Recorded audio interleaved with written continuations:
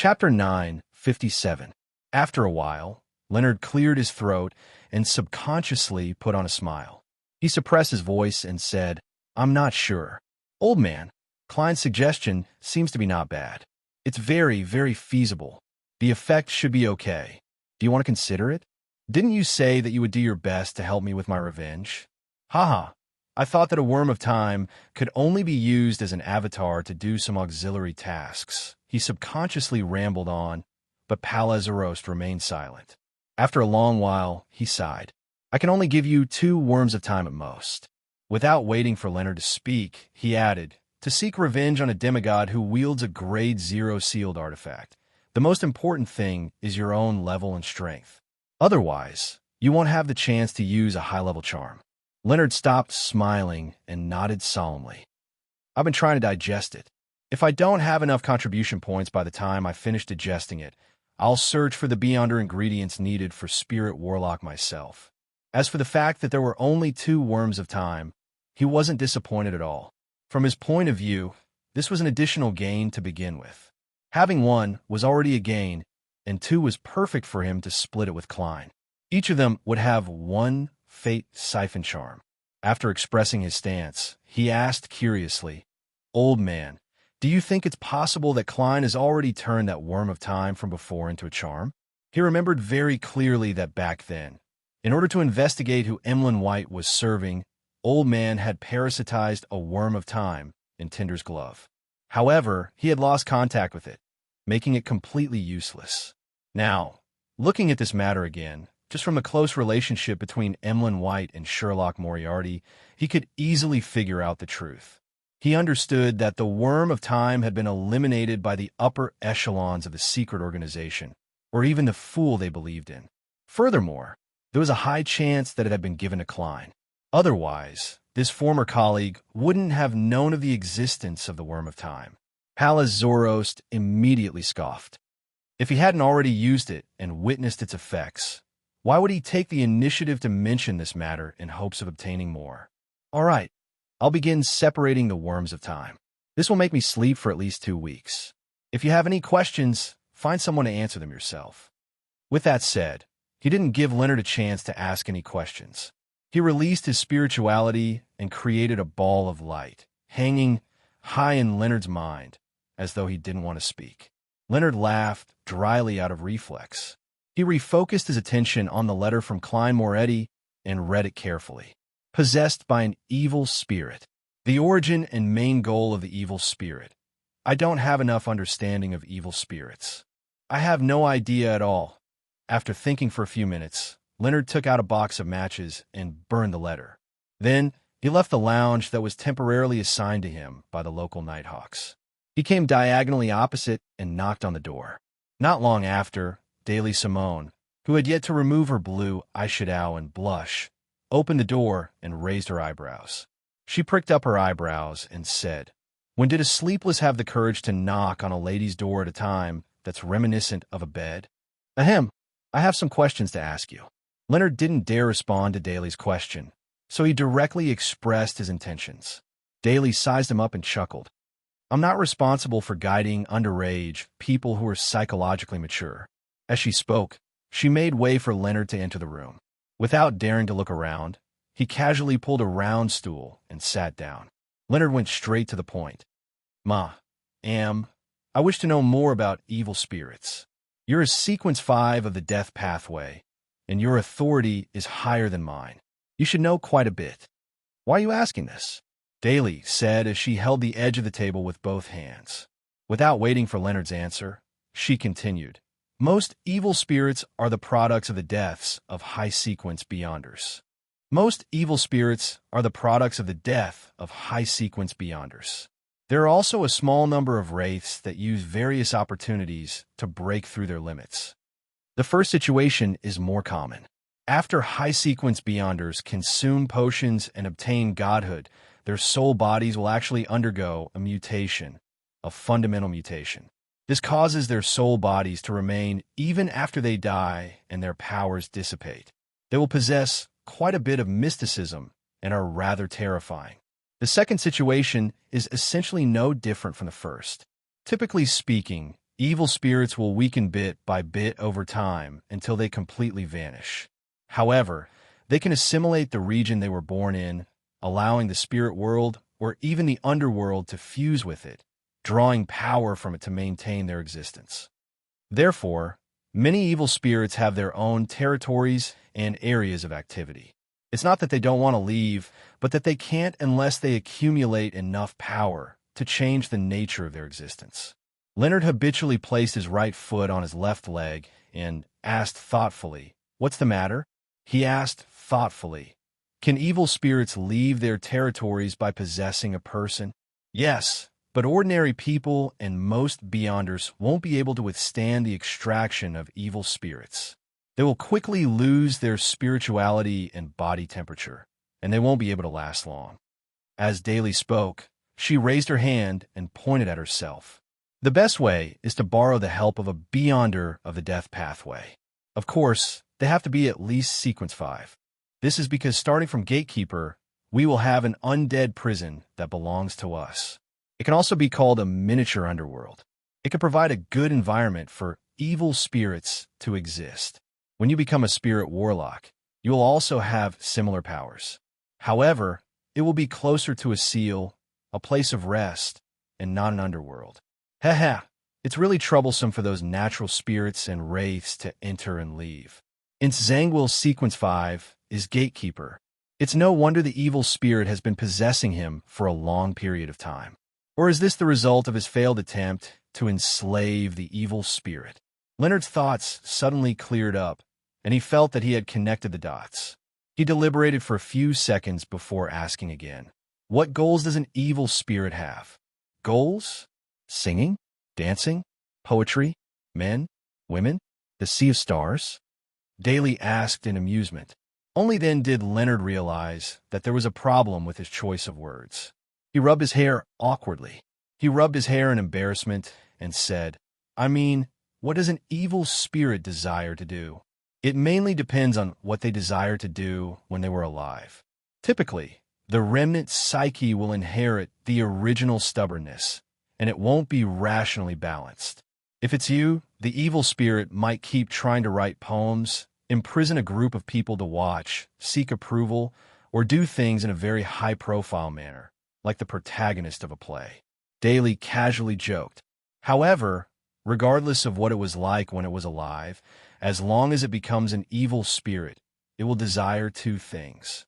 What two things? Leonard's mind jolted. Daly glanced at him and said, The first is to consume the souls of living creatures. This can make them feel happy, a joy that stems from the instinctive joy of maintaining their own existence. Furthermore, a large number of souls can allow them to escape the limitations of their territory and range of activity to a certain extent. They can replace the spirit world or the underworld in providing power.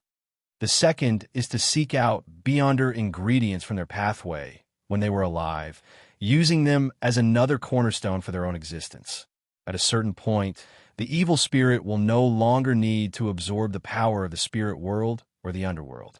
They will no longer be limited by their territory and range of activity. In a sense, it's equivalent to transforming into a special spirit world creature. Leonard vaguely grasped something as he thought. In other words, evil spirits can consume sequence potions? No, the sequence potion was created for humans. It can effectively reduce the risk of losing control. To many Beyonder creatures, there's actually no need for it. They could just eat the ingredients raw, especially evil spirits. They are paranoid, cruel, ferocious, and have a penchant for souls. They're basically half crazy and don't need any other means to mediate. Besides, they're spirit bodies, so the way they consume them is to directly contain and digest them bit by bit, Daly corrected Leonard. This, to the evil spirit that possessed in Zangwill, it would control his body to gather Beyonder ingredient from the pathway he was alive every time it gained the upper hand. Leonard was startled at first, but then he had an idea. He said with a hint of surprise, I understand. Thank you for your explanation. After saying that, he hesitated for a few seconds and deliberated before saying, Ma'am, I believe that not only do we need to investigate the reason for Zangwil's meeting with the charismatic order demigod, but we also need to reverse engineer his movement from Bakelin to East Balam. We need to figure out what he did along the way and what items he gathered. This might bring us some useful clues. Daly suddenly fell silent. After a long time, she raised her eyebrows and said, "You're right. But what does this have to do with evil spirits?" "There's no connection. I just thought that since I'm tracking down the charismatic order, I might run into an evil spirit, so I wanted to ask in advance to make some preparations." The latter part was a suggestion that I was planning to make after resting, so I wanted to discuss it with you in advance. Leonard's thoughts raced as he slowed down his speech and made up an explanation on the spot. After listening in silence, Daly chuckled. "If you could work so hard to fabricate stories in front of other girls, with your looks, you wouldn't have been single a long time ago. Unfortunately, I'm not a girl who doesn't know anything. All right, there's no need to explain. Leave." Leonard stood up in embarrassment. Without deliberately emphasizing anything further, he walked towards the door. Just as he reached out to grab the handle, he suddenly heard Daly's ethereal voice behind him. "I don't know what secrets you're hiding, nor do I know what you possess. That's not important. But when it comes to Zangwil, you can look for me if you need any help or cooperation." Leonard paused for 2 seconds as his mouth quivered a few times. He suddenly opened the door and walked out. City of Silver. Derek Berg had received an order to join an exploration team. The leader was Chief Colin Iliad, and their destination was Noise City, the northern city ruin where terrifying monsters like shapeshifters lived. P.S. 2 updates, as usual tomorrow. First update for June. Seeking monthly vote. Chapter 958. Ever since he handed the information regarding the suspected Bizarro Bane shapeshifter to Mr. World, Derek had always imagined that the other party might give him a commission to obtain the corresponding materials. However, he wasn't strong enough. Even with his friends, he wasn't able to complete the hunt. Furthermore, such explorations were definitely organized by the 6-member council. A private team couldn't travel that far from the City of Silver, so all he could do was temporarily suppress the matter. From time to time, he would use it to spur himself on to improve as quickly as possible. To his surprise, the expedition team heading for Noise City had already been organized in such a short time. The leader of the team was even Chief Colin Iliad. Based on the conversation he had with Mr. the Hanging Man and Miss Justice on the tarot, Derek quickly came up with a guess. In the process of exploring the former chief's mausoleum, Mr. Fool had provided the current chief with some help, allowing him to foil the fallen creator's scheme and successfully resolve the matter. Hence, this demon hunter set off on the information he had gathered, hoping to hunt a shapeshifter to please the deities. This is an unavoidable attempt to curry favor, and it's also a form of balance. The words of the Hanging Man echoed in Derek's mind, dispelling his doubts. He seized the moment before he left to pray to Mr. Fool, asking him to inform Mr. World that there would be such an expedition. He quickly received a response and heard Mr. World say, "If hunting Bizarro Bane shapeshifter is difficult and dangerous, you can lower the requirements and try to obtain its blood. As long as you can obtain it, I'll exchange it with the Priest of Light Beyonder characteristic." Priest of Light Beyonder characteristic? Mr. World already has the Priest of Light Beyonder characteristic? Or could it be that he has locked onto his target and will soon obtain it? Just obtaining blood, with the chief's strength and the cooperation of the expedition team, there's a high chance of success. Derek felt relieved as he picked up Thunder God's roar, walked out of his house, and headed straight for the training field. Just as he arrived at his destination, he saw Chief Colin Iliad. He had 2 swords on his back, and he was tall and steady. Just looking at him made one feel at ease. Beside this demon hunter stood another person. She was Shepherd Lovia, who wore a black robe with purple patterns and had slightly curled silver hair. Lovia, who seemed to be participating in the operation, turned her head. Her light gray eyes reflected Derek Berg's figure, but there was no fluctuation of emotion. Derek was inexplicably alarmed, and he couldn't help but slow down a little. East Balam, above the gray fog.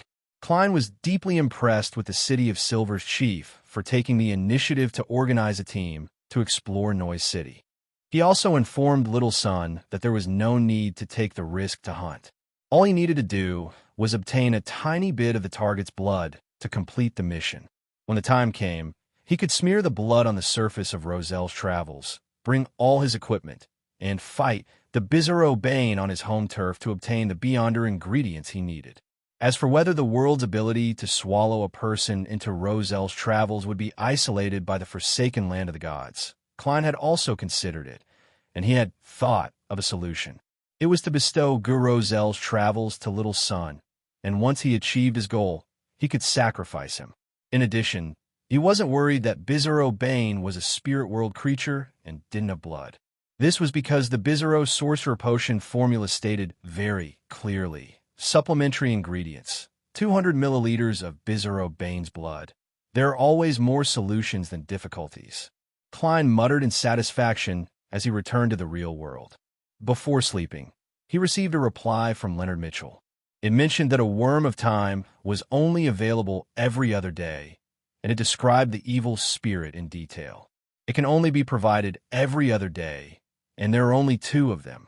The grandpa in Leonard's body isn't in a good state. He's unable to leave his territory, and his range of activity is restricted. The common trait is that he has a penchant for devouring the souls of living creatures, and he desires Beyonder ingredients from his pathway when he was alive. That also means that the evil spirit will use Ince Zangwill's body to gather the corresponding ingredients and Beyonder characteristics when he's at an advantage. This is indeed a direction of investigation. Klein held the letter with both hands as he read and pondered. Suddenly, he recalled something.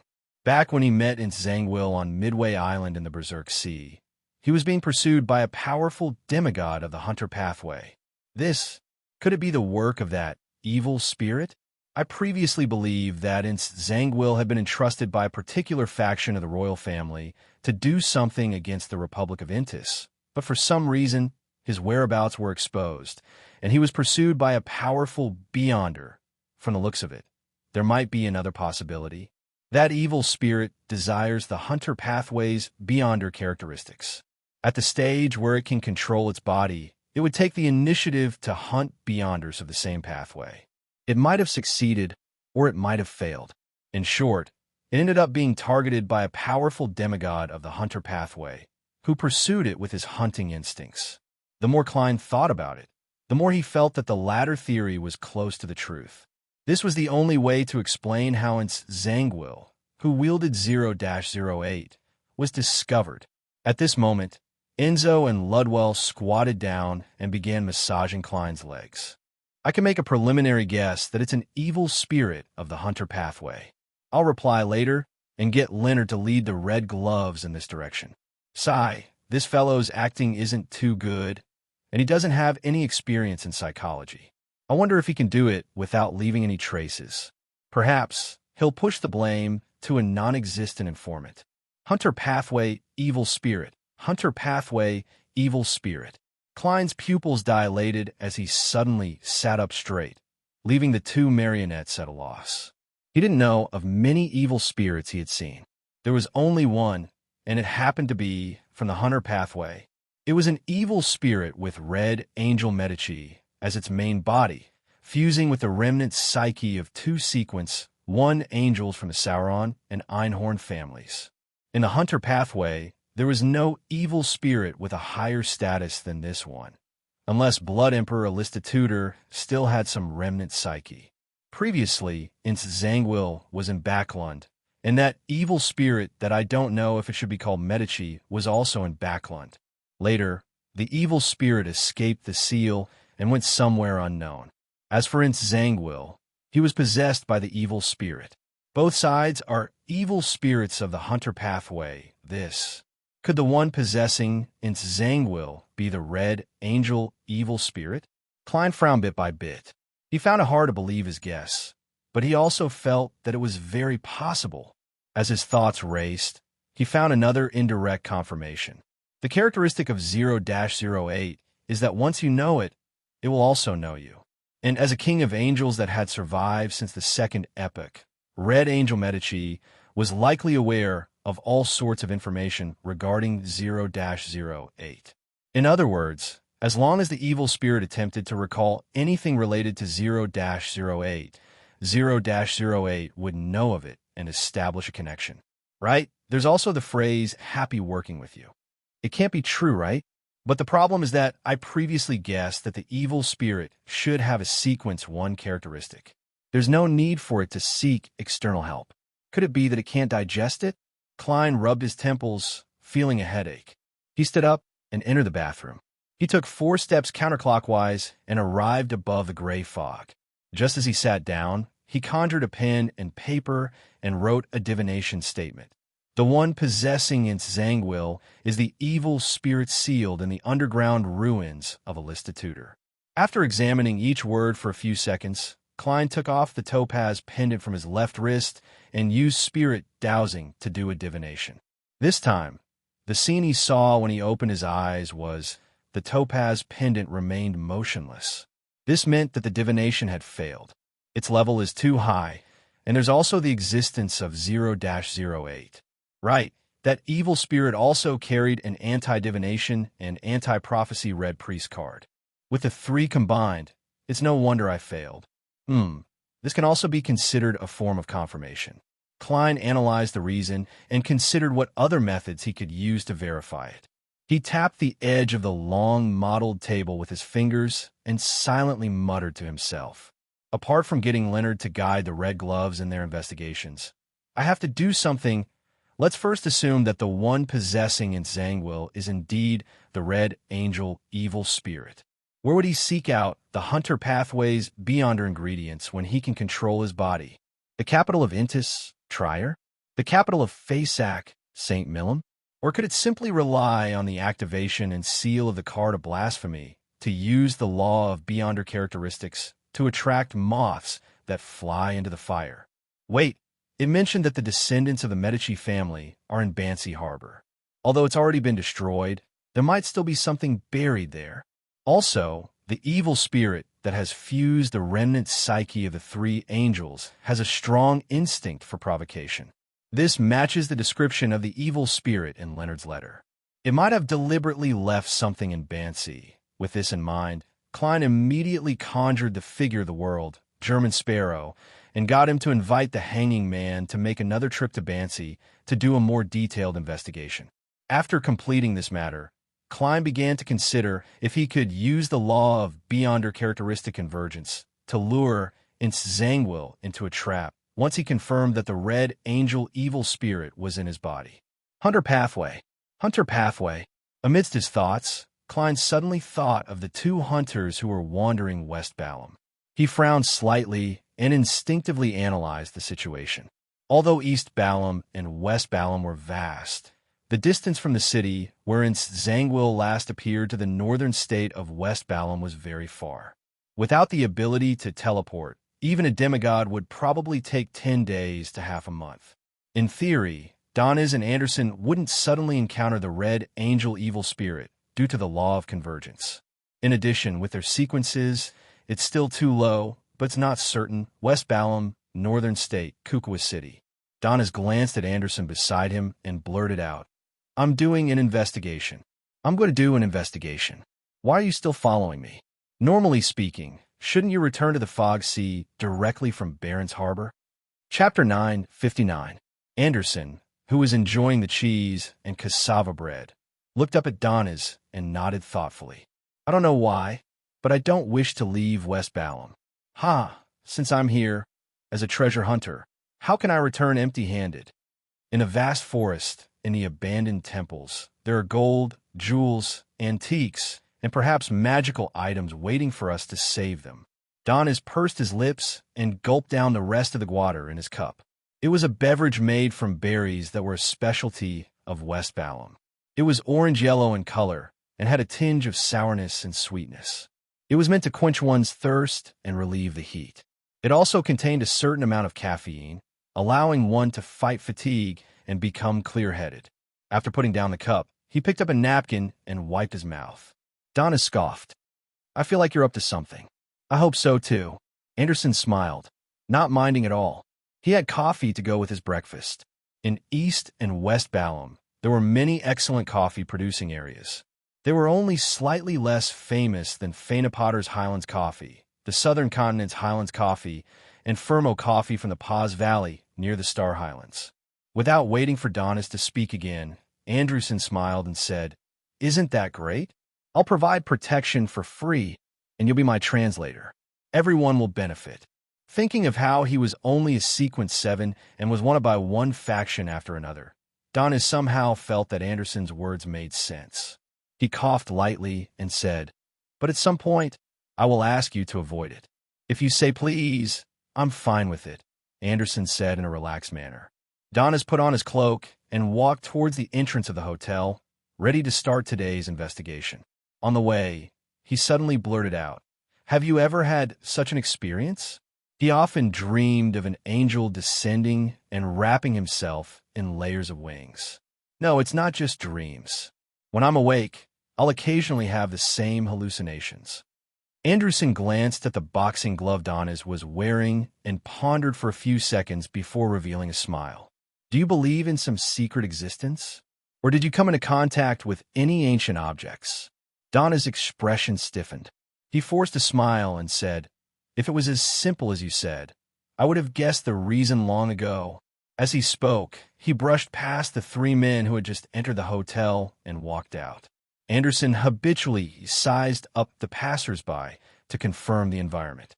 Therefore, he casually glanced at the three men and discovered that they were a master and two servants. The master was tall and had brown skin. His facial features were soft, and he seemed to be of mixed blood from Balham and Rouen. His attire was more in the style of the northern continent, a silk-top hat, black suit, and a golden-laid cane. Of the two servants, one was a standard local who seemed to have come from the plantation. He helped his master carry the spare cane and leather suitcase. The other was also a mixed race, with a meaty face and loose clothes. He had a sword on his waist, and he seemed to be a bodyguard. Anderson retracted his gaze indifferently and followed Donis to the street. With great interest, he pointed at the coffins that were either pulled by horses or carried by humans. "Do you want to try this? It's very interesting. After getting used to it, you will feel that death isn't something to be afraid of. Who knows, you might be able to open the lid and stand up again at any time."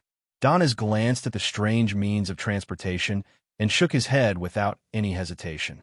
"As a pirate, I more or less believe in the Lord of Storms and avoid certain things. One of them is to stay away from coffins.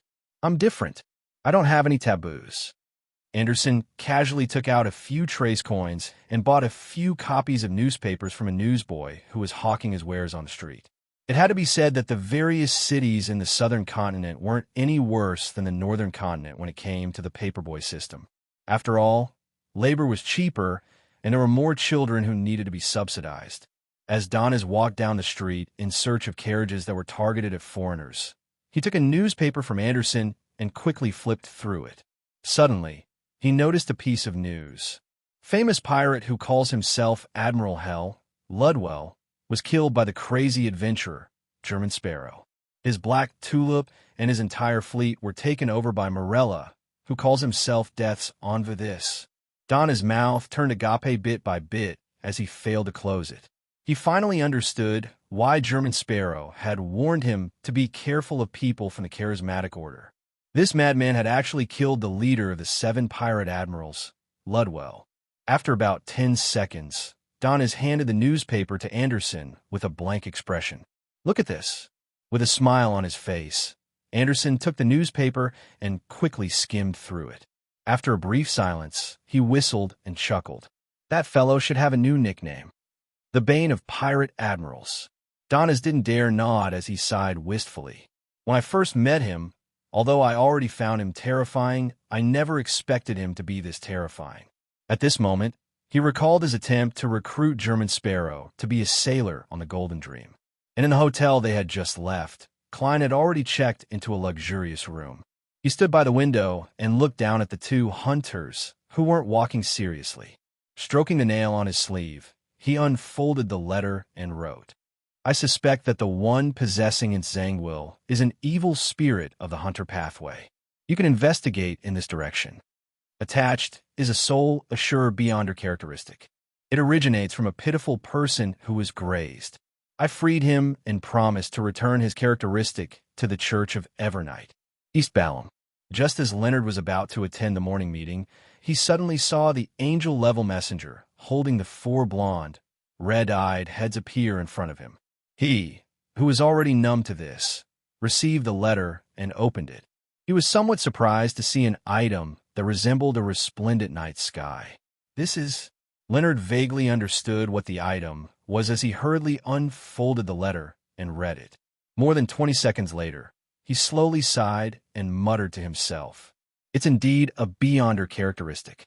Klein is still very friendly towards the church and the Nighthawks. Feeling rather gratified, he took out the two dead, ringed, transparent worms and put them into the envelope. Then, he summoned the messenger of the German sparrow and handed it to him, along with a gold coin. After doing this, Leonard loosened the top button of his shirt, walked out of the room, and went underground. On the way, he met Daly Simone. Daly, who was still dressed as a spirit medium, looked ahead and asked very naturally, "Any new clues?" It's suspected to be an evil spirit of the Hunter pathway. Leonard fell silent for 2 seconds before finally choosing not to hide the matter. Daly nodded indiscernibly and said thoughtfully, "It's very likely that they have the instinct to provoke us. They will take the initiative to leave clues for us along the way. Of course, this may contain a certain degree of misdirection." Knock, knock, knock. Someone knocked on the door to the Blue Avenger's captain's cabin. "Come in," Alger said in a deep voice as he put down the brass sextant in his hand. A sailor opened the door and looked back. Under the urging of many of his companions, he hesitantly entered the room, punched his left chest with his right fist, and bowed. "Holy Lord of Storms." When Alger responded, he forced a smile. "Captain, many pirates and sailors from merchant ships have recently said that they found valuable items in the ruins of Bancy Harbor. There's even gold. We don't seem to have any particularly important missions recently. Everyone is wondering if we should make a trip to Bancy on the way. Even if such a bustling harbor has been searched many times, there should still be many things left." Alger listened expressionlessly and pondered for a few seconds before saying, "I can understand your feelings. Let's do it this way. We'll sail in the direction of Bancy Harbor, but we won't set a destination. If nothing happens along the way, we'll stay there for a day." "All right, Captain." The sailor excitedly punched his left chest with his right fist again. "May the storm be with you. May the storm be with you." Alger watched his subordinate leave and close the door. Then, as though nothing had happened, he poured a cup of Landy Proof without any joy or anger and slowly savored it. Everything that had just happened was actually within his expectations. This was because the news of someone finding valuable items in the ruins of Bancy Harbor had been spread by him in disguise. As the captain of the Church of the Storm, he was constantly under the supervision of his sailors.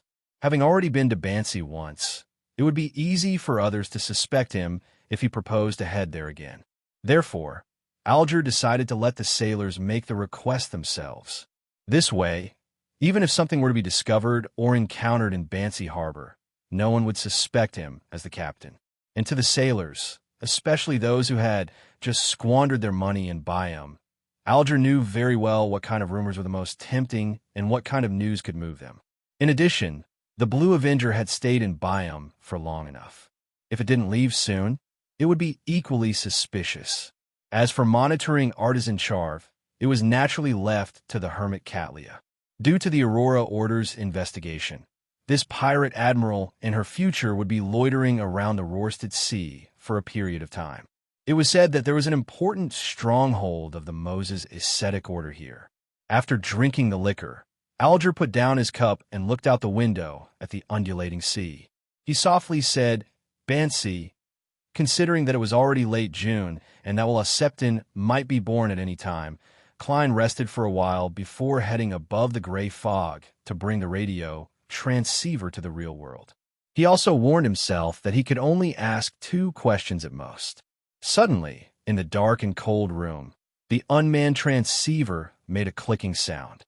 "P.S. I'll add more monthly votes in June." I originally planned to add it during the climax, but after taking a look, it doesn't seem to be in time. I'll add it on the last weekend of July. Requesting monthly votes. Chapter 960. Accompanied by the clicking sound, a piece of illusory white paper was spat out from the radio transceiver. On it was written in Ruan, "Exalted Great Eternal Master, your insignificant and loyal servant, Rhodes, has come to answer your summons. Did you know? Dr. Alan Chris's child was born the night before. Thankfully, I contacted the magic mirror in time." Klein nodded slightly. "Now I know." Tap, tap, tap. The illusory white paper spat out even more words. "According to the principle of reciprocity, it's your turn to ask a question."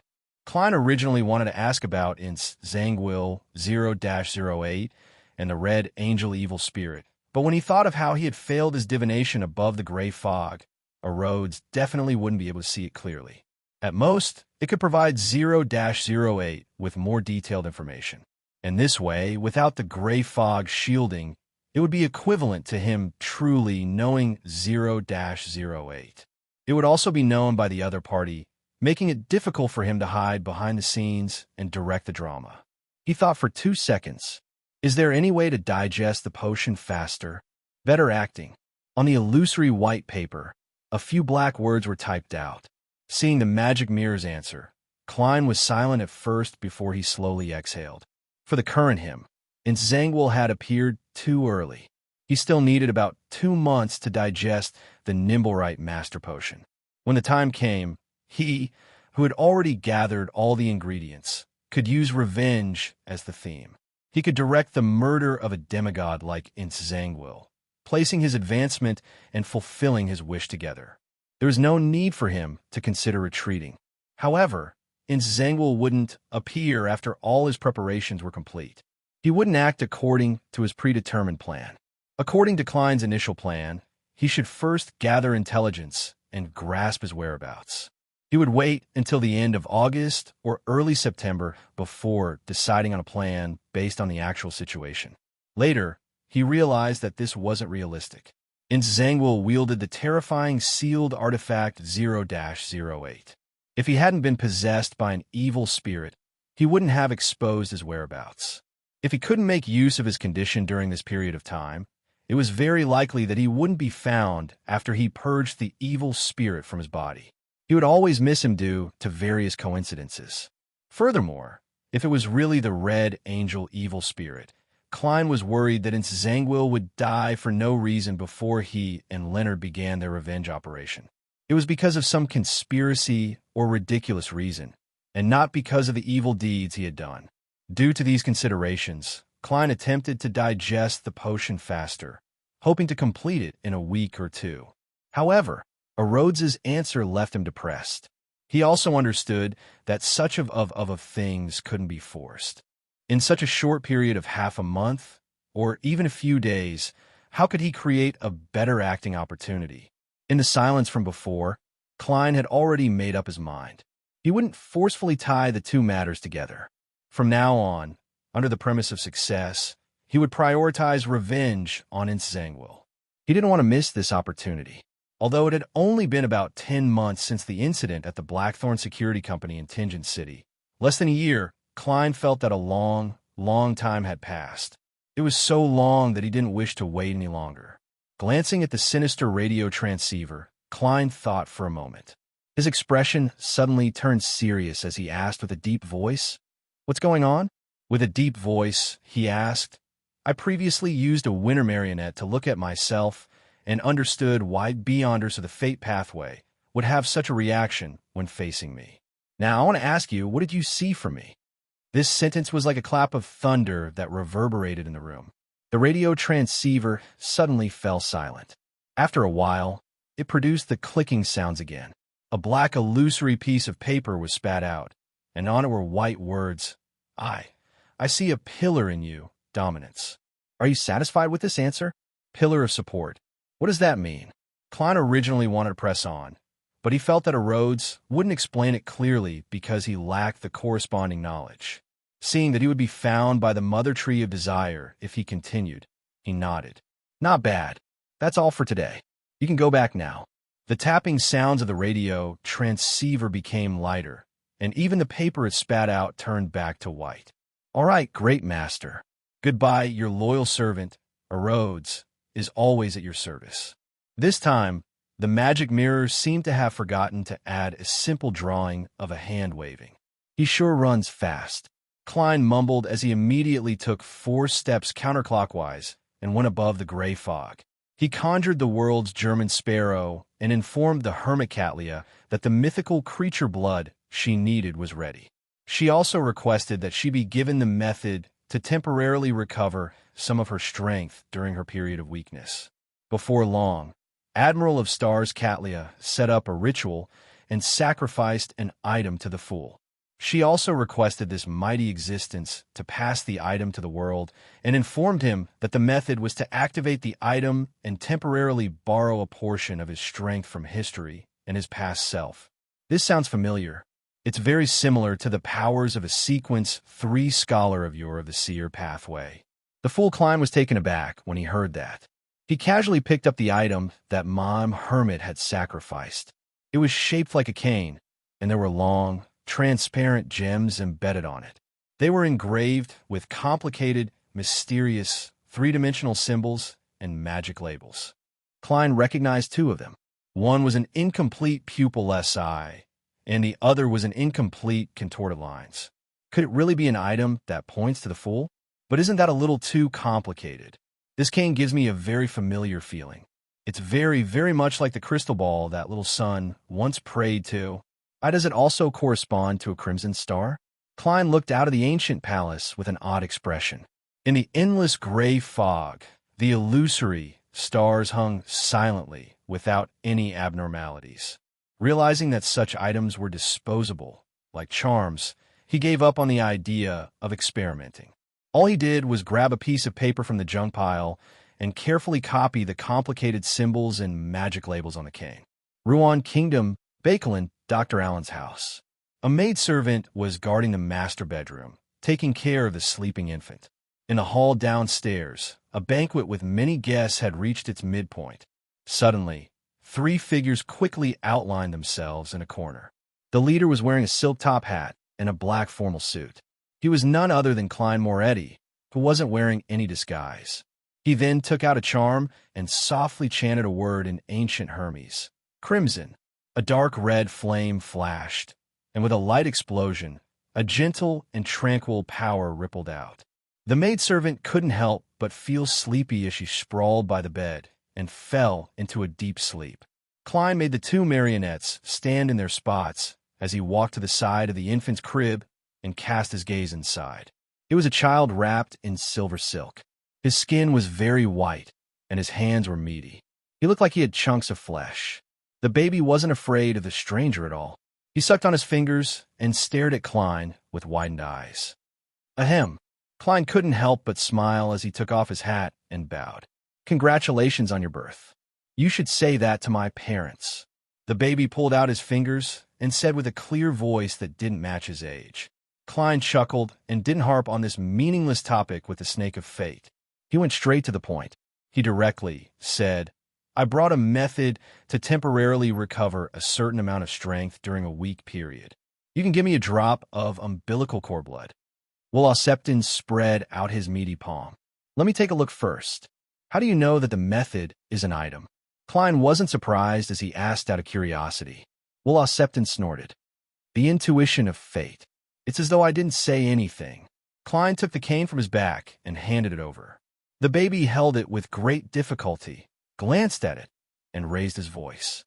This can only be used once. Yes, only once. Is there a problem?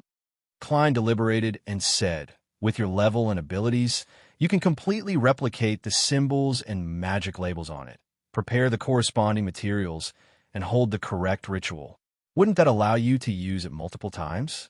Will Septon suddenly interrupted him. All right, I accept. Remember, you were the one who said those words. Klein was momentarily taken aback before he seemed to understand something. He had a vague feeling that he was the one who came over to take advantage of the baby, but he was the one being taken advantage of. Yes, I said it.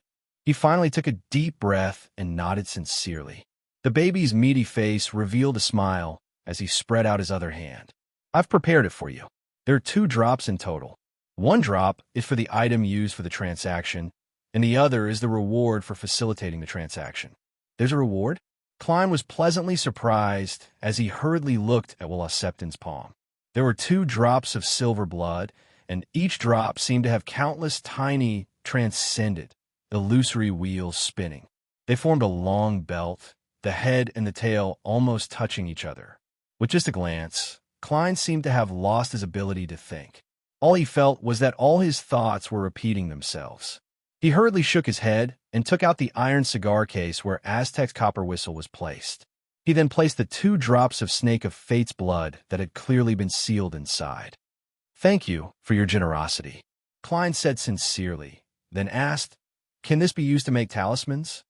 The baby sucked on his finger again. Of course you can. The engraved symbols are the ones you saw just now. You can choose some of them and combine them. What effect you get will depend on your luck. Klein nodded and asked again, Then who should I pray to? You shouldn't be able to respond to such a high-level ritual for the time being. Praying to Ouroboros is equivalent to provoking him. Could it be pointing to a sequence 2 angel of the fate pathway? But I don't know his name. Will Septon immediately grinned. There's a more convenient one. Who is it? Klein pressed in delight. The baby grinned and replied, The Empress of Misfortune and Horror. The Empress of Misfortune and Horror. Chapter 961. The Queen of Misfortune and Fear. Wasn't that a goddess? Indeed, calamities include bad luck. It's a part of fate. The goddess has the corresponding authority, so she can naturally respond. For Will Septon to give this suggestion, doesn't it mean that in his eyes, I've always been suspected to be a blessed of the Evernight without him realizing it? It's the same as the previous answer on how to obtain the high-sequence Beyonder Potion formula of the Seer pathway. After what happened at St. Samuel Cathedral, he should be even more certain. Klein was first taken aback before he came to a realization. He seemed to be talking to himself. If I'm praying to the goddess, then no matter what symbol I choose, the final product's effect should lean towards the domain of misfortune. This is common sense. The baby wrapped in silver silk shouted. After receiving confirmation, Klein felt a little more assured. He smiled and said, Are you still called Will Septon? He was curious as to whether the child would change its name after it was born. You can continue to think that way if you like, but my full name has become Will Chris, the baby replied nonchalantly. Klein thought for a moment and asked tentatively, If I want to deal with the wielder of 0-08, what suggestions do you have? I'm not trying to understand 0-08's information. I just wish to know if you have any suggestions. The chubby baby just stared at him, then suddenly opened his mouth and let out a loud cry. Wow! The corners of Klein's mouth twitched slightly. Seeing that the maid was about to wake up, he took a few steps back and vanished from the room with his 2 marionettes. In the Rorsted Sea, on the future docked at the Biome Resistance's private harbor, Admiral of Stars Catlia, who was holding a ritual, saw a drop of silver blood fly out from the illusory door formed by the candlelight. She only glanced at it for a moment before quickly closing her eyes, even though she was already wearing heavy glasses. At this moment, there seemed to be many transcendent and mysterious wheels spinning in her mind, forming a giant silver snake with its head and tail connected. This made her keep repeating her thoughts. She thanked Mr. Fool 12 times before returning to normal. It's indeed the blood of a mythical creature in the fate domain. Furthermore, its level is higher than ordinary angels. Catlia happily ended the ritual. She took out a vessel she had prepared and placed a drop of silver blood inside. Having grasped some matters regarding the monster pathway from Queen Mystic and learned of the existence of the Angel of Fate Ouroboros from Mr. Fool, she quickly had a guess about the owner of the drop of blood. Perhaps it's the one from the Life School of Thought, or perhaps there are other Sequence 1 angels. No matter what, the number of angels that Mr. Fool can use in the real world is at least 2. Together with that ancient bane that's hard to determine. Apart from being inferior in terms of sealed artifacts, the faction that believes in Mr. Fool is already comparable to the Orthodox churches. Even the Element Dawn and the Moses Ascetic Order can't reach this level. as expected of a revived ancient god. Catlia, who was even more in awe, took a deep breath and started thinking about her own matters. Her other preparations were going smoothly. If there were no accidents, she would be able to attempt to advance to Sequence 4 and obtain godhood in a month or so. The sky was dark and gloomy. From time to time, silver lightning would streak across, illuminating the desolate plains and the meandering rivers. And in the middle of the plains, where the rivers circled around, black silhouettes could be seen. They stacked upon one another as though it was a lifeless city. After several days of trekking, the expedition team, led by the chief of the City of Silver's 6-member council, demon hunter Colin Iliad, had finally arrived at their destination, Noise City. This team didn't have many people. Apart from Colin, there were only 4 members. They were the elder of the 6-member council, Shepherd Lovia, the 2 Sequence 5 guardians, League and Gonluin, as well as the Sequence 6 notary, Derek Berg. Their overall strength could be said to be in no way weaker than a complete expedition team. In fact, they were much stronger. According to Colin Iliad, this was because there were many monsters in Noise City, making it very dangerous. Shapeshifters were also good at disguises and liked to make use of trust. Therefore, it was better for the expedition team to have fewer people. And since there were fewer people, there was no doubt that the strength of the expedition team had to be higher. Looking at the faint fog in front of him that even lightning couldn't illuminate the city, Demon Hunter Colin took down the 2 swords on his back. Unhurriedly, he smeared a silver-gray ointment on one of them and a golden liquid on the other. He then stabbed the 2 swords in front of him and took out 3 small metal bottles from a hidden compartment on his belt. He pulled out the stopper and gulped down the medicine inside. At the same time, League and Gonluin began their preparations for battle. Derek Berg held a hammer in one hand and spread open the other. He solemnly said in Jotun in a deep voice, "God says it's effective." Silently, Colin, Iliad, and company felt that the medicine they had drunk, the light of dawn they had created, and the ointment they had smeared had suddenly become stronger. Right on the heels of that, a warm halo spread out, bringing courage and strength to the entire expedition team. After Derek used the holy oath to increase his agility, Colin glanced at Lovia, who was holding an animal hide lantern and watching silently.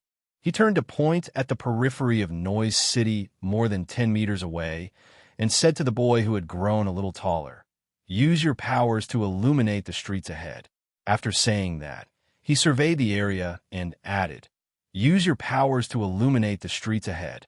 After saying that, he surveyed the area and added, "Once we enter Noise City, we must not split up." With that said, he surveyed the area and added, "Once we enter Noise City, we must not split up." A few days ago, I've already introduced you to the more active monsters that come from the depths of the darkness. You should know very well that splitting up will definitely be used by the shapeshifters. Gunluin was a female warrior with a delicate appearance and a height of 2.45 meters. She pondered and said, upon hearing that, she said in thought, "Then, can we also use this to hunt the shapeshifters? It's best not to do so. It's just too dangerous. Furthermore, it's very easy to accidentally kill a teammate or get lost in Noise City forever." The white-haired Colin Iliad warned solemnly. Derek looked at the silent city that was shrouded in a faint fog and subconsciously asked, "What's going on?" He subconsciously asked, "Your Excellency, did this city once belong to the giant king's court?" "Yes, but it's very close to the kingdom ruled by another ancient god," Demon Hunter Colin answered patiently. Holding 2 iron black rods, Leg, who was 2.40 meters tall, pressed curiously. "Which ancient god was it?" "King of demonic wolves, destroyer, Fleegria." "Is that so?" Derek memorized the chief's introduction, took a step forward, and stretched out his arms. Pure, resplendent sunlight suddenly shot out from his body, illuminating the collapsed or decaying buildings, the grayish-white stone slabs on the streets, and the extremely quiet city's borders. On the street, many figures appeared in front of Derek and the rest. Some were wearing linen robes, while others were wearing clothes made of animal skin. They seemed to be busy going back and forth. Upon feeling the sunlight, they turned their heads silently and looked at the City of Silver's expedition team. At night, The cries of crows or other birds could be heard from time to time in Bancy Harbor, accentuating the eerie silence of the ruins. Even the sound of the waves couldn't disperse this feeling. As believers of the Lord of Storms and crew members of the Blue Avenger, the sailors were rather bold, especially when they thought that there might be gold or other valuable items buried in the collapsed buildings. Their hearts burned with passion without any fear. As soon as they arrived, they disembarked the ship and began searching in groups of 2 or 3. Alger didn't join them. He walked through the ruins on his own, searching for traces that appeared after Bancy Harbor was destroyed. As he walked, wearing the Whip of Mind ring and the blade of poison by his waist, he arrived in front of a collapsed building with cracked walls and a door that only had a few charred pieces of wood left. If I remember correctly, this should have been the telegraph office of Bancy Harbor. Alger nodded his head slightly as he approached and observed the area. He then saw that in the midst of the broken wood and rubble, there was a relatively empty area. The ground was charred black, and there were 2 blood-red shadows imprinted on it. It was as if 2 people had been crushed into meat paste. And despite the fact that so much time had passed, the 2 blood-red shadows were still bright, as though they still had a certain amount of vitality. Alger's forehead twitched as he felt that he could vaguely imagine the evil before Bancy Harbor was destroyed. As he swept his gaze, he suddenly saw a picture engraved on the wall beside the 2 blood-red shadows, in a spot where the moonlight couldn't reach. The picture was very simple and crude, and it wasn't even colored. The main body was a monster wearing armor with an octopus head and holding a trident. At the same time, it was wrapped in lightning, and its feet were stepping on waves. On its back was a cloak made of bird feathers. Alger's pupils dilated as a huge storm surged in his heart. He recognized what the monster in the picture represented, because Sun had once shown it. This was a distortion of the image of the Lord of Storms by Rose Redemption. And the appearance of this picture also meant that a member of Rose Redemption had once come to Bancy Harbor. Furthermore, it was after the building had collapsed. Otherwise, it was impossible for the mural to be undamaged. It happened to cover an abnormally damaged wall. This should be the trace that World got me to come to Bancy Harbor to find. He's investigating the secret organization, Rose Redemption. Alger muttered to himself as he raised his right hand. He had originally planned on destroying the picture, but after some thought, he retracted his arm and circled around the ruins of the former Bancy Harbor telegraph office. He walked elsewhere as though he hadn't discovered anything. P.S. Requesting recommendation votes on Monday. Requesting monthly votes at the end of the month. It would be a waste if I didn't vote now. Chapter 962. Above the endless gray fog, in a magnificent and ancient palace, I discovered a distorted portrait of the Lord of Storms. It's suspected to be left behind by a member of Rose Redemption. Yes, Red Angel Medici is one of the founders of Rose Redemption. Klein sat on the high-back chair belonging to the Fool as he quietly looked at the crimson star representing the hanging man. With the feedback from the other party, he could basically confirm that the one possessing Enchantment was the Red Angel evil spirit. In the eternal silence, Klein silently sat at the end of the long mottled table, as though he had become a statue of a deity. After an unknown period of time, he nodded indiscernibly and slowly exhaled. His figure vanished as he returned to the real world and continued his slumber. He didn't think of any plans, nor did he consider anything related to Enchantment. When he woke up the next morning, Klein got out of bed and repeated his habitual actions for the past few days. He walked barefoot to the window and pulled open the curtains. On the street outside the hotel, Donis, who was dressed as a West Balham native but wearing an additional cloak, kept his iron-black boxing gloves and hurriedly walked to the square on the right. According to his previous report, Klein knew that he was going to make contact with certain members of the local ruling faction today to understand their stance on the arms trade. Klein didn't follow him. He messed up his short, blonde hair that was parted in half. He slowly walked to the edge of the square and found a spot to sit down. Then, he covered the black glove on his left hand with a comical doll and performed a puppet show for the passers-by. The man and the puppet had different voices. Their witty words were like pearls as they mocked each other. It was rather eye-catching. The only problem was that they used the language of Intis and not Dudanese. Few people could understand them, so they only watched for a moment before dispersing. Klein stared at the strongest hunter of the fog sea without a change in his expression. His eyes didn't show any signs of contemplation. East Balham, Sostel's Red Gloves team's temporary office. Cindy, who had a head of wine-red hair, walked in with a few telegrams in her hands and said excitedly, "I found some new clues." "What clue?" Sostel put down the white porcelain coffee cup in his hand. Leonard, Daly, and the others also looked at the door. Cindy handed the telegram to the captain. Roselle the Great really makes sense when he said that anyone who walks past will leave behind traces. Witnesses of Zhang will have been found in several places. This forms a complete trail of activity. From this, we can see that Zhangwill's thoughts seem to be very contradictory. He's always approaching the colonized island of Intis, but after a short pause, he would pull away before approaching again and again. It's like he's doing. Wasn't this what Klein meant by inconsistencies in his words and actions? Leonard was overjoyed and took the initiative to think of a good adjective for Cindy. Wave motion. Yes, Wave. Cindy heaved a sigh of relief and began describing. In addition, Zhangwil killed a few spies from the Intis military and bought many Beyonder ingredients. I wonder what he's up to. Leonard deliberated for a moment. Which pathways did Zhangwil buy the Beyonder ingredients from? There's the warrior pathway, the hunter pathway, and the bard pathway. Cindy pointed at the telegram that Sostel was reading. There's indeed a hunter pathway. Leonard, who had been unable to find an excuse to get his teammates to pay attention to clues related to hunters, silently exhaled. He no longer had any doubts about Klein's guess. He believed that it was the truth. How should I guide everyone to figure out the fact that Ince is possessed by an evil spirit of the hunter pathway? Leonard fell into deep thought. It wasn't until Sostel finished reading the telegrams and distributed them to the rest of the team that he had an idea and decided to take the risk. Before he spoke, he subconsciously glanced at Daly Simone. He saw the lady, dressed as a spirit medium, press down her palm slightly, indicating that he shouldn't be anxious and to stop his attempts. Daly means that it's not time yet, and that we need to wait for a better opportunity?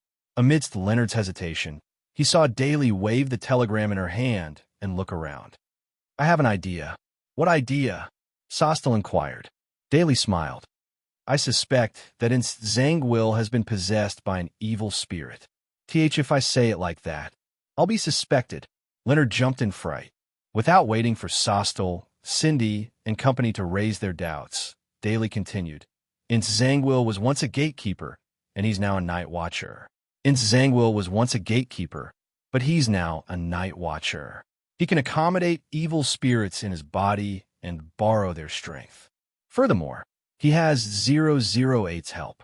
If I were him, I would definitely use this opportunity to seek out even more powerful evil spirits to raise my strength to the greatest extent. This way, when the evil spirit isn't completely controlled and suffers a backlash, Zhangwil will show a contradictory behavior. This can explain the problem with the telegram. In addition, haven't we always been wondering why Zhangwil would contact important members of the charismatic order and have all sorts of guesses about it? Getting them to help exorcise, purify, or completely control the evil spirit might be his goal.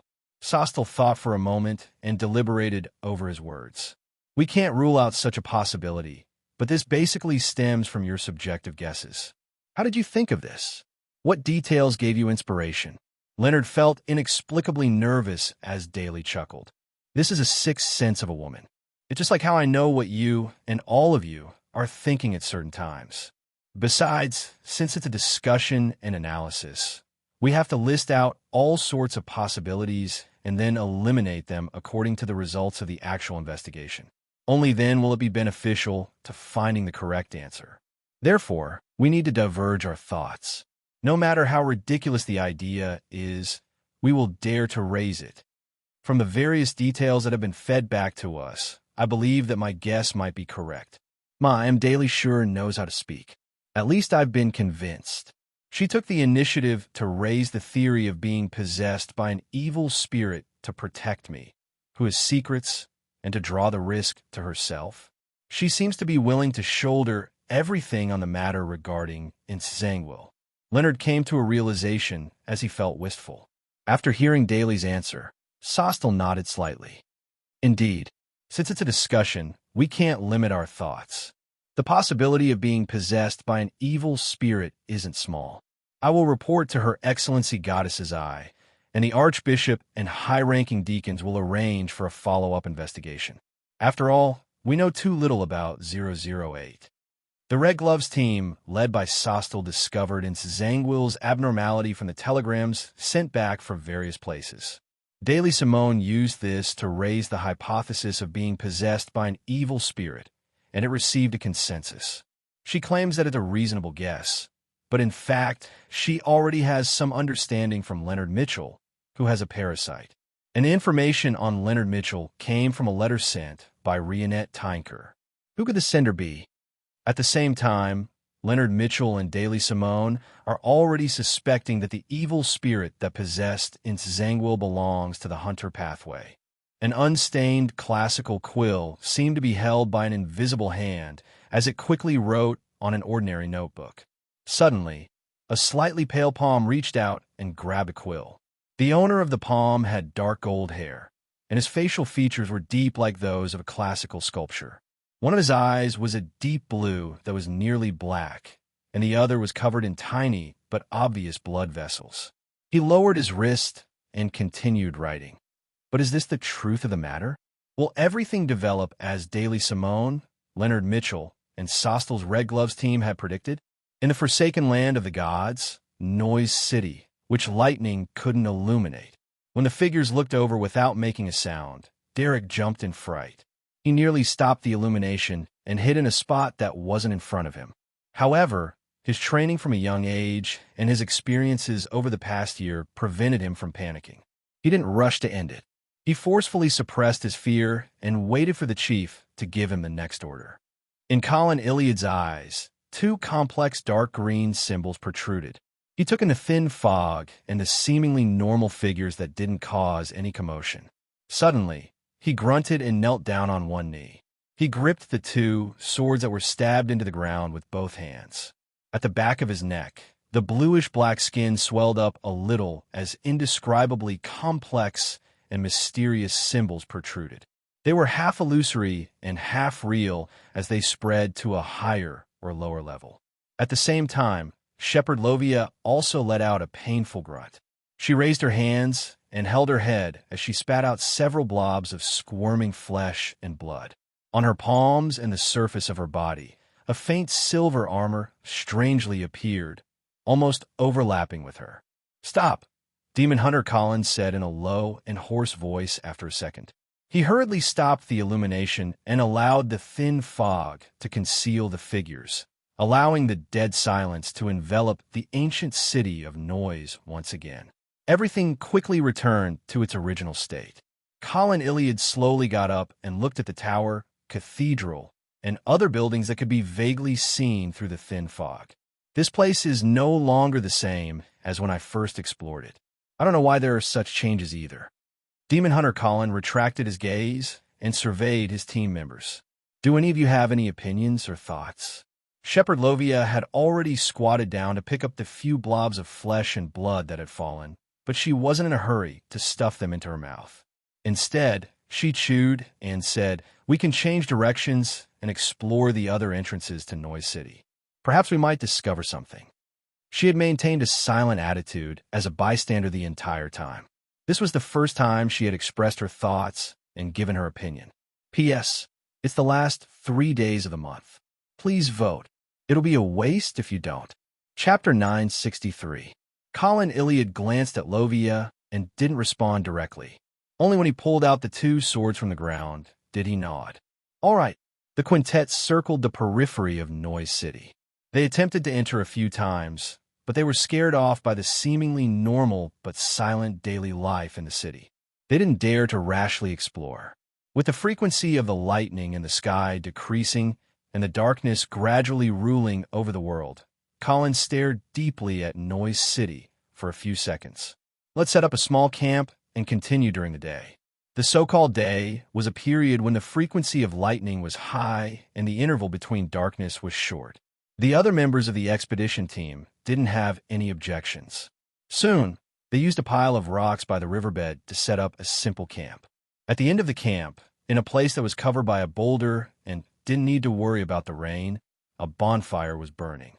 All sorts of strange creatures' remains were piled up beside it, occasionally being thrown in as firewood. Colin, Lovia, and company sat around the fire, eating the rations they brought along and the monster corpses that had been proven not to cause too much damage. As the grease sizzled from the roasting, the chief of the six-member council, Colin Iliad, looked at Derek Berg and said, "Let's patrol the camp first. We'll swap when they're done eating." If it were in the past, Derek wouldn't have any additional thoughts, but at this moment, the first thought that flashed through his mind was, "The chief has something to tell me in private, all right." Derek stuffed the remaining piece of meat in his hand into his mouth and picked up Thunder God's roar beside him. The piece of meat was clearly cooked, but it was still a ghastly green color. After arriving at the dim camp's periphery, Demon Hunter Colin said in a deep voice without any change in his tone, "Noise City is much more sinister and dangerous than I imagined." Noise City is more sinister and dangerous than I had expected. I wonder what your opinion is on our next course of action? I don't know much about this place, nor do I have much experience. Why would the chief ask for my opinion? Derek was momentarily taken aback as he instinctively wanted to raise his left hand to scratch the back of his head. He immediately recalled the few conversations he had with the chief in the City of Silver. He recalled Mr. the Hanging Man's analysis of the hidden meaning behind their words. His heart suddenly stirred as he came to a realization. The chief is hinting at me.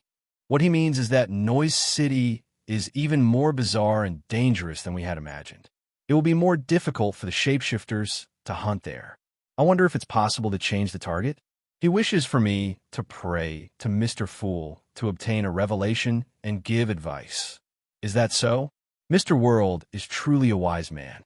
Along the way, he told me how to hunt Bizarro Bane in a relatively simple manner and obtain its blood. In this situation, it seems like it could be used. As these thoughts flashed through his mind, Derek sincerely replied, "Yes, Sir Chief, I have some suggestions." Colin Iliad heaved a silent sigh of relief. He swallowed his more straightforward words and nodded slightly. "Speak. Since Noise City has changed, it will be very risky for us to enter. Perhaps we can consider luring the shapeshifters out." Derek didn't copy the World German Sparrow's method. Instead, he made some modifications based on the current situation. Demon Hunter Colin didn't directly deny it. "Then how do we lure the shapeshifter out?" Without hesitation, Derek said, "That's right. I have an item that is extremely tempting to shapeshifters.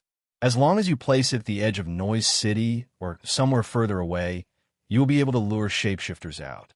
Colin, whose hair was white and messy, was not surprised by his words at all. What item? He had long known that Derek Berg had secretly held a bestowment ritual while he was on night watch. Moreover, if it wasn't for his help, Lovia, League, and Gonluin would have known about it. Derek didn't know how to address or describe it. He directly took out an iron black box that was completely different from the City of Silver style and removed the wall of spirituality on its surface. Then, he didn't lower his head. Instead, he turned his head and opened the box purely by feeling it with his hands. Inside the box was a palm-sized humanoid object. At a cursory glance, one could see that it was filled with a transparent liquid that bubbled from time to time and emitted a faint black glow. Upon closer inspection, one could see that it was made up of wriggling things that looked like worms, and the fine parts were filled with indescribable patterns that represented various abstract concepts. This was the true soul body of the spirit world plunderer that Klein had previously obtained. He believed that this Beyonder ingredient was incomparably attractive to the Bizarro Bane. This wasn't only because of the law of Beyonder characteristic convergence, but also because once the Bizarro Bane obtained it, they would become a complete Bizarro sorcerer. They would be freed from their current limitations and obtain a qualitative upgrade in life's natural order, truly becoming a demigod. Therefore, in order to make the hunt for the Bizarro Bane simpler and clearer, without wasting any time, Klein took the risk of losing it and lent the spirit world plunderer's true soul body to little Sunday. Colin Iliad looked at it carefully for a few seconds before retracting his gaze. It should be effective. Close the lid. Don't add any more walls of spirituality. Just wear it and see if you can attract them to the camp. Them? Derek subconsciously asked. Colin's face, which had several old scars, revealed a smile. Do you think there's only one shapeshifter in Noise City? If it wasn't for the fact that this item's rank isn't high enough, I'm worried that it would attract even more terrifying monsters. Derek felt ashamed. He scratched the back of his head and followed the chief's instructions to close the black box and stuff it back into the hidden pocket inside his clothes. For the rest of the patrol, he was always on high alert, but there was no attack from the shapeshifters. After a while, Lovia, League, and Ginlun took over, and he sat back down by the warm fire. At this time, a cawing sound rang out, and 7 or 8 black-feathered, red-eyed crows flew over, circling in the air. This brought about an indescribable sense of terror. Colin Iliad pulled out his sword and looked up.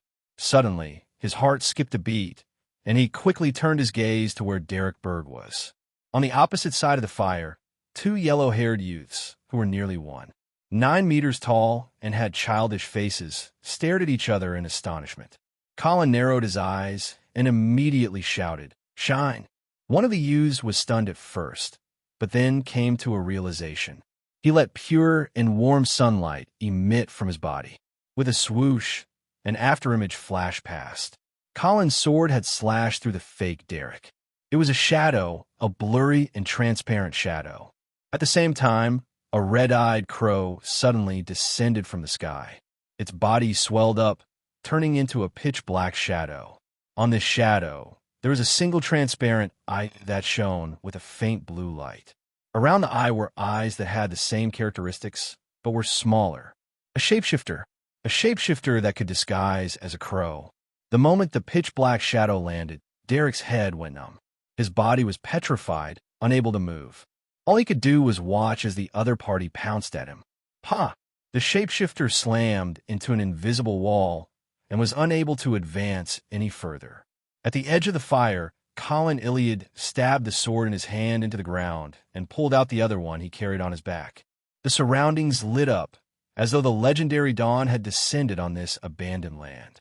Endless rays of dawn erupted, forming an illusory ocean that swallowed the pitch-black shadow and all the crows from the bottom up. At the entrance of the camp, an illusory knight that was more than 5 meters tall and dressed in silver armor appeared behind Shepherd Lovia. A dark red flame burned in each of the knight's eyes, and he instantly locked on to a position. He suddenly took a step forward and appeared a few hundred meters away in a flash. Streaks of sharp silver light shot out, slicing everything in the surroundings into neat pieces, including the various monsters that were hiding there, as well as the shapeshifters that had escaped the demon hunter's fatal blow with some ability and moved here. The monster still wasn't dead. It had once again moved its true body, but the pure and clear dawn descended once again, completely drowning a large area. When the dawn faded, Colin Iliad, wearing a brown coat and holding 2 swords, appeared there. He calmly looked at the cracked ground in front of him as light gathered bit by bit. He watched as blackish-red blood that had mostly evaporated slowly seeped out. Success! Amidst his joy, he hurriedly used a wall of spirituality to seal the iron-black square box again. Demon Hunter Colin then stabbed his 2 swords into the ground, took out 3 empty metal bottles, and filled them with the blood on the ground. While waiting for the materials to take shape, he said to Lovia and company with his usual expression, "The materials left behind by the shapeshifter are useful to me. The materials left behind by the shapeshifter are useful to me. I want to exchange them directly." In the City of Silver, there were typically 2 ways to deal with the spoils from such explorations. One was to bring it back and return it to the city, exchange it for the corresponding contribution points, and distribute it according to the degree of contribution. The second way was if it wasn't particularly important and a particular member had taken a fancy to it, They could use items or contribution points to exchange for on the spot. I have no objections, League and Gonlin said at the same time. Lovia didn't say a word, indicating her tacit agreement. After the illusory, silver-armored knight returned, she turned her head and indifferently glanced at Derek Berg beside the fire. East Balam, in the temporary office of the Red Gloves team.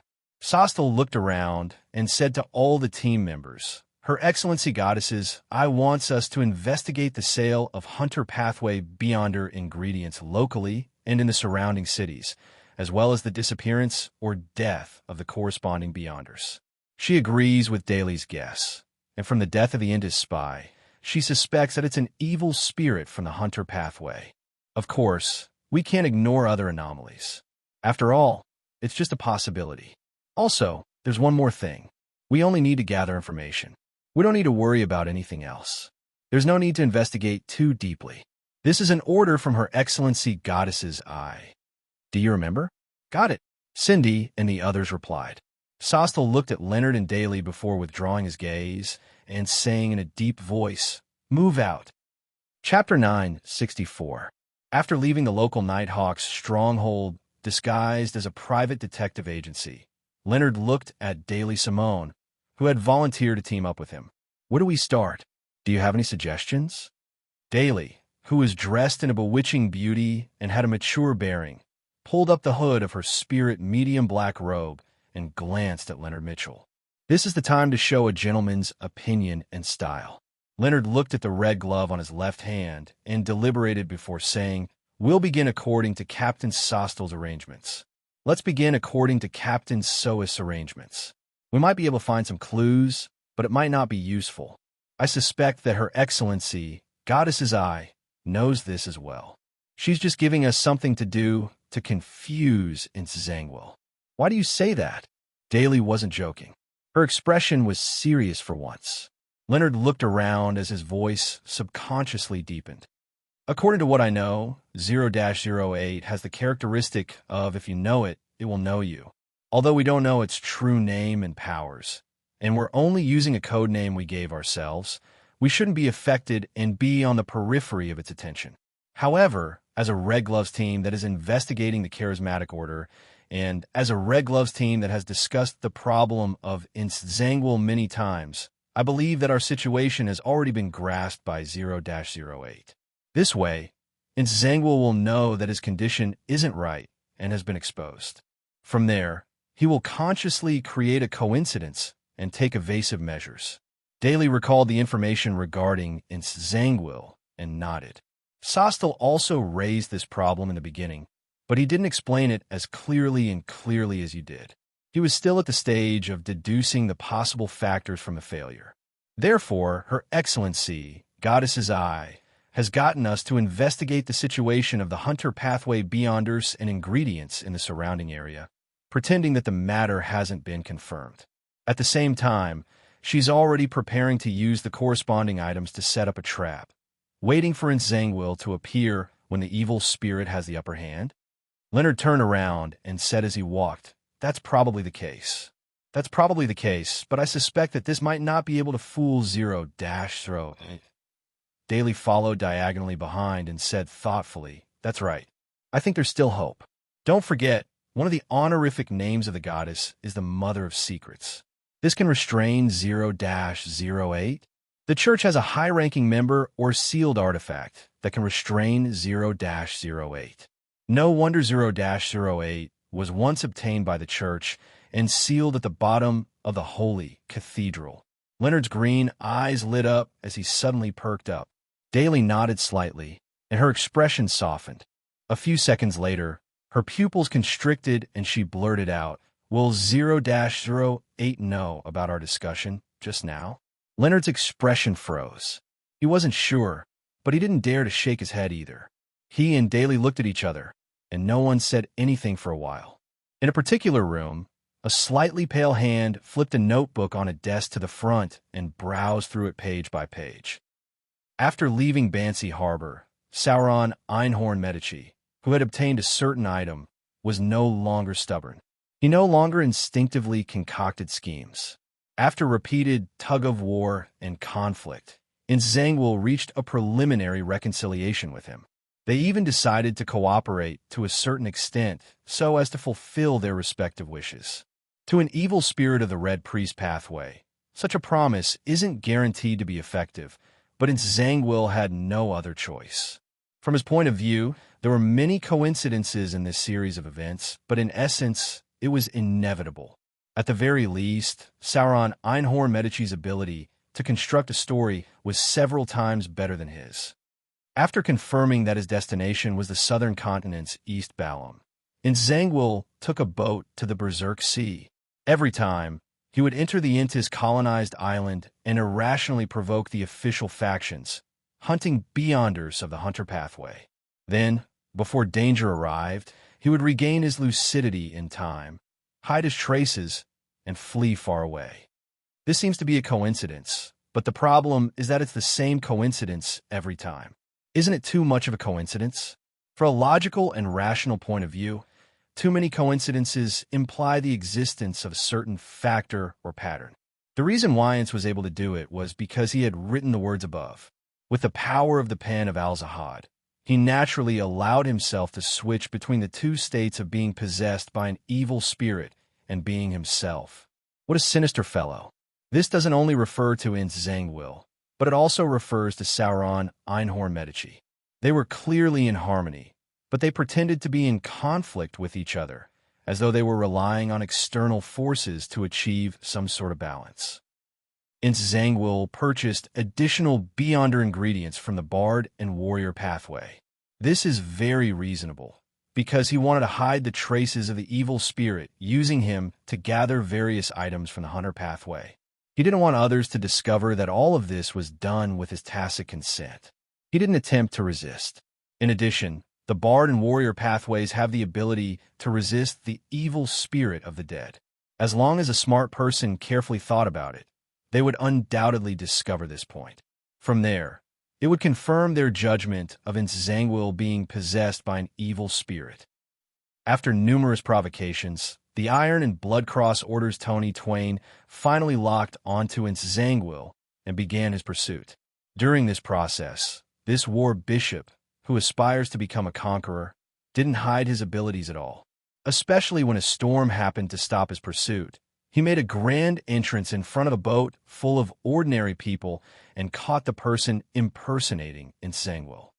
This is a bit of a coincidence, but it's not surprising. This is because the philosophy of the Iron and Blood Cross Order is that Beyonders appear and are above ordinary people. As for Tony Twain, he's arrogant and always uses his abilities to shatter the doubts of others. He has great confidence, so there's nothing wrong with his performance. Similarly, he was overly confident, so much so that he neglected the possibility that Zangwill was also on that boat. This doesn't match his hunting instincts, but in this world, everyone makes mistakes. When Zangwill disembarked at Midway Island, he sensed the gazes from the first-class cabin, but he didn't mind it. This was the effect he wanted to achieve. It was the best development to have someone among the passengers who happened to know him. Yes, it just so happened. It wasn't too early, nor was it too late. Before the Sostal Red Gloves team took action, Zangwill met with Palenque Tasabu of the Hand of White from the Charismatic Order's Artificial Death faction, hoping to obtain their help in exorcising the evil spirit, scribbled marks. The development of the matter is a little strange. The Sostal Red Gloves teams Daily Simone and Leonard Mitchell didn't have enough clues to deduce anything, but they seem to have come to a conclusion. It was a letter sent by Rionette Tynker. What's the problem? Zangwill was rather puzzled about this. From his point of view, unless they could directly capture Palenque Tasabu or other key members of the Charismatic Order, no one would be able to come to a conclusion so quickly. This made his preparations a little hasty, but fortunately, this outcome was what he wanted. The Red Gloves team, led by Sostal, discovered Zangwill's abnormality from the telegrams sent back from various places. Daily Simone used this to suggest the hypothesis that he was possessed by an evil spirit, and it received a consensus. She claimed that it was a reasonable guess, but in fact, she already had some understanding from Leonard Mitchell, who had a parasite. And the information on Leonard Mitchell came from a letter sent by Rionette Tynker. Who could the sender be? At the same time, Leonard Mitchell and Daily Simone are already suspecting that the evil spirit that possessed Zangwill belongs to the Hunter pathway. But is that the truth of the matter? Will everything develop as Daily Simone, Leonard Mitchell, and the Sostal Red Gloves team had expected?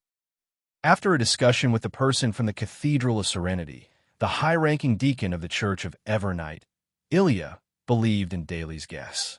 She decided to use a Grade 1 sealed artifact of the Hunter pathway as bait to make Zangwill, who was possessed by the evil spirit, take the initiative to step into the trap. In order to conceal this goal, she got the Sostal Red Gloves team to continue investigating the corresponding clues.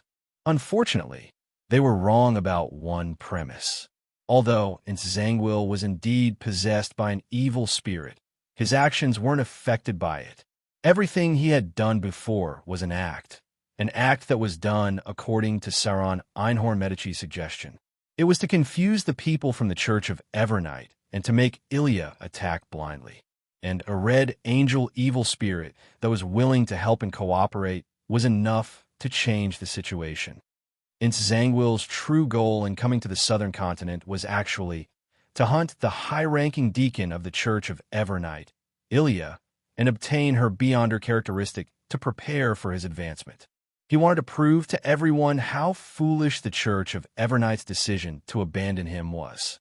Of course, before carrying out this operation, Zangwill had to first satisfy Saron Einhorn Medici's desire for the mid- and high-sequence Beyonder characteristic of the Hunter pathway. In order to keep his secret, he didn't plan on hunting locally and planned on heading to a distant place. When the evil spirit's undead essence, the level of a red angel, and the special combination of a gatekeeper, Zangwill would possess the relatively high-sequence Beyonder ability of the death pathway, spirit world traversal. It was enough for him to travel far away and return in a short period of time. This was something he had deliberately concealed previously. After satisfying Saron Einhorn Medici, Zangwill decided to start by killing Daily Simone and Leonard Mitchell. He would pretend to have vaguely sensed the Church of Evernight's setup and forcefully counterattack. Then, he would lose his reason and head for the trap. He didn't plan on leaving behind any unstable factors. All the Avengers who walked out of Tingen had to die. The notebook flipped to an empty space as his pale hand grabbed a quill and added a sentence at the end. Everything will go smoothly today. West Balam, Northern State, Kukua City. Your investigation isn't over yet, Anderson asked Donis, who was walking beside him in boredom. Soon, Donis replied, a little distracted. What's the matter? At this moment, Anderson took out a map and a stack of information. He chuckled. And said, I've already figured out the approximate location of an ancient mausoleum. According to the customs of East and West Balam, there's definitely a large amount of treasure inside. Here, death isn't the end, but a new beginning. Therefore, there are many funerary items. Donis was taken aback as he asked in surprise, I've already figured out the approximate location of an ancient mausoleum. Didn't you not understand Detonese? How'd I gather the information? Anderson chuckled, raised his black-gloved left hand, and stretched his fingers. He stretched his fingers and said, I don't understand, but I can temporarily steal their language until I'm done gathering the information. I knew you wouldn't be without a solution, Donis said through gritted teeth. Then, he pointed to the street beside the square. Goodbye. Anderson didn't stop him as he watched him take large strides to the side with a smile. At this moment, the two of them noticed a figure walking towards them from another direction. The figure held a classical quill and was dressed in a black clergyman's robe. His hair was dark gold, and he didn't have any wrinkles. His facial features were like a classical sculpture. One of his eyes was a deep blue that was nearly black, while the other was covered in tiny blood vessels. He was approaching Anderson and Donis. Anderson didn't know the middle-aged man, but his body trembled for no reason, as though he was facing a natural enemy. In his mind, a premonition of danger exploded as his pupils rapidly dilated. Suddenly, a gentle voice rang in his ears. There's no need to be nervous. Oh. Anderson turned his head in a daze and saw a figure strangely appear beside him in an empty spot. This figure seemed to be there all the time, but he was always ignored. He wore an abnormally simple white robe and had a pale golden beard that covered the lower half of his face. His eyes were clear and innocent like a child's, and his expression was genial and reserved. Looking at the quill in Zangwill's hand, the middle-aged man dressed like an ordinary priest half closed his eyes, raised his right hand, and tapped 4 times in front of him. There was a silver cross pendant hanging there. P.S. There's a paragraph that uses content previously written, so I decided to write a little more. It's nearly 4,000 words long. Seeking monthly votes. Seeking monthly votes on the last day and a half.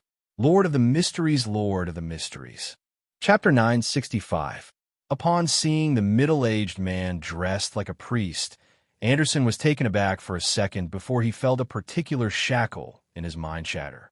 Countless memory fragments broke through an invisible barrier and surged out, as though the emotions that had been repressed for a long time had finally erupted. He remembered what had happened in the past 2 months, and he remembered the mission that the demigod had given him. Back in Biome, he had followed his thoughts and met up with the demigod. Then, he had followed him and left the Roarsted archipelago, taking a boat to a secret location. There, he saw the priest beside him. He had been arranged to enter an ancient coffin and lay in a liquid made of beyonder ingredients and strange blood, allowing them to seep into him bit by bit. After more than a month of corrosion, a crimson chrysalis had formed in his body. Then, his memories of this period of time had been locked and sent to West Balam. He had been planted with a psychological cue that he couldn't leave before he recovered his memories.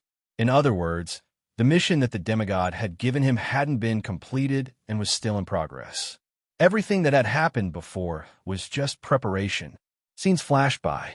Anderson found himself playing the harmonica on the streets, checking into a hotel with Donnas, seeking the Church of Knowledge's missionary to obtain a language proficiency charm, as well as coming to the northern state. Throughout the entire process, this seemingly genial and simple-looking priest had been by his side. When eating, he was sitting at the neighboring table. When checking into the hotel, he was sleeping in the neighboring room. When walking down the street, he was walking beside him. When playing the harmonica and performing a puppet show, he was looking at him warmly. And Anderson didn't notice any of this. Donnas, who was beside him, and the people around him didn't notice anything. It was as though they had never seen the priest before. A chill that came from the depths of his heart rose up from his tailbone and shot straight into Anderson's mind. It made him feel as though his recent experiences were enough to drive him mad and out of control. Danitz, who had already distanced himself from Anderson, looked at Zangwill, who was dressed in a black clergyman's robe, and then at the simple priest who was praying with his eyes closed. He hurriedly lowered his head and chanted softly in ancient Hermes. That's right, the fool that doesn't belong to this era, the mysterious ruler above the gray fog, the king of yellow and black who wields good luck. Many days ago, he had received a revelation from Mr. Fool. He was to pretend to be working, but he was actually hiding around Anderson. He was to immediately pray if anything abnormal happened. Although he didn't know what would happen or who he would encounter, Donnas, who had always cherished his life, decided to do as he was told without any hesitation, even if the abnormalities that occurred were just him overthinking things. For this, he deliberately wore a boxing glove made from the beyonder characteristic left behind by Roselle. This was to ensure that he wouldn't waste any time in similar situations. At that moment, Zangwill's footsteps came to a halt. His eyes that were either dark blue or filled with blood vessels simultaneously reflected the priest in a simple white robe and silver cross pendant. In his mind, an angry voice came out of his mouth. Adam, the son of the Creator, the King of Angels, Adam. Before Zangwill could finish his sentence, the priest opposite him opened his eyes. His light-colored pupils were dyed pure gold. All of a sudden, pitch-black stone pillars rose up from the ground, forming a magnificent cathedral. In this cathedral, every pillar, every arch, and every dome surface was embedded with the bones of different races. They were densely packed as they stared at Zangwill with different eye sockets. They were clustered around a cross that was more than 100 meters long. In front of the cross, A blurry figure stood there, as though it was watching everything with pity. This was a corpse cathedral, one that didn't appear sinister at all. Instead, it was filled with holiness. On the walls, windows, and doors of the cathedral, transparent and distorted faces protruded. It was as if countless souls were sealed inside, preventing the beyonders from sensing the existence of the spirit world and the astral world. As for the square and the passers-by from before, they were all gone.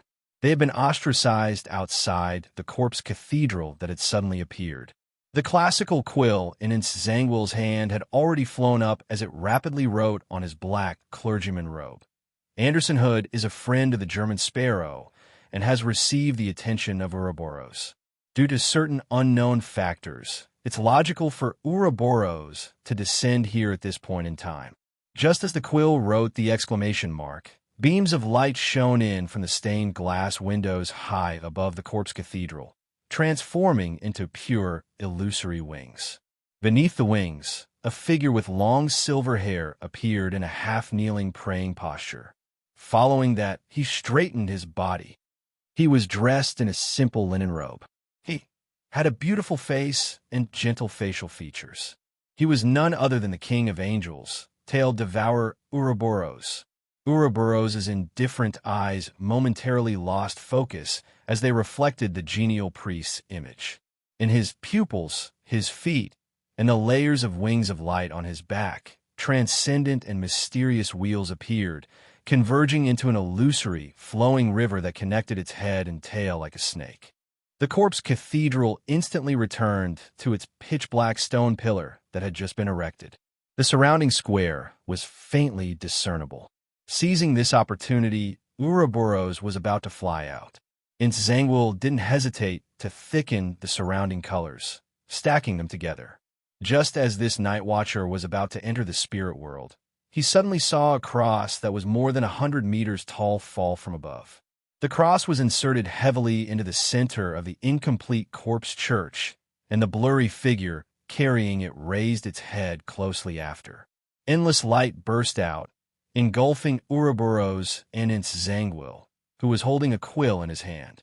The corpse cathedral filled with the bones of different races and countless distorted souls took form once again. When he heard the stacked illusory pleas, Klein was in his hotel room, thinking about the trivial matters of daily life as he lampooned out of boredom. He suddenly stood up, ran to the window, and looked at the square not far away. In the square, coffins were coming and going, fountains were surging, and music was reverberating. Everything was normal, even a little leisurely.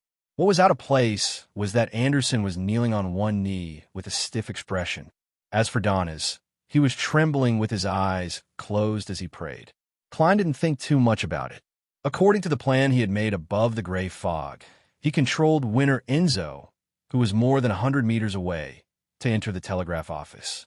He had ordered Donis to stay near the telegraph office. At the same time, he took out the adventurer's harmonica, brought it to his mouth, and blew into it.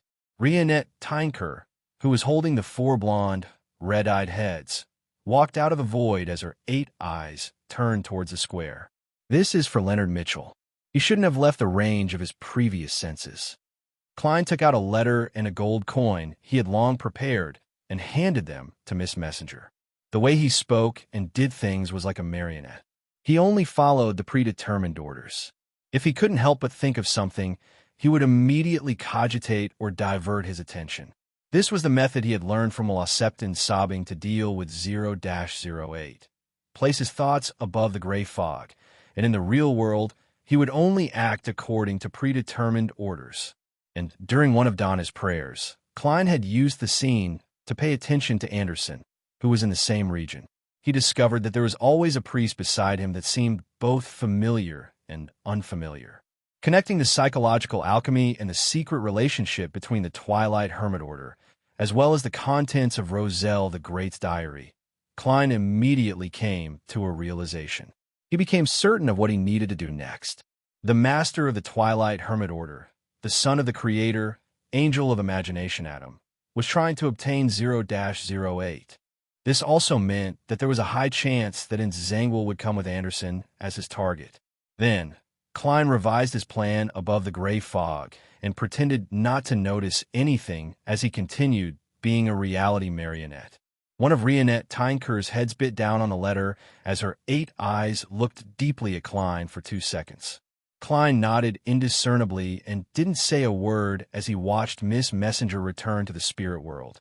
Inside the Kukua telegraph office, Winter Enzo handed the telegram, address, and firkin that he had long written to the staff and urged them to immediately send the report.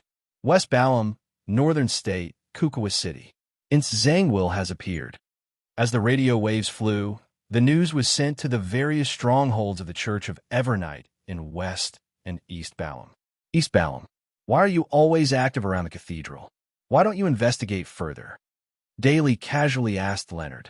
Leonard thought for a moment and said frankly and solemnly, "Wait for the news. Wait for the news." Daly nodded thoughtfully and didn't ask further. She became silent and no longer made fun of Leonard. She seemed to be waiting as well. Suddenly, Leonard's spiritual perception was triggered, and he looked to the left. As the gatekeeper, Daly had long since set her sights on that place. A letter appeared out of nowhere and floated to the bottom of the gas lamp. Leonard couldn't be bothered to avoid Daly. He quickly bent down to pick up the letter and quickly opened it.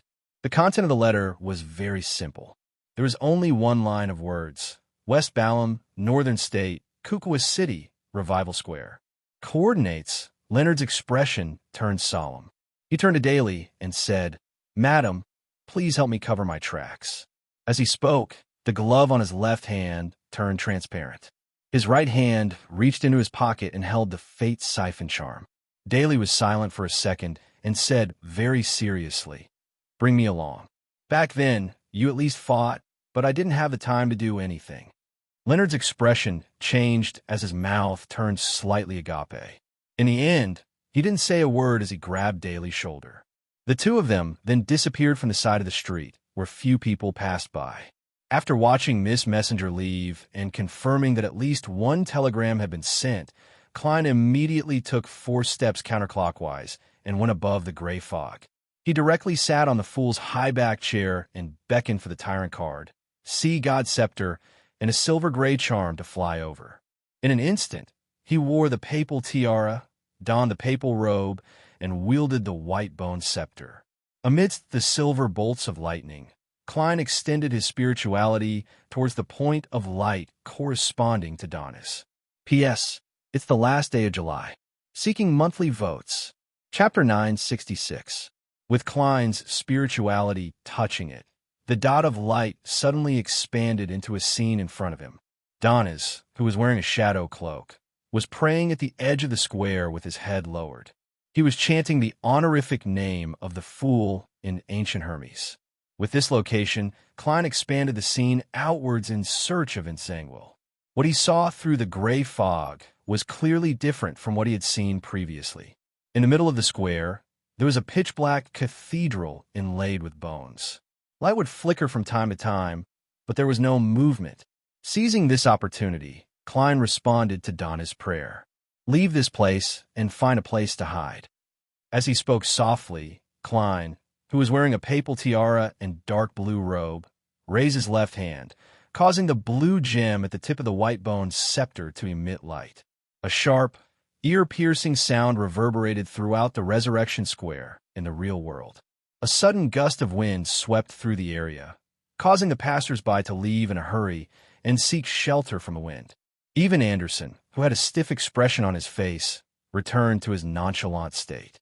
With one hand on his stomach, he quickly dashed out of the danger zone. In just a few seconds, the Resurrection Square became extremely deserted.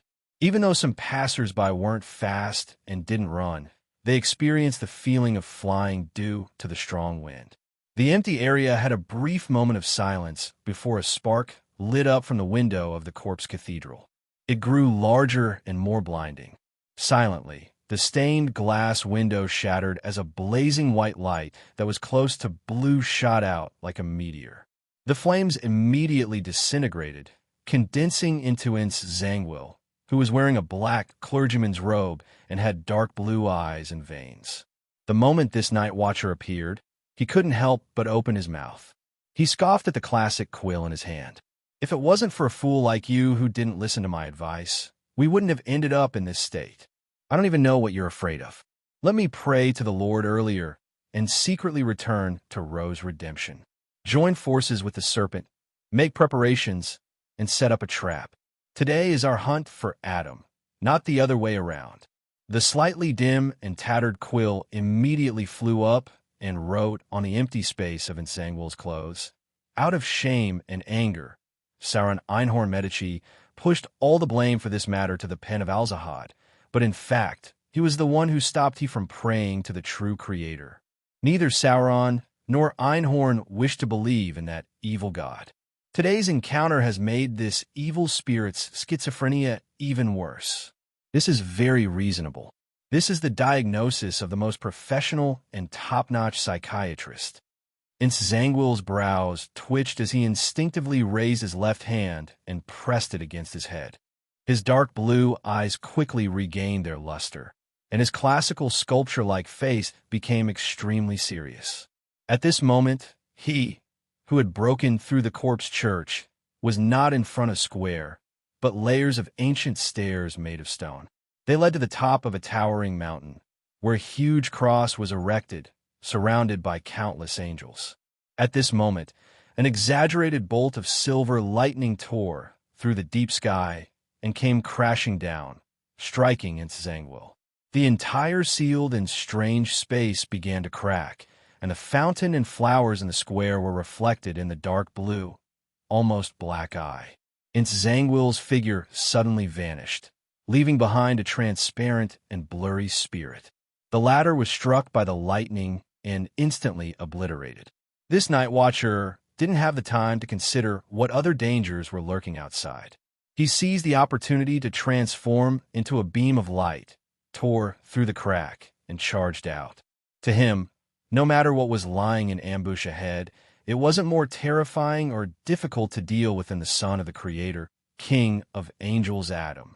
Seeing the flames on the square light up, escaping the restraints of the illusory world, and returning to Ensangwil, whose hair was dark gold and palms were pale, Klein raised his head slightly and subconsciously sat up straight.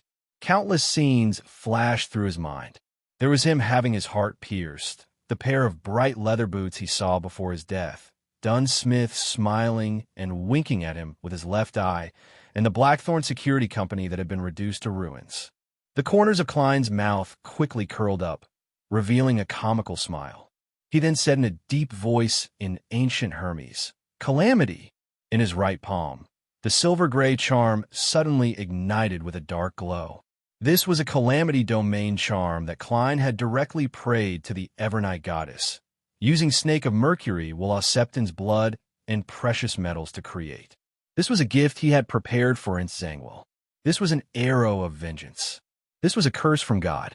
Klein suddenly stood up, pulled his shoulder, and swung his right arm, mixing the dark light with some of the powers above the stirred gray fog. He then threw it into the scene that had expanded from the prayer scene, throwing it at Ensangwil. Just as Ensangwil returned to Revival Square, he saw a dark beam of light appear out of nowhere. It blanketed the entire sky, causing the environment he was in to turn extremely dark. This change was fleeting as everything around him instantly returned to normal. Nothing seemed out of the ordinary, but as a night watcher who could bestow a certain degree of misfortune upon others, Ensangwil acutely smelled the scent of danger.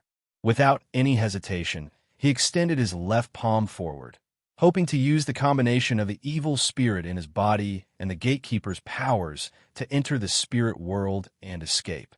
However, none of the bright red flowers, the pure white fountain, or the dark black tiles around him turned colorful, much less stacked on top of each other. Ensangwil's spirit world traversal had failed. His gaze froze as he understood the reason. It was because the evil spirit in his body had begun arguing with itself and didn't lend him its powers. "Look, everything would have been fine if you had listened to me earlier. Hooey, I might as well die if you want me to believe in the true Creator. What's the point of listening to you?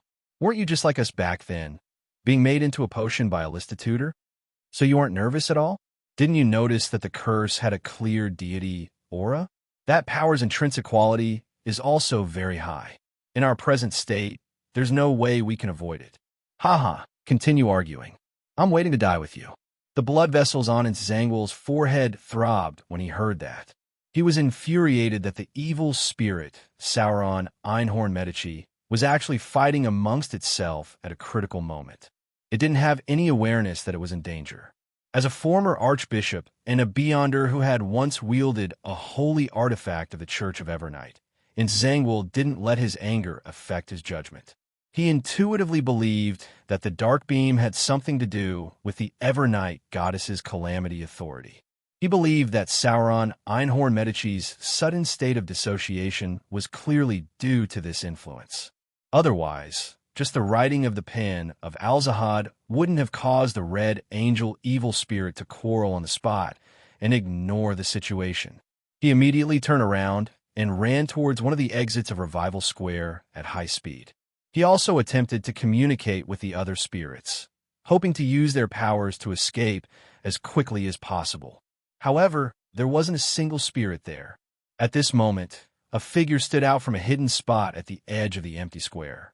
He was a mixed blood of Ruan and Balam. His face was fleshy, and his clothes were loose. By his waist was a thin rapier. This was Admiral Hel Ludwell. This was a marionette that usually didn't have any thoughts. After throwing out the curse of God Charm, Klein had already followed his plan and returned to the real world to use his two marionettes. As he got Winter Enzo to find a nearby corner, he took out the items he had prepared and set up a bestowment ritual. At the same time, he controlled Ludwell to walk out of his hiding spot and face Zangwil. This Admiral Hel, who was no longer recognizable, raised his right hand, allowing his arm, forearm, and fingers to rapidly turn incorporeal, expanding and extending as he grabbed at his target.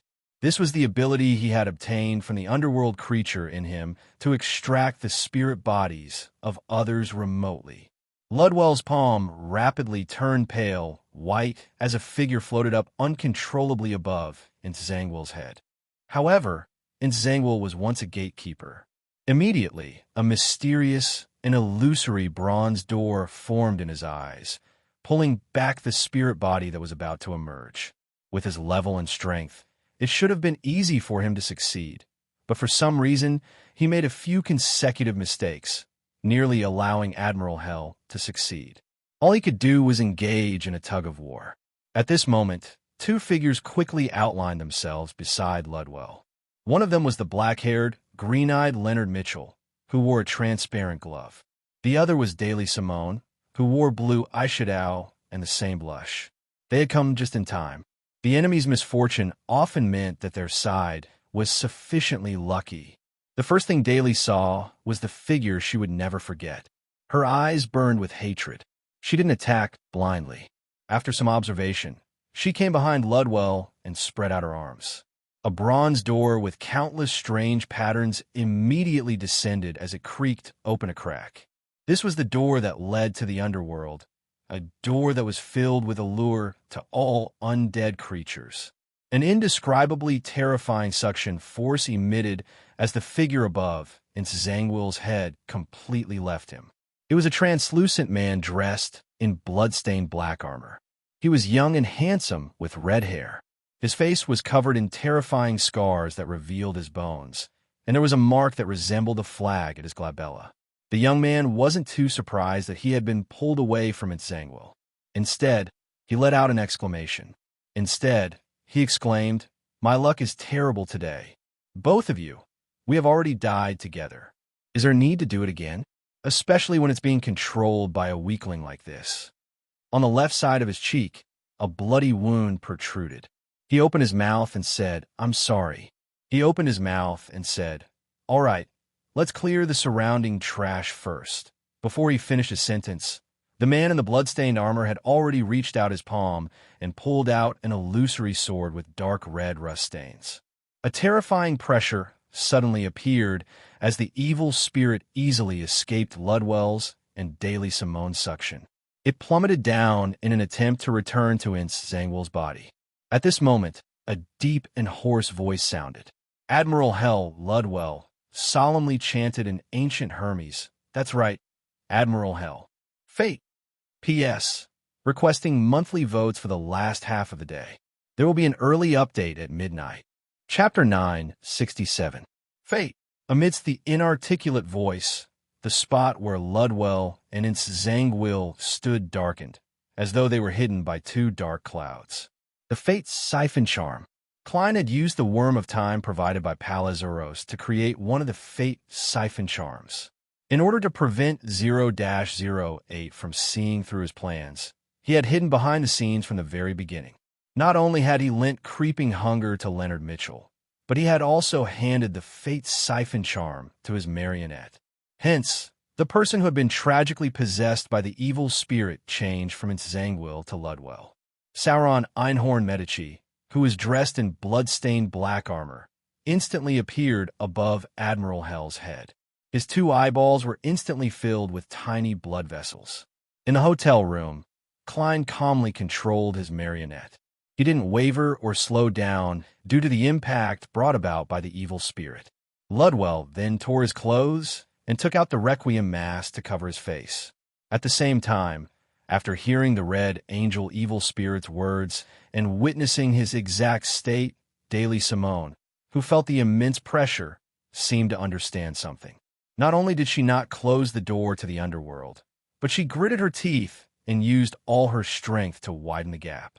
Bloody arms without skin, slippery tentacles with teeth, and bluish-black vines with a baby's face extended out from behind the door to the underworld at the same time, grabbing at Ludwell. This made Admiral Hell, who had planned on completing this step himself, no longer need to do the complicated operations. Taking advantage of the fact that the underworld in his body had yet to be destroyed by Sauron Einhorn Medici, and the fact that his flesh had yet to rot, he suddenly turned around and charged towards the mysterious and illusory bronze door. His body and legs were immediately grabbed by the arms, tentacles, vines, and souls that reached out from behind the door. Together with the hair-raising pulling force, he jumped through the gap in the door and entered the netherworld. Upon seeing this, Daly immediately retracted her palm and stopped maintaining the bronze door covered in mysterious symbols. Clang! The indescribable illusory door closed heavily as Admiral Hell Ludwell, along with Sauron Einhorn Medici and the underworld creature, were isolated from the world of the real world. This was a crucial step in Klein's plan. Separate the Red Angel evil spirit from Zangwill. Although he believed that the Red Angel evil spirit was an unstable factor for Zangwill, he still didn't wish to face an evil spirit formed from the death of a king of angels and two sequence one angels while seeking revenge on a demigod. No one could predict what a conspirer would do in such a situation. Therefore, based on the magical powers of the Fate's siphon charm and the characteristics of Ludwell's pathway, Klein came up with a concrete plan. Daly's addition made the entire process smoother and smoother. She didn't leave any gaps that could be easily interrupted, allowing him to successfully send the Red Angel evil spirit into the underworld. This way, even if the other party could occupy Admiral Hell's body and use spirit world traversal to return to the real world, it would take a long time. This was because to leave the underworld, he needed to find an exit. As the Evernight goddess had already partially grasped artificial death, she had a certain level of authority in the underworld. She definitely wouldn't let the Red Angel evil spirit leave so easily. Sacrificing a marionette, a high-level charm, and two mystical items in exchange for the Red Angel evil spirit's retreat from the battlefield was definitely worth it to Klein, although it pained him. As for the misfortune on Zangwill, on the one hand, it was a continuous state and not a short-term fate. On the other hand, due to the curse of God, the Fate's siphon charm could only replace a small portion of it. It was unable to make it blank, allowing it to quickly recover. As for Ludwell, he had Winter Enzo's luck, so it wouldn't affect his actions during that period of time. Such a change was something Leonard hadn't expected, but he had been a Red Glove for nearly a year. He had experience in many Beyonder cases, so he didn't have any doubts or delay. He cast his gaze at the still dazed Zangwill. When the figure in the black clergyman's robe with one dim eye reflected in his eyes, His expression suddenly warped as though he was facing a shadow in his heart. It was the shadow of not being able to do anything despite using all his strength. It was a shadow of seeing his captain and Klein dead after waking up. As Leonard raised his left palm and pressed the human-skinned glove to his forehead, he clenched the Fate siphon charm with his right hand and said in a deep voice, "Fate." As the ancient supernatural language resounded, a transparent book condensed in front of Leonard's left glove. It was accompanied by the ethereal chanting of "I came, I saw, I recorded." Bright and blinding silver lightning leaped out one after another, instantly engulfing Leonard. Lightning storm. It was as though Leonard was holding a revolver, aiming it at his son and pulling the trigger. He was committing suicide, but at the same time, he was using the Fate siphon charm to transfer such a fate to Zangwill. This was the best way he could think of to use the Fate siphon charm and creeping hunger. It was filled with courage. Countless bolts of silver lightning swept out, shattering the surrounding darkness. Leonard jolted awake and realized that he was still standing in his original spot. His left palm had yet to be raised, and his right hand had just grasped the Fate siphon charm. What he had just done was just a dream. At that moment, in Zangwill's dark blue eyes that were nearly black, a gloomy darkness was slowly rippling. It was as though it was saying, "When did you have the illusion that you weren't dreaming?" In fact, back when Sauron Einhorn Medici was extracted from his body, he had already created a large-scale dream in an attempt to pull all his enemies into it. Unfortunately, the man with the rapier by his waist wasn't affected at all. He easily broke free and even destroyed the entire dream, preventing it from having any effects. As the danger of spiritual feedback was so obvious, and with the battle between the two kings of angels behind him, Zangwill didn't hesitate to create a large-scale slumber once again. At the same time, he pulled Daily Simone and Leonard Mitchell into a dream. Right on the heels of that, he picked up the quill of Alzahad and quickly wrote on the clothes on his arm. Zangwill is in a very good state today. He can effectively control his mythical creature form, so he has decided to not hold back and use all his strength to escape this place. With the final stroke of the classical quill, Zangwill's body underwent a change. His eyes instantly turned deep black, as though they were dyed with ink. The dense patterns around him extended out bit by bit, forming strange and distorted mysterious symbols. At his waist and ribs, his clothes swelled up as his flesh squirmed. Four skinless arms covered in blood vessels grew out. The arms were quickly covered in white feathers, as a deathly stillness emanated outwards. At the same time, Zangwill's teeth grew longer and sharper. Their surfaces were embedded with many blurry, tiny faces. In the blink of an eye, this night watcher was already sprawled on the ground, becoming a strange monster with 8 legs and white feathers. The entire square fell into an inexplicable night.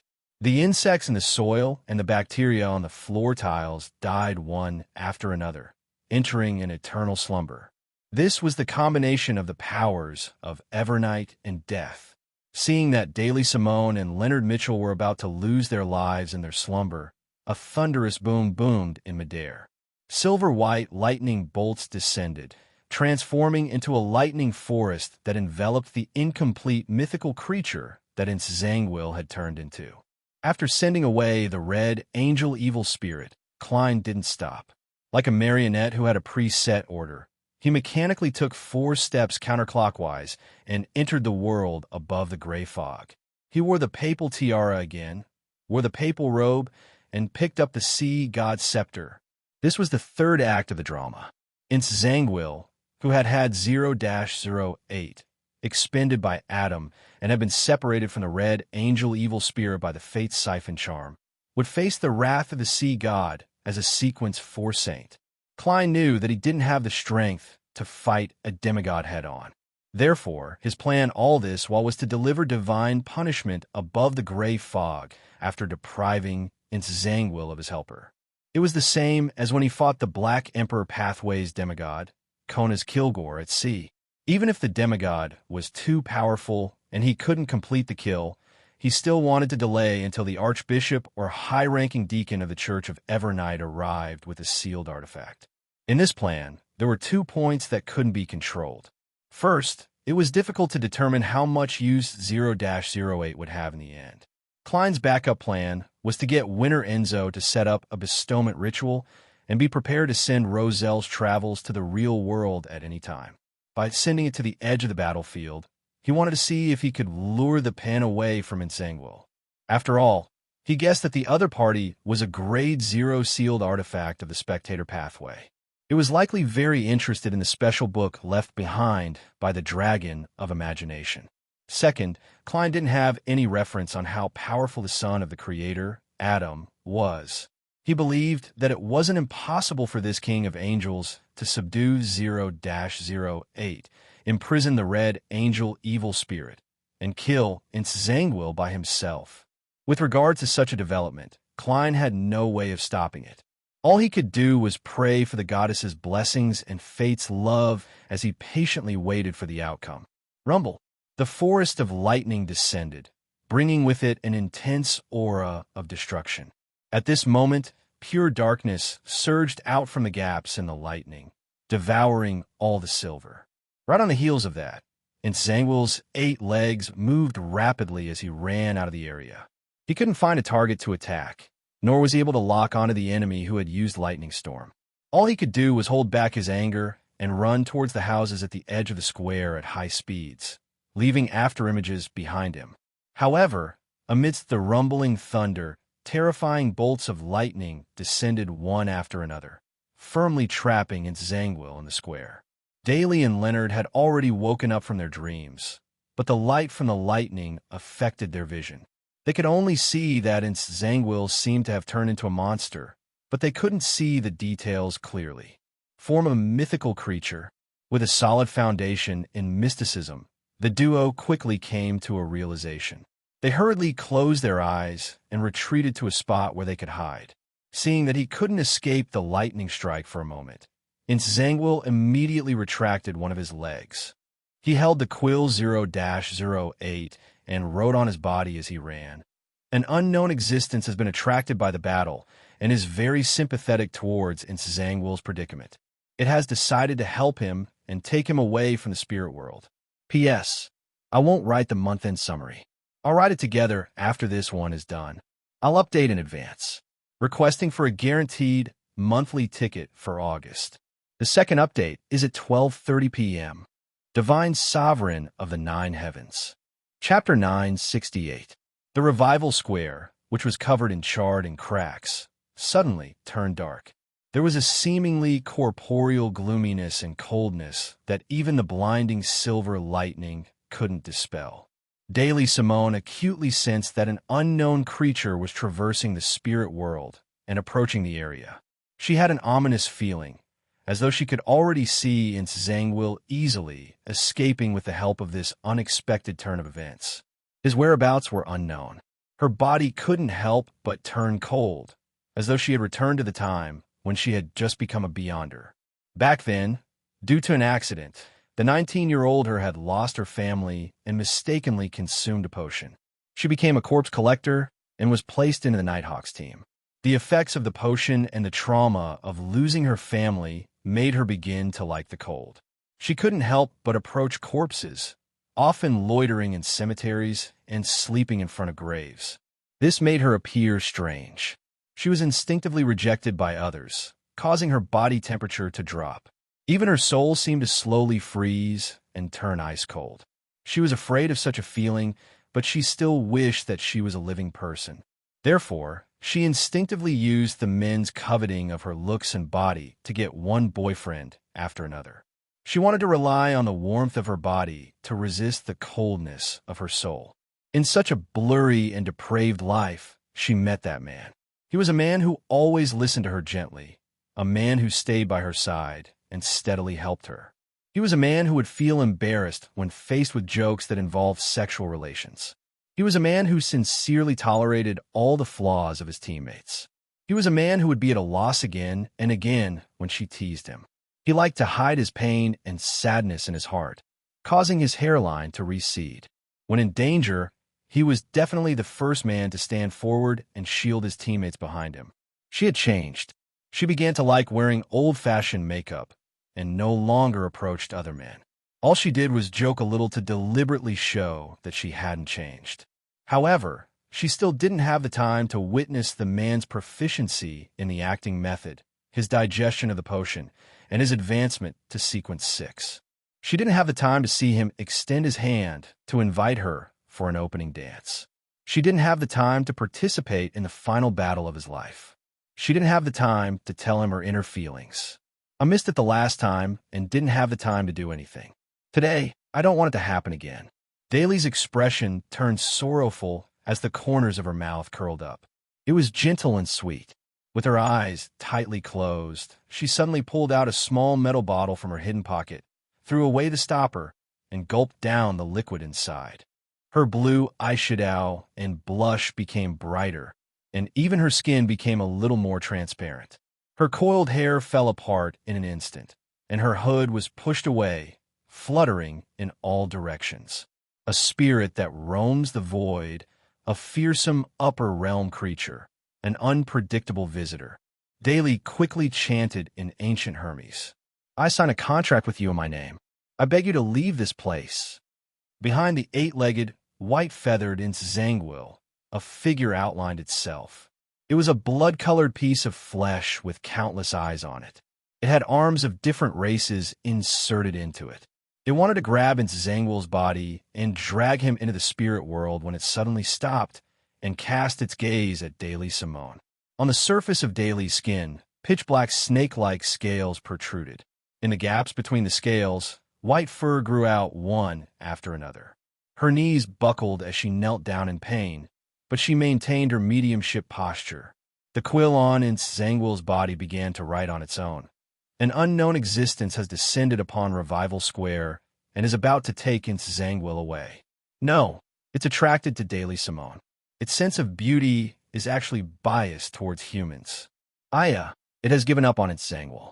It has decided to listen to Daily Simone's suggestion and leave this place. It's truly unexpected that when it comes to mediumship, a demigod like Inzangwil would actually lose to a sequence 5 Daily Simone. Although this lady consumed the flower of the spirit and paid a huge price, there's no chance of her winning against Inzangwil, who is barely using the quill of Alzahad. Inzangwil is just too unlucky to encounter something that has almost zero probability. Amidst the lightning strike, a blood-red glow lit up in Inzangwil's pitch-black eyes that were surrounded by mysterious symbols before calming down. His hand that held the quill once again wrote on the surface of his body. Another unknown existence has been attracted and is nearby in an attempt to enter the real world. At this point, the quill suddenly paused and continued writing. It's here. She is Rionette Tynker. No, Rionette Tynker is chasing away all the creatures in the surrounding spirit world. She glanced at Inzangwil before retracting her gaze. She left the area and continued wandering the vicinity. Inzangwil is too unlucky. Inzangwil's high-speed moving body suddenly paused as though he had suffered a huge blow. Boom! A thick bolt of silver lightning struck down, heavily striking the 8-legged monster, causing Inzangwil to leap forward as he let out an inhuman scream. In his pitch-black eyes, a blood-red glow spread out like an explosion, turning into 2 bloodthirsty, cruel, and crazy blobs of light. Inzangwil can no longer control his emotions and maintain a good state. He has lost most of his rationality. The more the slightly damaged quill wrote, the dimmer it became before it gradually came to a stop. Amidst the goosebumps that gave one goosebumps, endless darkness spread out, pulling Daily Simone and Leonard Mitchell into a dream at the same time. However, the thunder and lightning that followed jolted the sleepers awake. Inzangwil took a step back with his 8 legs, leaving an afterimage on the spot as he rushed towards Daily Simone, who was in a half-out-of-control state. He wanted to brutally tear apart the Nighthawk who had foiled his escape. Boom! Boom! Exaggerated bolts of lightning descended, stopping his actions. Boom! Boom! Eight strange legs covered in white feathers and scorched black marks moved continuously. The half-sprawled Tranquil circled the square, dodging the lightning strikes as he searched for an opportunity to kill Leonard and Daly. Gradually, he, who still had a certain level of rationality, discovered problem. The frequency of the lightning strikes was slowing down. The person who created the lightning strikes seemed to be reaching his limits, and his spirituality was about to be completely expended. Tranquil's heart stirred as a cruel smile appeared on his face. As he ran at high speed, he said an ancient faceac in a deep voice, "All of you will die." He seemed to have forgotten to escape. "All of you will die." Leonard Mitchell heard this, but there was nothing he could do. This was because he didn't dare to open his eyes. He was unable to determine Tranquil's location or use his spirituality to lock onto him. At that moment, he felt as though he had returned to Tinjin City, back to the Blackthorn Security Company, back to the day of his intense battle with Magos.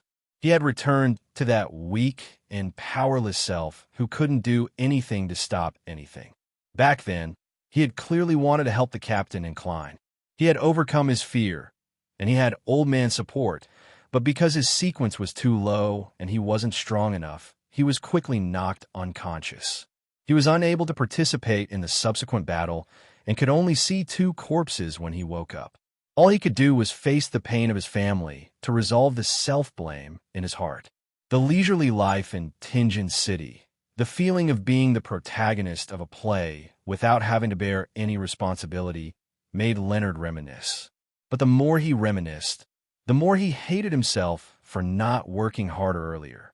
In front of his tightly shut eyes, there was a flash of light. Leonard clenched his fists tightly as he hurriedly shouted, "Old man! Old man!"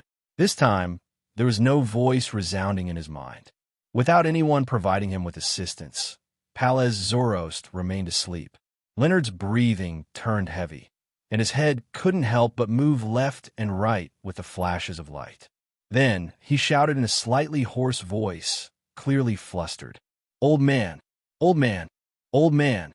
His voice gradually became softer and disappeared into the thunder. Leonard's head drooped bit by bit as his face was once again filled with self-blame and pain. His lips quivered as he loosened and clenched his fists. He froze for a few seconds. Suddenly, his expression turned resolute. His face contorted as he opened his mouth and chanted in ancient Hermes. "The fool that doesn't belong to this era, the mysterious ruler above the gray fog, the king of yellow and black who wields good luck." As soon as he finished praying, a strange image appeared in his mind. Tranquil, who seemed to have transformed into a spider or a deformed wolf, was running quickly, dodging the lightning strikes. From time to time, he would attack himself or Daily Simone. And unlike normal, in this scene, Tranquil's figure was rather blurry. It was almost replaced by a red light, and it could only be used to confirm his location. Leonard was first taken aback before he laughed. He laughed until tears rolled down his cheeks. Without any hesitation, he raised his left palm and pressed the glove against his forehead. Then, he used his right hand to tightly grip the Fate siphon charm. Fate! As the obscure and mysterious ancient Hermes words reverberated, Leonard condensed a transparent book in front of him. He flipped to a page amidst the ethereal chanting of "I came, I saw, I recorded," as he locked onto the eight-legged monster with white feathers. Silver-white lightning suddenly burst out. Leonard Mitchell threw the charm with a ferocious expression and shouted, "I'm going to kill you." He shouted, "Die!" Tranquil. He had been waiting for this shout for a very, very long time.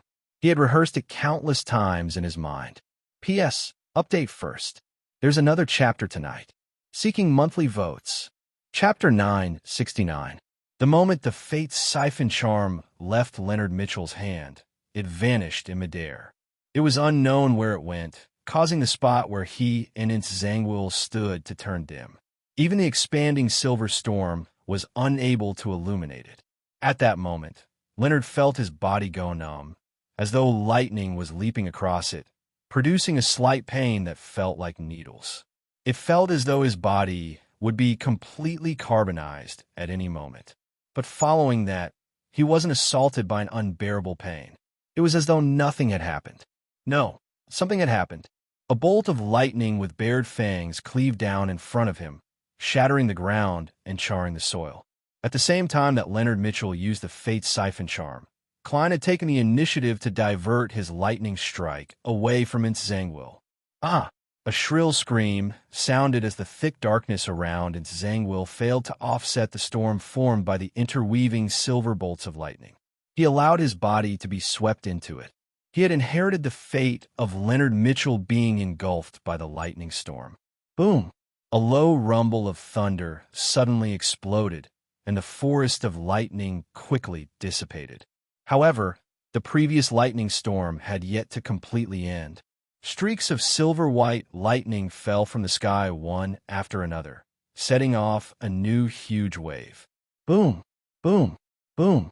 Thunder God's angry roars came one after another as the reduced lightning frequency returned to normal. Furthermore, there was no gap in between. As such, even though there were layers of darkness surging out from its Zangwill's spot, they were unable to completely obliterate the silver. After several storms, the blinding light finally dimmed as tiny bolts of lightning scattered weakly in every direction. Zangwill was still standing there without collapsing. However, his head, which had pitch-black eyes, blood-red blobs of light, and mysterious symbols, had cracked open one crack after another. The flesh in the cracks was charred black as grayish-white liquid seeped out bit by bit.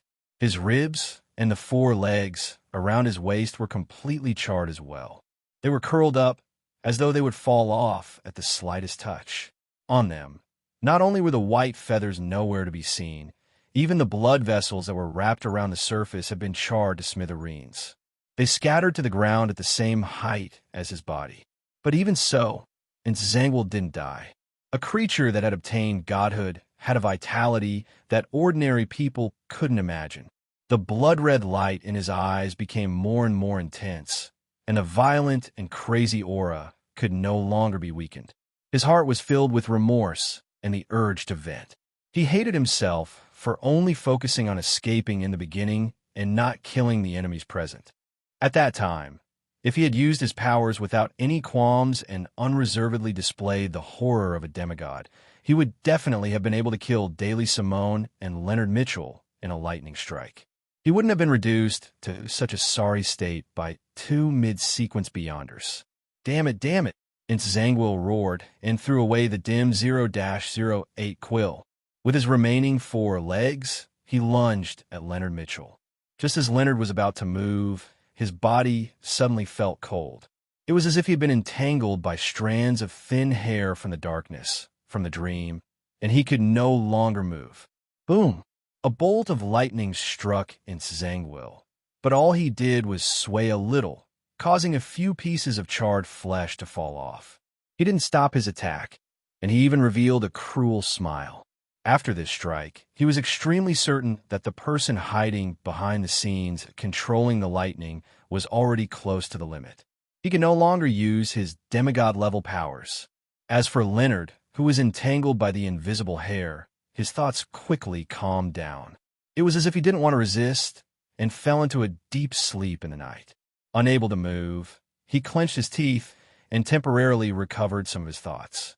He made the transparent book in front of him produce an ethereal chant once again. I saw, I recorded. The howling of the wind reverberated as a terrifying tornado whistled towards Zangwill, who had just pounced at him. It tore apart the illusory black hair, allowing Leonard to regain his freedom of movement. Whoosh! Zangwill was thrown up and smashed heavily to the ground. His body was covered in deep lacerations as pale white blood flowed out. Despite losing another front leg, he didn't die. He stood up again, his gaze locked onto the Evernight poet, who hadn't opened his eyes. Without any warning, Leonard slipped and fell to the ground. He wanted to get up, but he was unable to maintain his balance. Even creating a strong wind to sweep himself up failed miserably. Damn it! Back in Tingen City, I should have killed you while you were unconscious. Zangwill cursed through gritted teeth. That woman is about to die, and so are you. As he cursed, he limped towards Leonard, as though he had lost the ability to move at high speed. His expression was abnormally ferocious. Your captain is so annoying, so is your teammate, and so are you. After I kill you, I'll leave this place and return to Tingen to dig up their graves. Amidst his curses, darkness with the aura of death surged out of Zangwill's body and enveloped the nearby Leonard Mitchell. Leonard felt the bad luck wrapping around him, but he was helpless. He didn't even dare to open his eyes. Bang! With a gunshot, a pale gold bullet shot into the darkness filled with the strong aura of death, bringing with it blazing sunlight that neutralized the abnormality. Pah! Tarot cards flew over and stuck themselves in different spots on the ground. One of them was in front of Leonard, and it immediately burst into scarlet flames. Amidst the flames, a figure wearing a half-top hat and a black formal suit walked out with a long-barreled revolver. He had black hair and brown eyes, and his facial features were rather deep. He gave off a very scholarly vibe. He was none other than Klein Moretti. Unable to wield the Sea God Scepter, he had already decisively returned to the real world.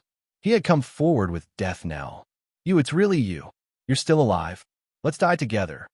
Zangwill's speed instantly recovered as he circled around Klein in a bid to forcefully drag him into a dream. He had actually been pretending just now. However, Klein wasn't affected at all. He showed no signs of entering a deep slumber as he raised his right hand and pulled the trigger as though he had a premonition. Bang! Zangwill was thrown to the ground by the powerful impact as the wounds on his head widened. That shot just now was for Ma M. Daly.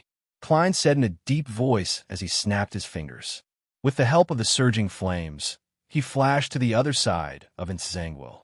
Zangwill's eyes protruded out as he moved at high speed, allowing the bad luck to spread out in a bid to affect his opponent. However, it was useless. This shot was for Leonard. All the tarot cards were ignited at the same time, like fireworks in full bloom. Klein flashed behind Zangwill, pulled back the hammer, and pulled the trigger purely based on his intuition. Bang!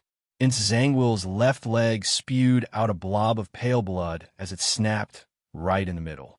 His running came to an abrupt halt as he nearly lost his balance. With the help of the burning tarot cards, Klein continuously made flaming jump to prevent himself from being affected by the black strands of hair. This shot was for Magos. This shot was for the Keeper. This shot was for the destroyed Blackthorn Security Company. This shot was for all the Nighthawks. This shot was for myself. Amidst the bangs, Klein repeatedly pulled the trigger, firing silver demon-hunting bullets that broke Zangwill's other leg and opened up his forehead. His roars became softer and softer as he gradually fell to the ground.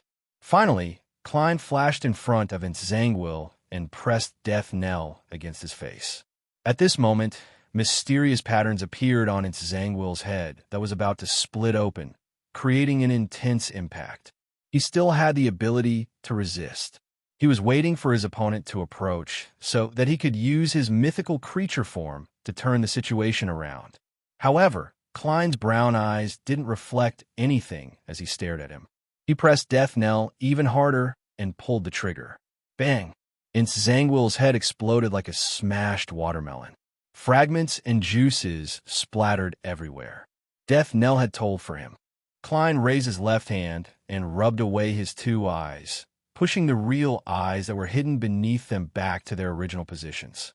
His brown eyes turned hazy as the corners of his mouth curled up bit by bit. He said to the already dead Zangwill in a deep voice,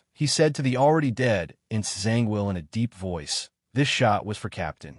He didn't give him a chance to say his last words. He didn't wish to know about Zangwill's bitter past. He then took out the remaining tarot card from his pocket and threw it at Zangwill's corpse.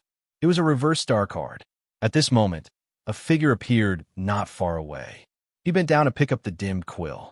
The figure wore a simple white robe and had a pale golden beard that covered the lower half of his face. There was a silver cross pendant hanging in front of his chest, making him look like an ordinary priest. He was none other than the King of Angels, Adam. Adam looked at Klein and smiled warmly. It's a pity that I wasn't able to hold back that snake. He looked at the quill in his hand, then at the tarot card, and added with a smile, "That's right. All the gifts of fate have already been marked with a price, haven't they?" Note 1. After saying that, he turned around and disappeared from the dilapidated square step by step, leaving behind a sentence that sounded like he was chanting. Under the witness of a spectator, Klein Moretti completed a gorgeous play and directed a magical murder.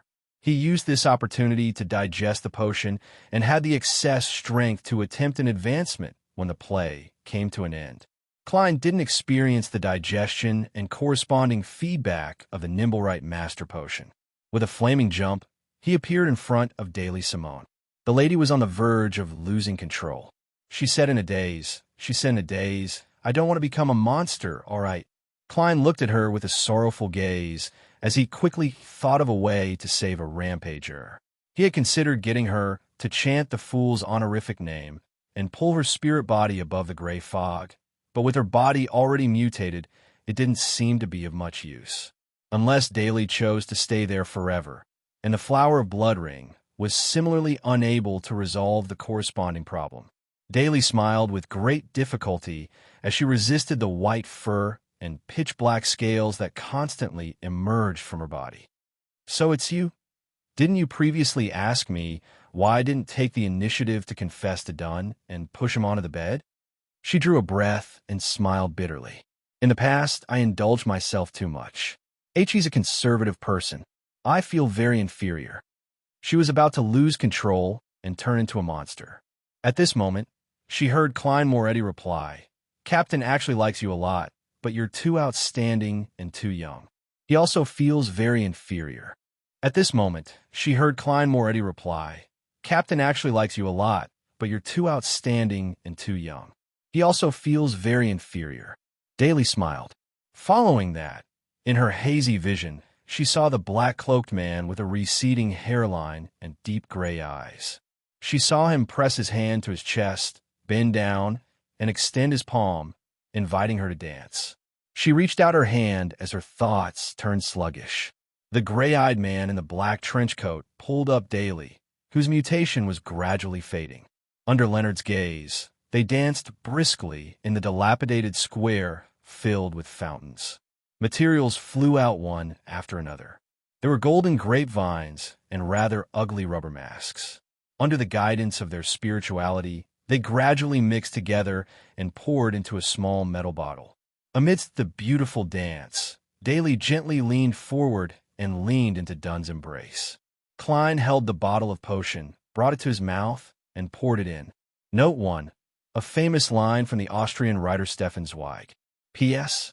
I wrote too many words, so it's a little late. I'll update first before I make any changes. Seeking monthly votes. Chapter 970. The ice-cold potion slid down his throat, causing Klein to feel a little numb, a numbness that reached deep into his soul. He had already stopped dancing as his psyche rose for some baffling reason. He seemed to be high in the sky as he looked down at the dilapidated Revival Square, as well as Kukawa City, which was in chaos due to the repeated lightning strikes. At that moment, his emotions stirred for some baffling reason. He felt as though every pedestrian beneath him had an invisible thread connected to his hand. They were following his commands, performing all sorts of actions, be it joy or anger, sorrow or joy. Such a feeling was something Klein often had during this period of time. He knew that this was the point of view of a director. He treated all the participants as marionettes or actors, attempting to control or guide them to put on a grand show. Grasping that sense of familiarity, Klein hurriedly adjusted his state of mind and completely removed his emotions. He watched everything with a cold and indifferent attitude, not being affected by the emotions in the show. As a director, he had to follow the script, refer to reality, and make a rational analysis. He had to make choices, allowing the accumulation of emotions, the advancement of events, and the use of clues to be within his control. With his state of mind settled, Klein's psyche immediately settled down. Following that, he felt the powers of the potion spread out in his body like a net of sharp threads. Suddenly, Klein felt that his soul body, along with his flesh and blood, had been split into countless tiny pieces. Unable to hold it in any longer, he let out a tragic cry that came from deep within his soul. No! His thoughts were no longer separated as they turned into fragments that fused with different pieces of flesh and blood, forming his own consciousness. There was the painful Klein, the arrogant Klein, the cold Klein, the gentle Klein, the self-entertaining Klein, Joe Mingray, Sherlock Moriarty, German Sparrow, and Don Dantes. His entire spirit body seemed to have been put into a blender by someone. Not far away, tears streamed down Leonard's cheeks. He first saw Captain Dunn, who was hugging Daily Simone, turn back into Klein Moretti. He then noticed light-colored granules protruding from Captain Dunn's face, neck, and the back of his hands, as though they had a life of their own. They kept growing outwards, turning into transparent maggots. And under his clothes, there were also signs of squirming. This gave Leonard the feeling that the other party would disintegrate into a mass of transparent worms in the next second and run off in different directions. Just as he was about to do something, he suddenly felt dizzy and instinctively closed his eyes, not daring to look again. Under the sunlight, the transparent maggots that grew out from Klein's body shimmered with three-dimensional layers of mysterious symbols. They connected to a higher level and connected to the laws at the bottom.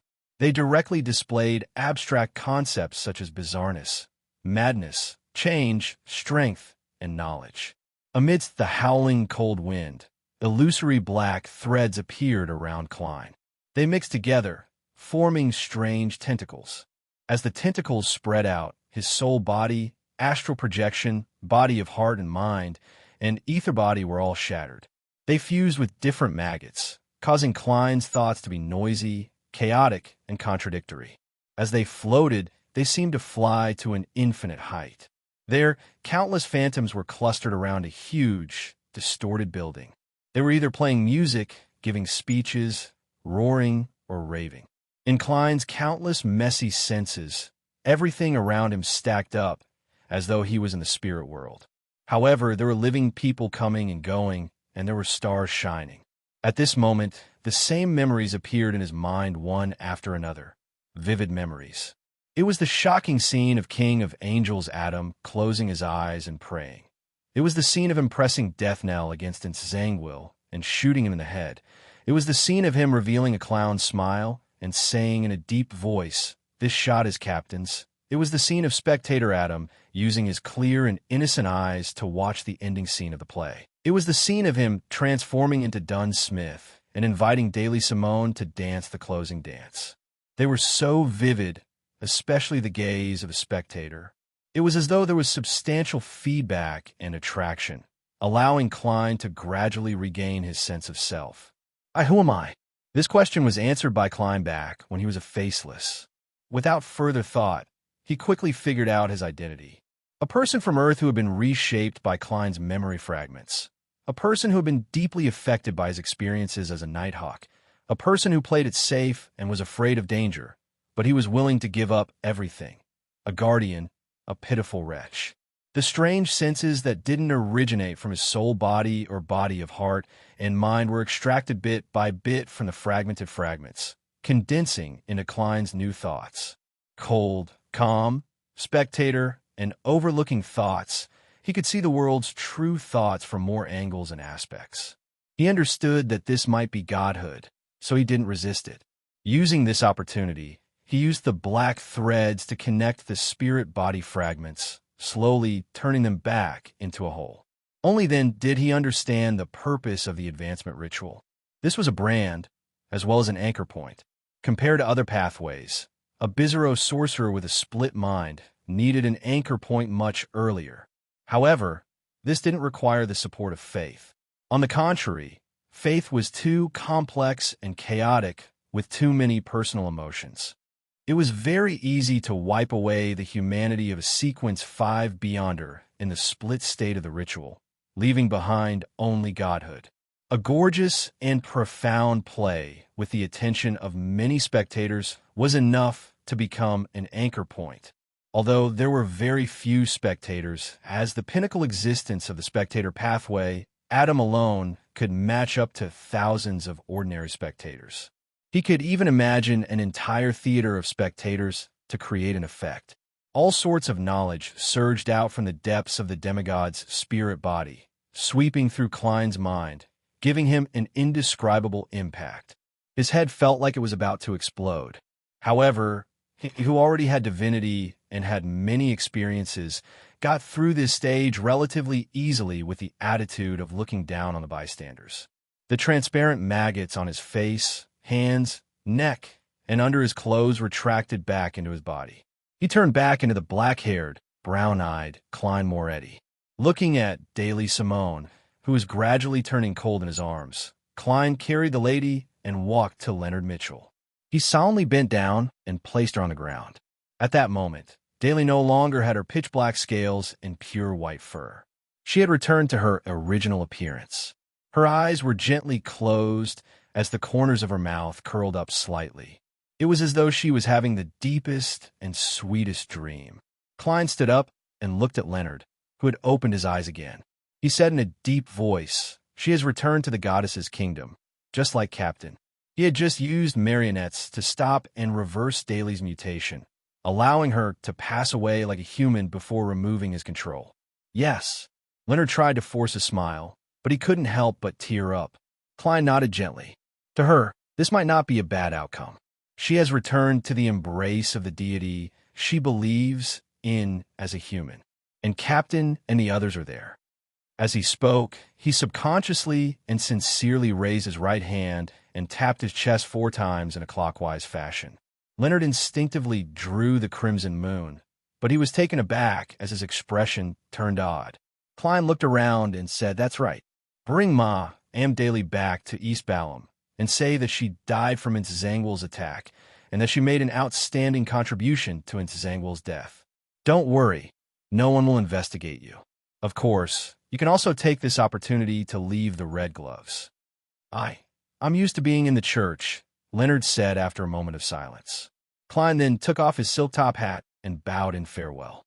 With the hat in hand, he turned to Zangwill's body and took a card from it. It depicted a chariot and a crimson priest. The face of the crimson priest was that of Roselle Gustav. Leonard's lips quivered and he suddenly said, You won't return to the church?" Klein didn't turn around. He put on his silk top hat and walked toward the other exit of the square. After taking a few steps, he paused and replied with his back facing Leonard. I can't go back. I can't go back." Leonard watched in a daze as the familiar figure gradually disappeared into the distance. After a while, a few Beyonders flew over from Revival Square. One of them was dressed in the robes of an ordinary clergyman of the Church of Evernight. She had a head of beautiful raven black hair and an exquisite face. No one could tell her age because no one cared about it. They would only pay attention to her deep eyes that seemed to hide countless stars. This lady floated in midair and silently looked at the square. She saw that Zangwill's remains were almost unrecognizable. His shattered head was covered with a common tarot card. It was a star card. Above the gray fog, Klein placed the red priest card to his left and closed his eyes to rest for a while. He already had a basic understanding and grasp of the powers of a Bizarro sorcerer. On the one hand, he could transform into an animal that wasn't too different in size. In his spirit body state, he could ignore this. He could transfer the wounds and illnesses of himself or others to a paper figurine, and he could obtain a distance of nearly 1,000 meters with flaming jump. The might of his air bullet had also been raised to the level of an artillery shell. On the other hand, he could complete initial control of his spirit body threads in 3 seconds and completely turn a target into a marionette in 15 seconds. The range of his control was 150 meters. At the same time, he could use the spirit body threads to allow his marionette to use all his Beyonder powers. He could freely switch positions with his marionette within an effective range of 1,000 meters. Based on this and the maggots that he had separated from his mythical creature form, as well as the disguise he had on his spirit body threads, Klein could use a substitute at a higher level. This also meant that as long as any marionette was still alive, a Bizarro sorcerer wouldn't die. The enemy would find it difficult to know if the person they killed was a Bizarro sorcerer or his marionette. It was impossible to determine what was real and what was fake. After confirming his state and resting for a while, Klein immediately walked into the depths of the mysterious space above the gray fog and walked towards the staircase of light that seemed to lead to heaven. As he expected, there was another staircase. It was a staircase formed from condensed light. This time, Klein was certain that he could use the 6 staircases that seemed to belong to a giant to ascend the condensed gray cloud. 1 step, 2 steps, 3 steps. When he reached the end, he leaped up and stepped onto the cloud formed by the gray fog. What he saw was a resplendent door of light that was tainted with bluish-black colors. It was formed from countless layers of light spheres. Each sphere of light was a pile of twisted maggots that were huddled together. Some of them were transparent, while others were translucent. This was what Klein saw through Winter Enzo, but the actual object was extremely blurry, as though something was blocking his vision. In addition, above the door of light, there were thin black threads hanging down. Hanging from them were nearly transparent cocoons. These cocoons gently swayed as they wrapped around different souls. Some had black skin, some were Asian, and some were Caucasian. Some wore jeans, some held cell phones, some wore gorgeous clothes, and some had beautiful facial features. All of them exuded the aura of life, but their eyes were tightly shut. Klein's gaze froze as though he had returned to Earth and was walking on a street filled with people. Then, he noticed that 3 of the cocoons had already cracked open. There was nothing inside as they swayed in the wind. Looking up, Klein silently watched all of this in silence. In a Part 4, P.S.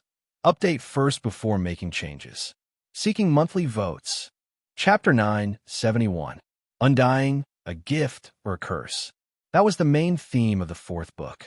In fact, it was reflected on many people, such as Aztec, Anderson, Leonard, and so on.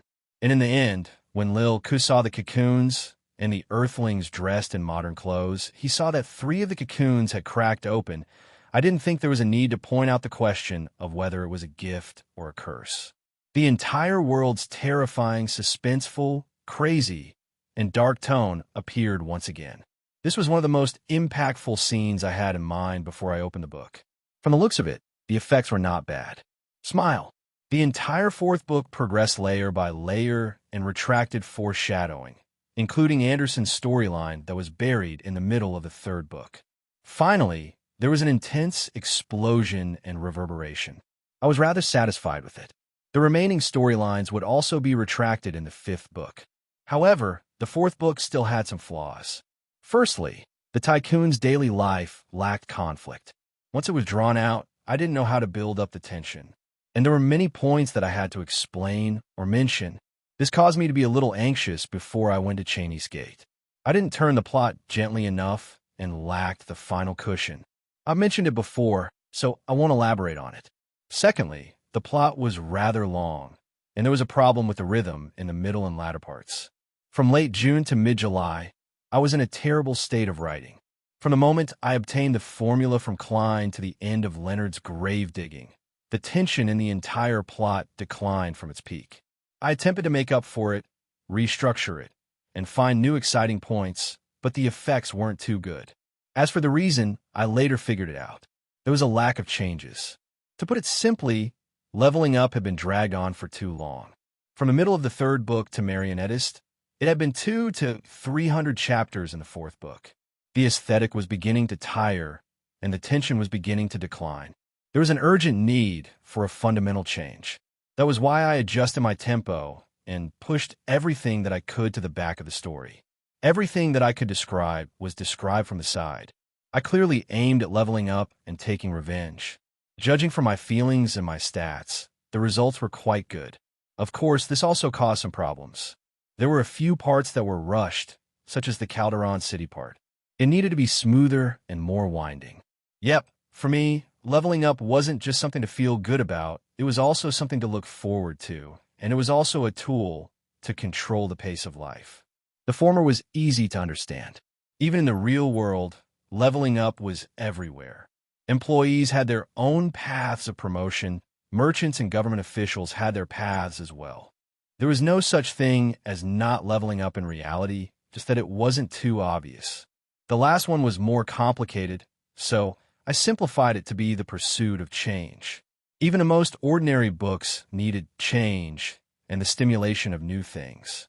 A single level could bring about many changes, so it could be used to control the pace and weigh problems. He sped up the pace and arrived at the final part of the plot. For an author, the most important thing was to sort out their emotions and the emotions they wanted to express. They had to get rid of the harmful and unnecessary things and ensure that the progression, accumulation, and explosion of emotions would not be disturbed, interrupted, or diluted. Therefore, in the final part, I gave up on a sense of urgency. First of all, after pulling out the Adam storyline, unless I pulled in the Rose School, there would naturally be a lack of urgency. And if I did that, the scene would be too chaotic, making it impossible to properly focus my emotions on revenge and sadness. Secondly, who was the director of this scene? I had to make sure that everything was under control. If there were too many accidents and urgency, it would make it impossible to digest the leveling up smoothly. And if I split the revenge and leveling up into two, it would drag on. There would definitely be problems with the pace, and there wouldn't be any tension. Also, the existence of the red angel evil spirit in the beginning would make it impossible to pull up the sense of urgency. This could be considered a sacrifice in order to create a character. Yep, I would also insert Ince's memories. A well-developed character wouldn't actually help with the emotions, so I sacrificed that as well. Actually, it wasn't impossible to create a sense of urgency midway through. For example, I could bring forward Daily's death and make those emotions explode in the middle, creating a sense of urgency that it could kill everyone and escape. But if I did that, I wouldn't be able to ensure that the emotions were in place in the ending and the poignant ending. After weighing the pros and cons, I could only make such a choice. As for Daily, in my earliest character design, I placed her in the Evernight goddess's pursuit of death's authority. Later on, I gave up on this idea and made her an ordinary genius. Together with the captain, an ordinary mid-level Nighthawk, she would have a story that didn't seem like a main character's template. This would appear very unique and rare in the entire story's background and atmosphere. Yes, also, my choice of words might be a little irregular and strange. It's the same for the word order. I'm doing some experiments. I hope to convey the images in my mind and the emotions in my heart to you in the most vivid way possible. At this time, I won't consider whether I should use adjectives, verbs, or nouns. Instead, I'll consider which words or words can best express the crux of the image, making it more intuitive and direct. Many authors have similar problems. I remember that in many of Wenrian's later books, some parts might seem like they're filled with nonsense, such as a bunch of knives surrounding a person's name. But in fact, they're trying to create a better image and better convey the feelings, breaking through the limitations of words. On this point, words are ultimately inferior to pictures. This is the summary of the fourth book. As for who the third or first transmigrator is, everyone can guess. He. Yep. As usual, I'll take a break after the first book ends to organize my thoughts. Although there are weekends, I'll only rest for 3 days. I'll resume updating next Tuesday at 12:30 p.m.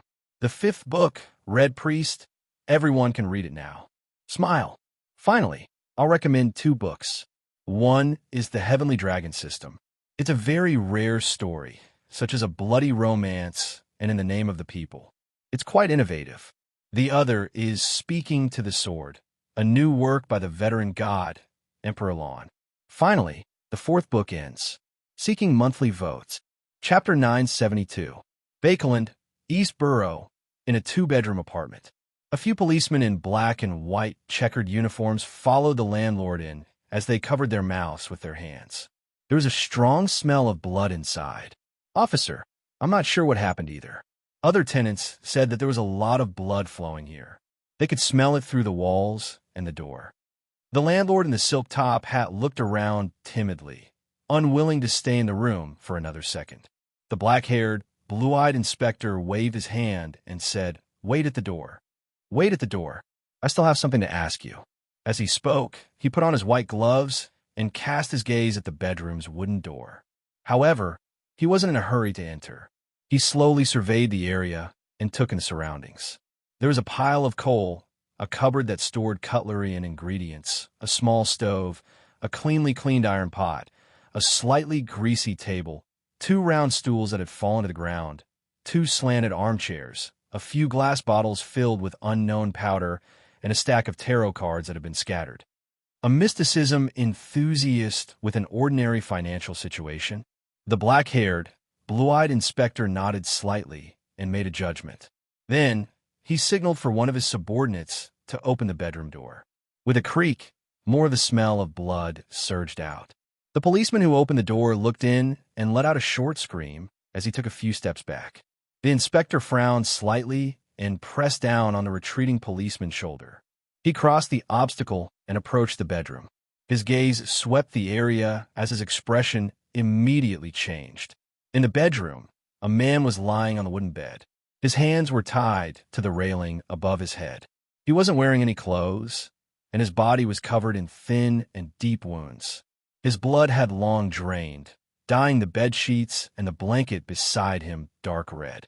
At a cursory glance, the deceased looked like he had been tightly bound by iron wires. They had torn through his skin and flesh and dug into his bones. Such a scene still had a powerful impact on the policeman who had seen many murder scenes. It also had a sense of ritual wickedness. Just as the inspector was about to say something, 2 people suddenly rushed into the room. One attempted to take pictures, and the other threw out a series of questions. Is it another murder case? Have there been many murders in East Borough recently? Officer, do you think it's a serial killer? The black-haired, blue-eyed inspector's frown deepened. He waved his hand and said, "Do not destroy the scene, or I will treat you as the criminal's accomplices." He then said to the police officer from before, "Callis, ask the 2 reporters to leave. Tell them to contact the press office of Civilau's Yard if they have any questions." After the reporters were escorted out of the crime scene, the inspector let out a long sigh. It's going to be in the papers again. Damn it. In Queens, Earl Hall's luxurious villa. There's another murder case in the East District. The victim is suspected to have been abused before her death. Audrey, who had finished her dinner, casually flipped through the Bakeland Evening News in the living room. Hearing his daughter's whisper, Earl Hall shook his head and sighed. This isn't news in East Borough. Statistics show that there are people dying there every day. There's more than one. Audrey didn't pay much attention to the matter. After chatting with her father, mother, and brother for a while, she returned to her room with Susie. The man and dog had a tacit understanding. Without any verbal communication, the latter stood guard at the door as a guard. As for Audrey, she locked the door, sat by the bed, and silently recited Mr. Fool's honorific name. After waiting for a few seconds, a crimson light surged out in front of her, drowning everything. Audrey arrived above the gray fog and arrived at the magnificent and ancient palace. She then saw a small room to the side. The model door was slightly closed and hadn't been closed. It's much better than the ancient confessional from the last treatment. However, this doesn't match Mr. World's character. Has his mental state changed? Audrey entered the room in thought and closed the modeled door. She had previously performed a follow-up on the World's German Sparrow and concluded that he had recovered. To her surprise, she suddenly received a request for another round of treatment today. This made her a little surprised, but also a little curious. In the rather spacious and dark room, Audrey leaned against the wall where there was obviously someone behind her. She slowly lowered her body and sat on her knees. In the calm and tranquil atmosphere, she adjusted her state of mind and said briskly, "Good evening, Mr. World." Before he finished his sentence, Audrey's spiritual intuition had already sensed the situation on the surface of the other party's body of heart and mind. In layman's terms, emotions, or rather mood. Gloomy, depressed, lost, depressed, uninterested in anything. Mr. World's problem this time is completely different from the last time. What did he encounter this time? Audrey bit her lip and calmly made a judgment. She used placate at the right time. This was one of the most useful powers of a psychiatrist. In ancient times, it was called psychoanalysis. The dark clouds that had accumulated behind a wall dissipated significantly. German Sparrow finally said in a hoarse voice, "Good evening, Miss Justice." "Good evening, Miss Justice." Audrey, who was leaning against the wall, thought for a moment and canceled her original plan. She maintained her brisk tone from before. She maintained her brisk tone and said, "I'm very curious about what you've been through recently. Don't think about anything else. Let's have a chat first, like friends. If you're interested in my life, I'm also willing to share some interesting things." On the other side of the wall, German Sparrow fell silent. Instead of answering, he asked, "What are your hopes for the future?" Audrey's eyes darted around slightly as she replied seriously, "That's right. Improve myself and work hard to become a demigod so that I can better protect Papa, Mama, and brothers. I've been following the staff of the foundation to visit a few applicants for the Bursary Foundation. Their living conditions are really beyond my imagination. Although I've read some reports and was mentally prepared for this, I was still greatly shocked when I saw it for myself. There was a girl who was only a few years younger than me, but she was very skinny and short.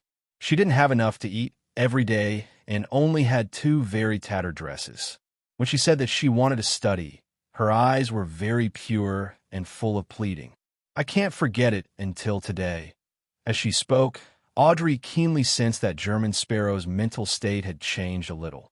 It was no longer like a completely still lake with some ripples and undulations. After some deliberation, this psychiatrist acted as though he didn't notice anything as he continued, "I once looked forward to a beautiful marriage.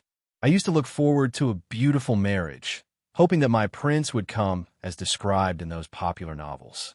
However, after becoming a spectator, I realized that it would be difficult for me to fulfill this dream. I can always read the true thoughts of those men and see through their lies one after another, confirming that many people are not as perfect as I thought they were. This makes me a little disappointed.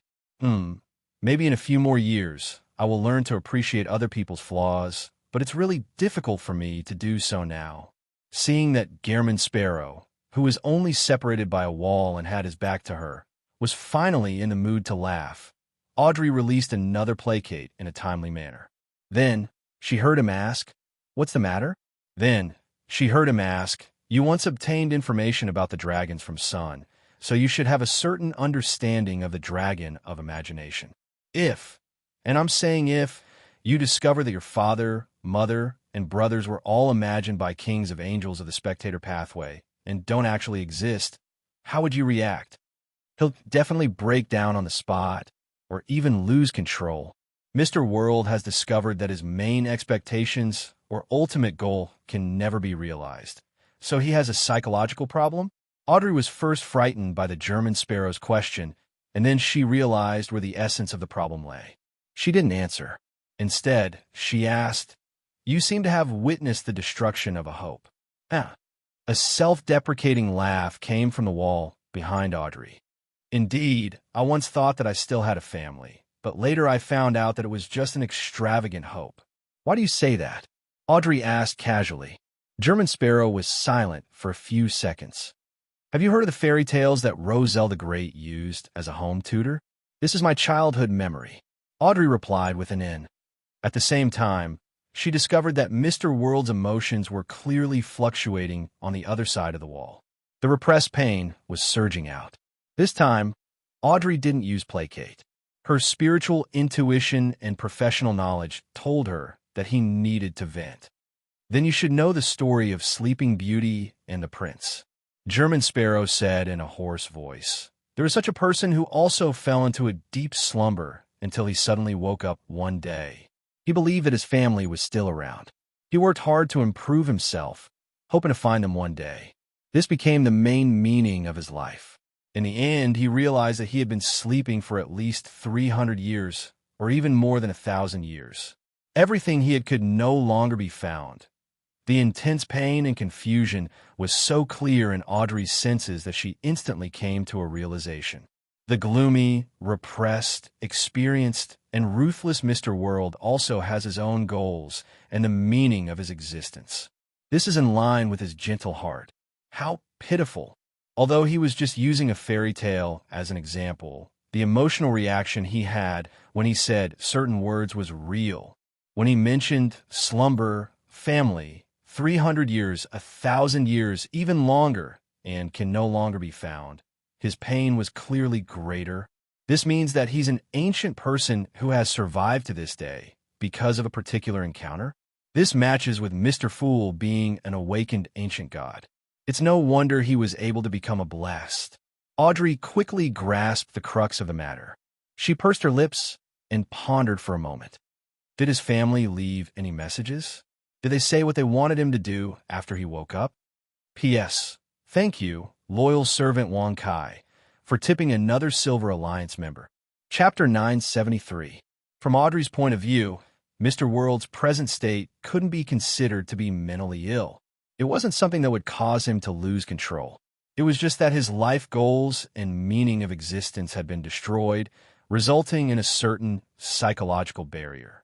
As long as she could guide him and help him establish a short-term or mid-term goal, allowing him to find the meaning of life step by step, the problem would gradually be resolved.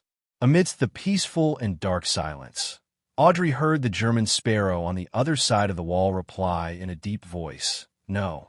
As expected, Audrey wasn't surprised. She took the opportunity to ask, then, did he search for his family's last words? Did he search for his family's last words? Did he search for their graves? Did he attempt to figure out the reason for his slumber? Behind the wall, the spirit body seemed to vanish for a few seconds without a sound. After a while, the hoarse voice slowly said, "No, not for the time being. Not for the time being. Does that mean there will be in the future? Not for the time being. Does that mean there will be in the future?" Audrey felt her heart lighten up. This was because she could clearly sense that World German Sparrow's emotions were no longer as gloomy and gloomy. It was as though he lacked interest in anything. He already had a certain level of motivation and a little urgency, but he still appeared a little lost. Seizing the opportunity, Audrey used placate again. The effects were much better than before.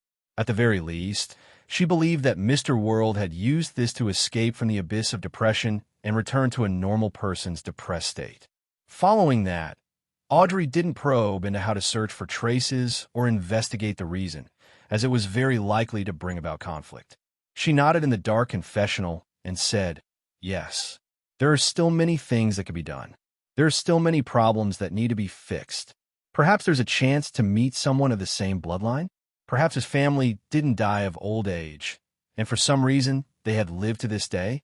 The reason why life is meaningful is because of the infinite possibilities. In the process of searching, you can't ignore the surrounding scenery. Life isn't just a single path. There are also many side roads and alleys. If there's only the former, how monotonous would it be? You have to learn to interact, experience, and discover." Audrey, who was trying hard to recall the appropriate words for various books, suddenly thought of something. Her voice softened a little. "Also, don't wear that thick mask. It doesn't matter if it's more frivolous and transparent. This is because no one doesn't wear a mask when interacting with others. No one likes to directly reveal their private parts. This is a form of self-protection, as well as respect for others. When Mr. World has a certain number of friends, life will naturally have a new meaning." Audrey silently added a few more words in her heart, but she ultimately didn't say them out loud. This was because she believed that it was too straightforward and it might even produce a negative effect. As she expected, the German sparrow fell silent again. He was still confused. After a few seconds, a voice that was no longer as hoarse came over. "Thank you for your explanation and treatment." "No, it's all because of your inner strength," Audrey replied seriously. She used placate one last time to ensure that Mr. World's mental state was close to normal and that there wouldn't be any relapses. She then heard German Sparrow say, "Let's call it a day, shall we?" Audrey adjusted her tone again and replied briskly, "Of course. Of course, it's not a serious problem. When you're free next week, you could do a follow-up. Also, if it's possible, concoct some medicine to stabilize your mental state. Take it for 7 days. The ingredients are 10 grams of chamomile powder, 5 grams of rosemary powder, 10 milliliters of vanilla extract. During this period of time, don't reduce your intake of sweets. Relax yourself appropriately. In the dark and quiet confessional, she held the wall with her hand and slowly stood up. At this moment, German Sparrow's voice penetrated the wall. "What's the consultation fee?" Audrey held the wall with one hand and tilted her head slightly in thought. "We'll talk about it after I obtain the Spectator Pathways Sequence 5 potion formula. When the time comes, I might need you to help me gather the ingredients." If psychological alchemy provides the ingredients as well, the corners of her mouth curled up bit by bit. "When you return to Bakelin from the southern continent, remember to bring me a local specialty as a gift. A super luxurious coffin that can be carried by 8 people." On the other side of the wall, Klein had the baffling urge to lampoon. Then he stood up along the wall and sent Miss Justice back to the real world. After waving his hand to make the confessional vanish, he returned to the end of the long bronze table and sat at the seat belonging to the fool. On the table in front of him, on the right, were the 3 cards of blasphemy: Black Emperor, Tyrant, and Red Priest. On the left was Creeping Hunger, which Leonard Mitchell had just sent back through Miss Messenger, Rionette Tinker. "I owe Miss Messenger another 10,000 gold coins." Klein retracted his gaze and raised his right hand to rub his temples. In order to prevent Zangwill from escaping through the spirit world, he had communicated with Rionette Tinker before planning this murder. He got her to be in charge of banishing the spirit world creatures around Revival Square, and the price was still 10,000 gold coins. The only thing that surprised him was that 0-08 was more terrifying than he had imagined. With Zangwill suffering from the curse of God and being drained by King of Angels Adam, his first attempt had attracted an unknown creature that could break through Rionette Tinker's seal. If not for Daily Simone's forceful spirit channeling and establishing a contract, Zangwill might very well have escaped. Of course, with the curse of God on him, even if Zangwill were to successfully escape, there was a high chance that he would encounter other calamities in the future. For example, he might be thrown to a more dangerous place by the unknown creature, or he might be directly harmed. However, that wasn't within his control. Thinking of how he had to bear a debt of 10,000 gold coins, Klein felt a headache, but his mental state turned for the better. After going up the staircase of light to the top of the gray cloud and seeing the door of light and the cocoons, his mind suffered an impact like a flood that had broken through a dam. He felt that all his expectations had been shattered, and his mature outlook on the world, life, and values collapsed as a result. He became muddle-headed like a zombie. Thankfully, he still had his survival instincts, and he sought treatment from his private psychiatrist, Miss Justice Audrey, in a timely manner. Phew! Klein exhaled and forced himself to turn his thoughts back to the cocoons. And when he saw the scene, his instinctive reaction was an extremely high-level existence, or a certain sealed artifact, had used different methods to capture a large number of people from Earth at the same time. Among them, there were people who had used the luck enhancement ritual, people who had bought strange silver tokens, and people whose phones had been infected with strange viruses. Then, the souls of these transmigrators were sealed in the cocoons and hung above the door of light, waiting for a certain opportunity to be sent into the real world. According to Klein's observations, the door of light didn't have any intelligence at the moment. It operated purely on instinct, which also meant that as long as the conditions were met, it would catalyze a cocoon and send the souls inside to a specific target's body. From the looks of it, Klein guessed that there were probably 2 conditions that needed to be met. First, there had to be no other transmigrators in front of him, or the transmigrator had been judged to have failed or died. Second, there had to be something, an item, or a ritual's summoning, just like the black divination that Klein Moretti had done according to the Antigonus family's notebook. As for if there's anything else, I have no idea unless I find the corresponding content in Roselle the Great's diary. Combining all the aspects, my current theory should be very close to the truth. This way, it can explain why the Emperor and I were born in the same era on Earth, with a difference of less than a year. However, we were separated by more than 200 years when we transmigrated. It's because we transmigrated at the same time, but we were cast in different eras. Before entering the real world, the Emperor and I had been asleep for countless years. The brother from next door? Klein leaned back in his chair as his eyes shimmered before turning gloomy again. This was a rough judgment he had made based on the situation of the Door of Light, his own situation, and the Emperor's diary. Of course, this didn't mean that there were no other possibilities. However, at present, Klein couldn't find any other evidence to support his theory. For example, a cocoon might mean that a transmigrator had a life, but this conflicted with Klein's recovery becoming increasingly difficult, as well as the fact that his spirit body hadn't changed. And if his theory wasn't too far off from the truth, it meant that he had left Earth and transmigrated for at least 200 years, or even a few thousand years. Even if he found the path and method to return to Earth, he wouldn't be able to return to the home in his heart. Compared to the distance in space, the barrier of time was even more despairing. This was the reason why Klein's mental state had collapsed. Returning home had always been his ultimate goal. Miss Justice is right. There's still many problems that need to be resolved and explored. What's the meaning of hanging so many transmigrators at the Door of Light? What's the goal? Back then, who set up everything and pulled so many people over? Where have they gone now? The celestial worthy of heaven and earth for blessings? Klein tried his best to immerse himself into a state of thought so that he could find his future goal again. Unfortunately, he could only approach the Door of Light. He couldn't touch it, grasp it, or even see it clearly. He temporarily didn't have the ability to do any research, making it difficult for him to obtain the most direct information. I should consider seeking clues from the real world. Also, since I'm at Sequence 4, I can ascend that gray cloud and see the Door of Light. Then, when I reach Sequence 2, there will be another qualitative change. Does that mean that I'll be able to control the Door of Light to a certain extent and figure out the reason? Haha, I was infected by the Seven Lights, the goddess, and a Rhodes's attitude. I nearly believed that I was really the owner of the gray fog, the great ruler above the spirit world. Now, from the looks of it, I'm just an experimental product that was randomly chosen. Once I fail, the next transmigrator will appear. Klein muttered to himself as he tapped the edge of the long bronze table. He was curious about something else. 3 shattered cocoons.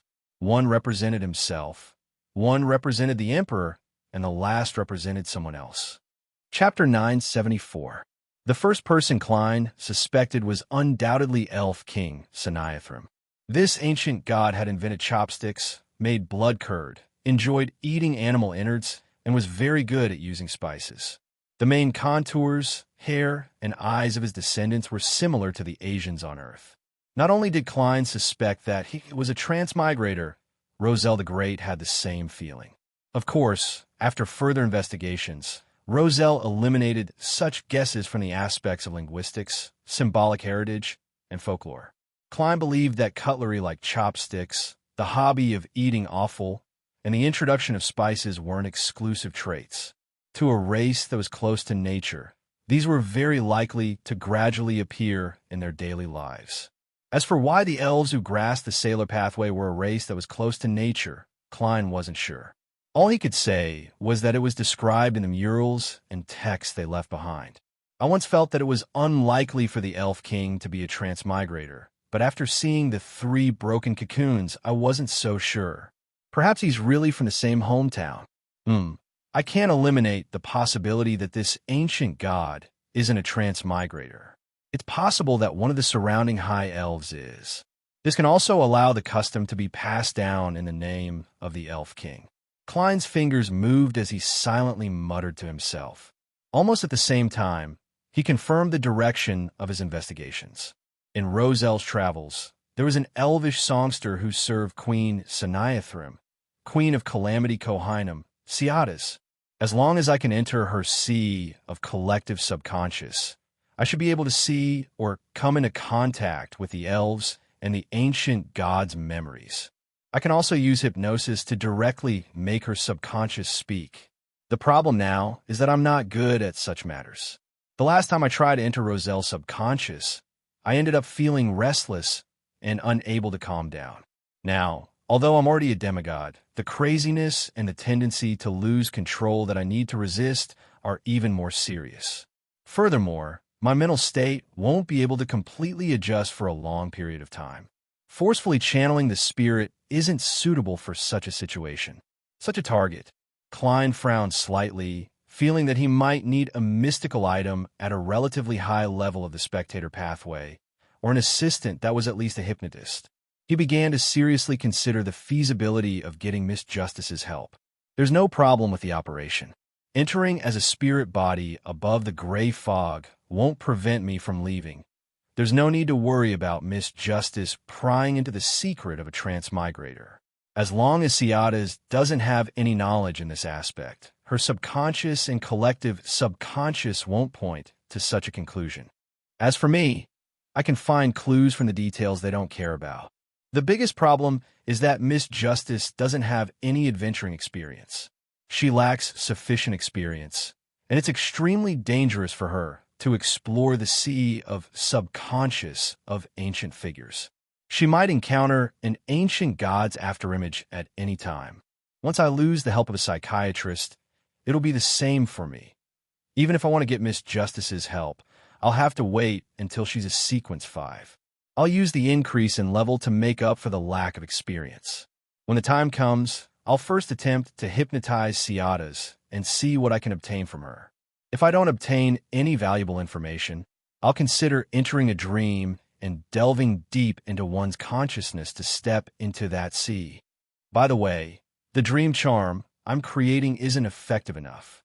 I'm afraid I won't be able to sustain such a long exploration. Sigh, the goddess won't directly respond to such trivial matters. She'll give me a fixed feedback according to a fixed ritual. The corresponding beyonder characteristics have all been returned to the church. Do I have to get Leonard to join me? I wonder if pulling someone at the spirit body level can avoid the attention of the grandpa in his body. I'll do some research over the next few days. Klein reined in his thoughts and considered his second suspect. This person didn't seem special, and he had never thought of him as a transmigrator. However, after calming his mind and calming down, Klein realized that many things that he viewed as common sense in the past weren't that simple after careful consideration. They contained indescribable horror. What he suspected was the ancient sun god, the city of Silver's creator. The 7 churches' respective holy scriptures have the shadows of Earth's Western religions. Their mass rituals are the same. According to Little Sun's description, what Roselle the Great saw in Adam's chapel, and the contents of the murals in the ruins of the forsaken land of the gods, I can clearly tell that the main symbol of the ancient sun god is the cross. It aimed his children Adam and Ammon. The angels under him all have wings of light. At the very least, I haven't seen any from other pathways. It's unknown where he rose to prominence.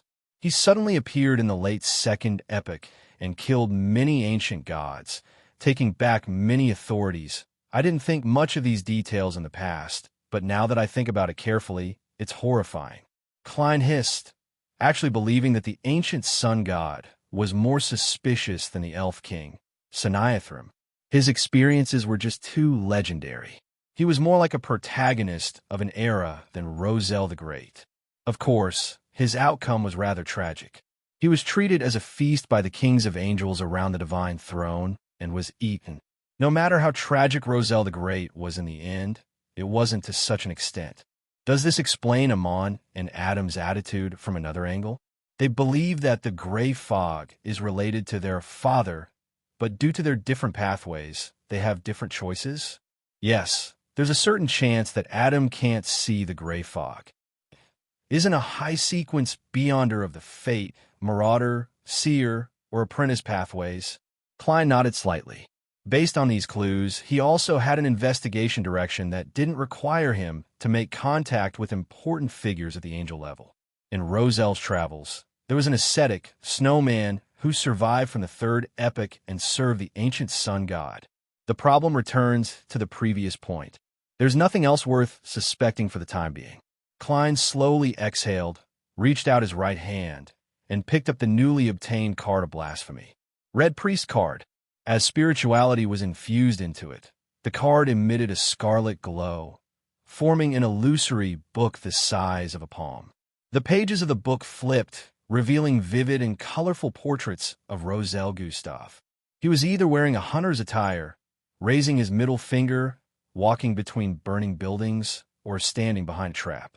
He wore all sorts of clothes and did all sorts of things. Sequence 9, Hunter.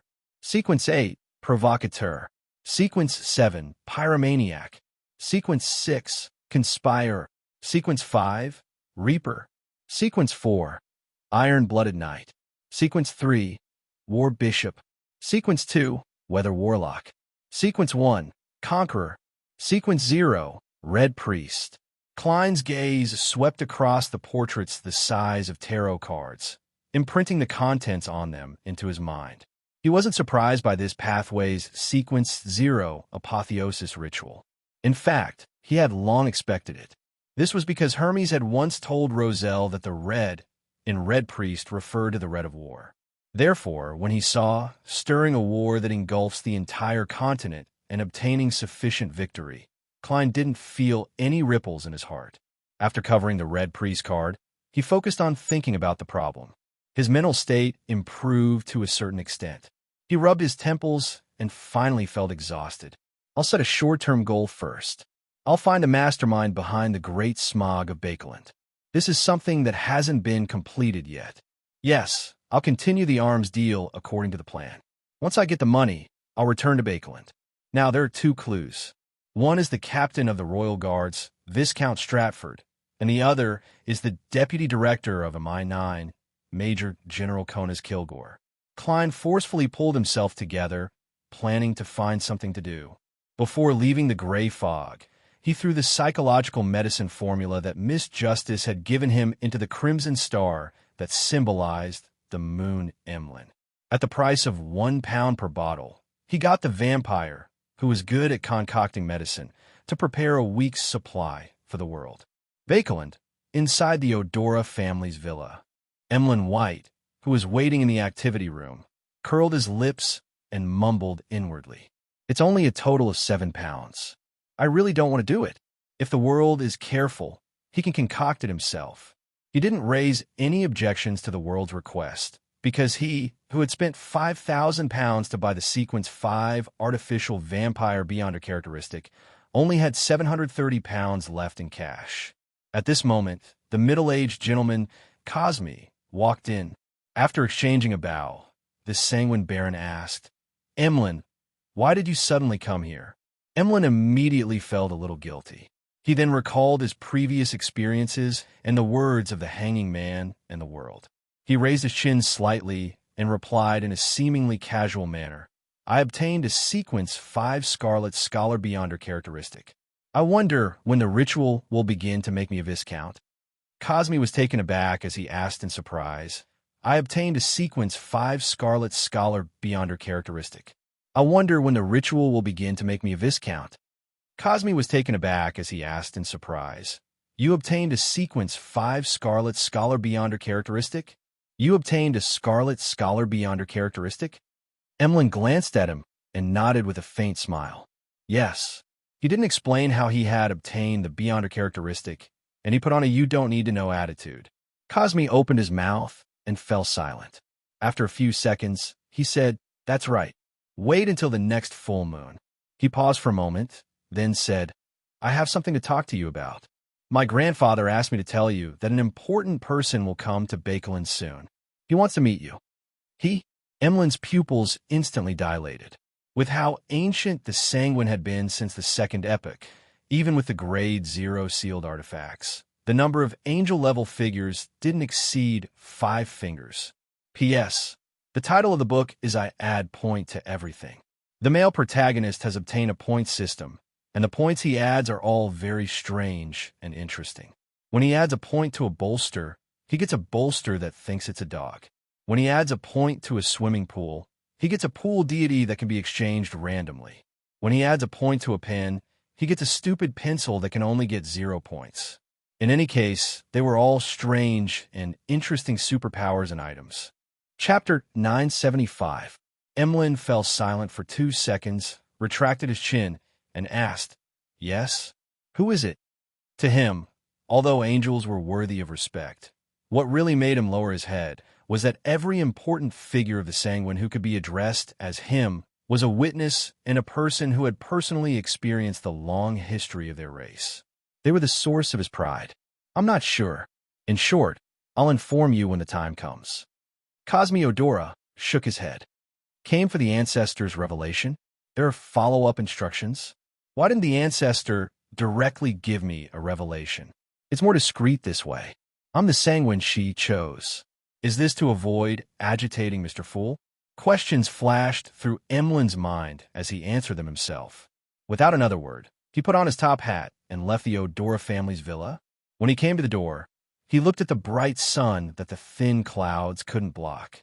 Emlyn curled his lips in disdain, raised his hand to press down on the brim of his hat, lowered his head, and ran straight for the rental carriage at the end of the street. He mumbled inwardly, "Such weather really isn't suitable for going out. The ingredients for the medicine that world wants aren't rare. It can be concocted in 15 minutes. Yes, the ingredients that I previously ordered should be here today. The transaction that has been delayed by Miss Magicians for several days can be carried out." Bakeland, Sherwood Borough. Furs placed the glass bottles of medicine on the altar. Looking at the light blue or golden liquid, she felt a baffling sense of pleasure from shopping. It's even more tempting than cocktails. I wonder what flavor it is. It might feel better if I put some ice cubes in. Seriously, what am I thinking? These are all medicine. Furs spat at herself as she busily tidied up the room. After obtaining these healing medicines, she had already completed the preparations to head to the abandoned castle in Delaire Forest. All she needed to do was wait for Zio to return home. After tidying up all sorts of things, Furs slumped onto the sofa. As she picked up a few newspapers, she planned her itinerary for the day. I'll set off at dusk. I should be able to reach the town at the edge of the forest by dinner time. Amidst her silent mumbling, Furs flipped to the newspaper, News at Sea. Suddenly, her eyes narrowed, and a familiar name appeared in her pupils. German Sparrow. This adventurer appeared at sea again and boarded the Black Tulip with a middle-aged man known as Death Consul. They killed Admiral Hell Ludwell and changed the composition of the 7 pirate admirals once again. Furs subconsciously patted her chest, not knowing what she was glad about. At this moment, she inexplicably felt that German Sparrow's experience was legendary enough to be written into a book. It's a pity that he's not someone who's easy to deal with. Otherwise, I could be a part-time biographer and write a book for him. If I really write German Sparrow, I'll definitely be targeted by the official Beyonders. Furs entertained herself as she heard the sound of a key being inserted into the keyhole. She looked up and saw Zio push open the door and enter the living room. So early, Furs was surprised. Zio ruffled the right side of her blonde hair. I met up with MI9 again and accepted a mission. What mission? Furs sat up and asked out of curiosity. Zio casually threw her body onto the armchair. Investigate the origins of the crazy adventurer, German Sparrow. According to the information provided by MI9, this terrifying Beyonder's name is fake. His identity documents are also fake, and the source is in Bakeland. They suspect that German Sparrow has another identity here, an accomplice or collaborator. Upon hearing the word accomplice, the corners of Furz's mouth twitched uncontrollably. She wished to tell Zio that MI9's guess was right. German Sparrow's accomplice was sitting opposite her. She coughed lightly and feigned calmness. Why are you investigating German Sparrow's origins? Did he do something again? Zio glanced at the stack of newspapers beside Furs. You haven't seen today's News at Sea? German Sparrow killed Admiral Hell Ludwell and is known as the strongest adventurer of the 5 seas. By the way, the people from MI9 also told me that German Sparrow might very well believe in the secret existence known as the Fool. This is news that came from many channels. There are traces of the Aurora Order and the Rose School of Thought. I can prove this. They're right. First forced a smile. That sounds dangerous. Yes. Zio nodded. I only plan on gathering intelligence and not conducting in-depth investigations. Furs stopped mentioning this matter and said, That's right. Instead, she said, I've already prepared the medicine. Shall we head to Delaire Forest today? Zio had already become a Sequence 7 interrogator a few days ago. She had grasped a very useful ability, psychic piercing. All right. Zio stood up with great motivation. Let's set off now. Let's wait a little longer. I'm thinking of dusk. Furs replied with some resistance. She always wanted to drag things out until the very last moment. Before long, she was pulled out of her rented apartment by Zio with all sorts of items. She boarded a rental carriage and headed for the nearby subway entrance. Amidst a thunderous whistle, the huge steam locomotive dragged its black, meandering body into the platform and stopped under the illumination of the gas wall lamps on both sides. Furs and Zio stood outside a carriage, patiently waiting for the passengers in front to come out. Suddenly, they saw two red gloves. The owner of this pair of red gloves was a man in his 30s who wore a white shirt and a black trench coat. His collar was raised extremely high, covering his chin and lips. He had a pair of dark green eyes, and his sideburns were golden brown. In his hand was a silver case that was wide and large enough to hold a violin.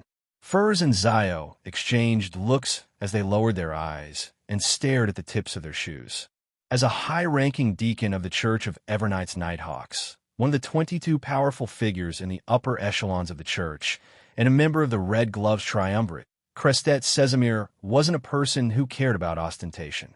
He liked to travel alone and take the transportation of commoners, acting like an ordinary member of the church. After changing to another subway line and arriving in Northborough, he boarded a rental carriage and went all the way to St. Samuel Cathedral to meet the Archbishop of the Bakelin Diocese, St. Anthony Stevenson. After exchanging greetings and praising the goddess, Casimir found a seat and sat down before saying, "I'll be troubling you for the next period of time." The clean-faced Archbishop Anthony, who was dressed in a black and red robe, also sat down. He deliberated and said, "It has something to do with Zangwill's matter?" "Yes." Casimir nodded slightly. "The Holy See wants me to inform you that another servant of the goddess, the matron of the Evernight cloister, Mayam Ariana, will be coming to Bakelin soon."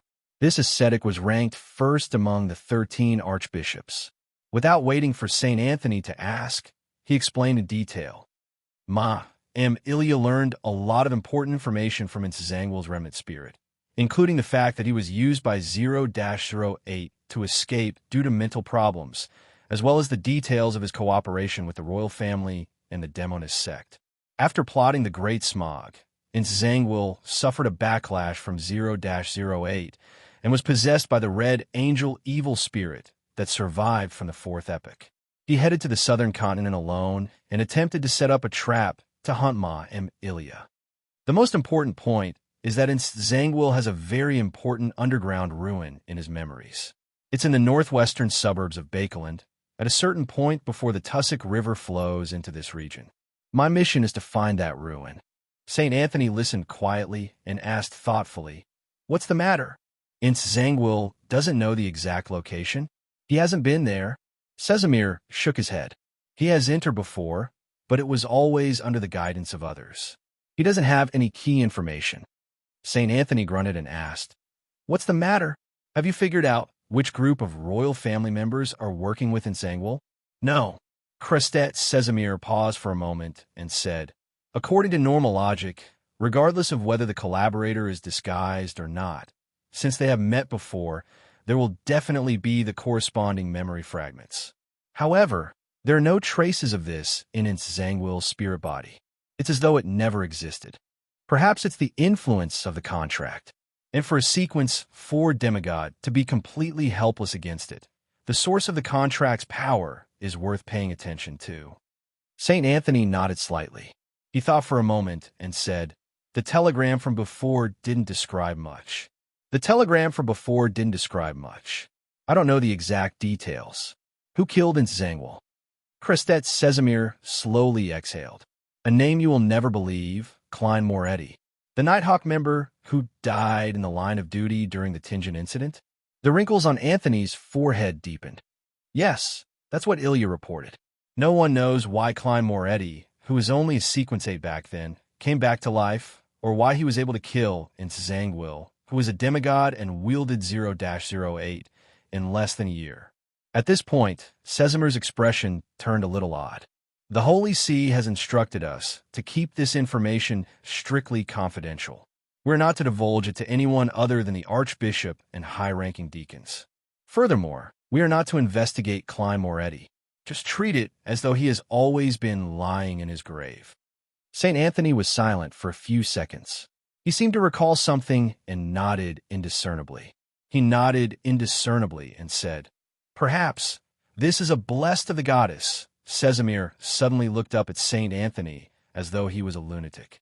His lips quivered a few times, but he ultimately didn't say a word. Anthony didn't continue the topic. He glanced at the door and said solemnly, "Your mission might require a lot of investigations. This requires sufficient manpower." Yes, Sostel's team has already completed their mission in the southern continent. I'll get them to rush back as soon as possible and listen to your arrangements. All right. Christet Sesamir had no objections. Rest for a day before returning to Bakeland? Leonard looked up at his captain, Sostel. Sostel looked at him, who had been silent for quite some time, with pity. He nodded and said yes. After watching the spirit warlock leave his room, Leonard sighed silently and leaned back against the wall. At this moment, a dark red beam of light surged out from his eyes, completely drowning him out. Chapter 976. By the time Leonard reacted, towering stone pillars had already appeared in front of him. They stood above the endless grayish-white fog, propping up a magnificent palace that looked like a giant's residence. His green eyes were in a daze. After being stunned for a second, Leonard realized that he had unknowingly sat at the side of a long, mottled bronze table. Beside him and opposite him were high-backed chairs that exuded a dignified feeling. And at the very end of the long, mottled table, a figure was shrouded in thick gray fog. He leisurely leaned back in his chair, as though he was looking down at everything in the world. The moment this figure entered Leonard's eyes, he felt as though he had boarded a liner and was facing an abyss with no end or bottom. Or perhaps he had walked out of the city and arrived in the suburbs, looking up at the towering mountains that pierced through the clouds. In the blink of an eye, thoughts flashed through Leonard's mind. He had a rough guess of his situation, and as a beyonder of the church, a believer who believed in the true existence of deities, he couldn't resist the feelings in his heart. He subconsciously wanted to leave his seat and worship the existence in front of him. The might of a deity was like a mountain or a sea. Just as Leonard stood up, he was pressed back down by an invisible force. Following that, a low and calm voice echoed in his ears. "There's no need to go through so much trouble. You can address me as Mr. Fool." The Fool. Indeed, Leonard's heart, which was originally filled with fear of the unknown, immediately calmed down. Although he was still worried about what would happen next, he was no longer as perturbed, restless, and thirsty. He got up halfway, pressed his hand to his chest, and bowed. "Honorable Mr. Fool, why did you summon me here?" As a nighthawk with many years of experience, and as a red glove who had participated in many major cases, Leonard knew how dangerous it was to establish a connection with a secret existence.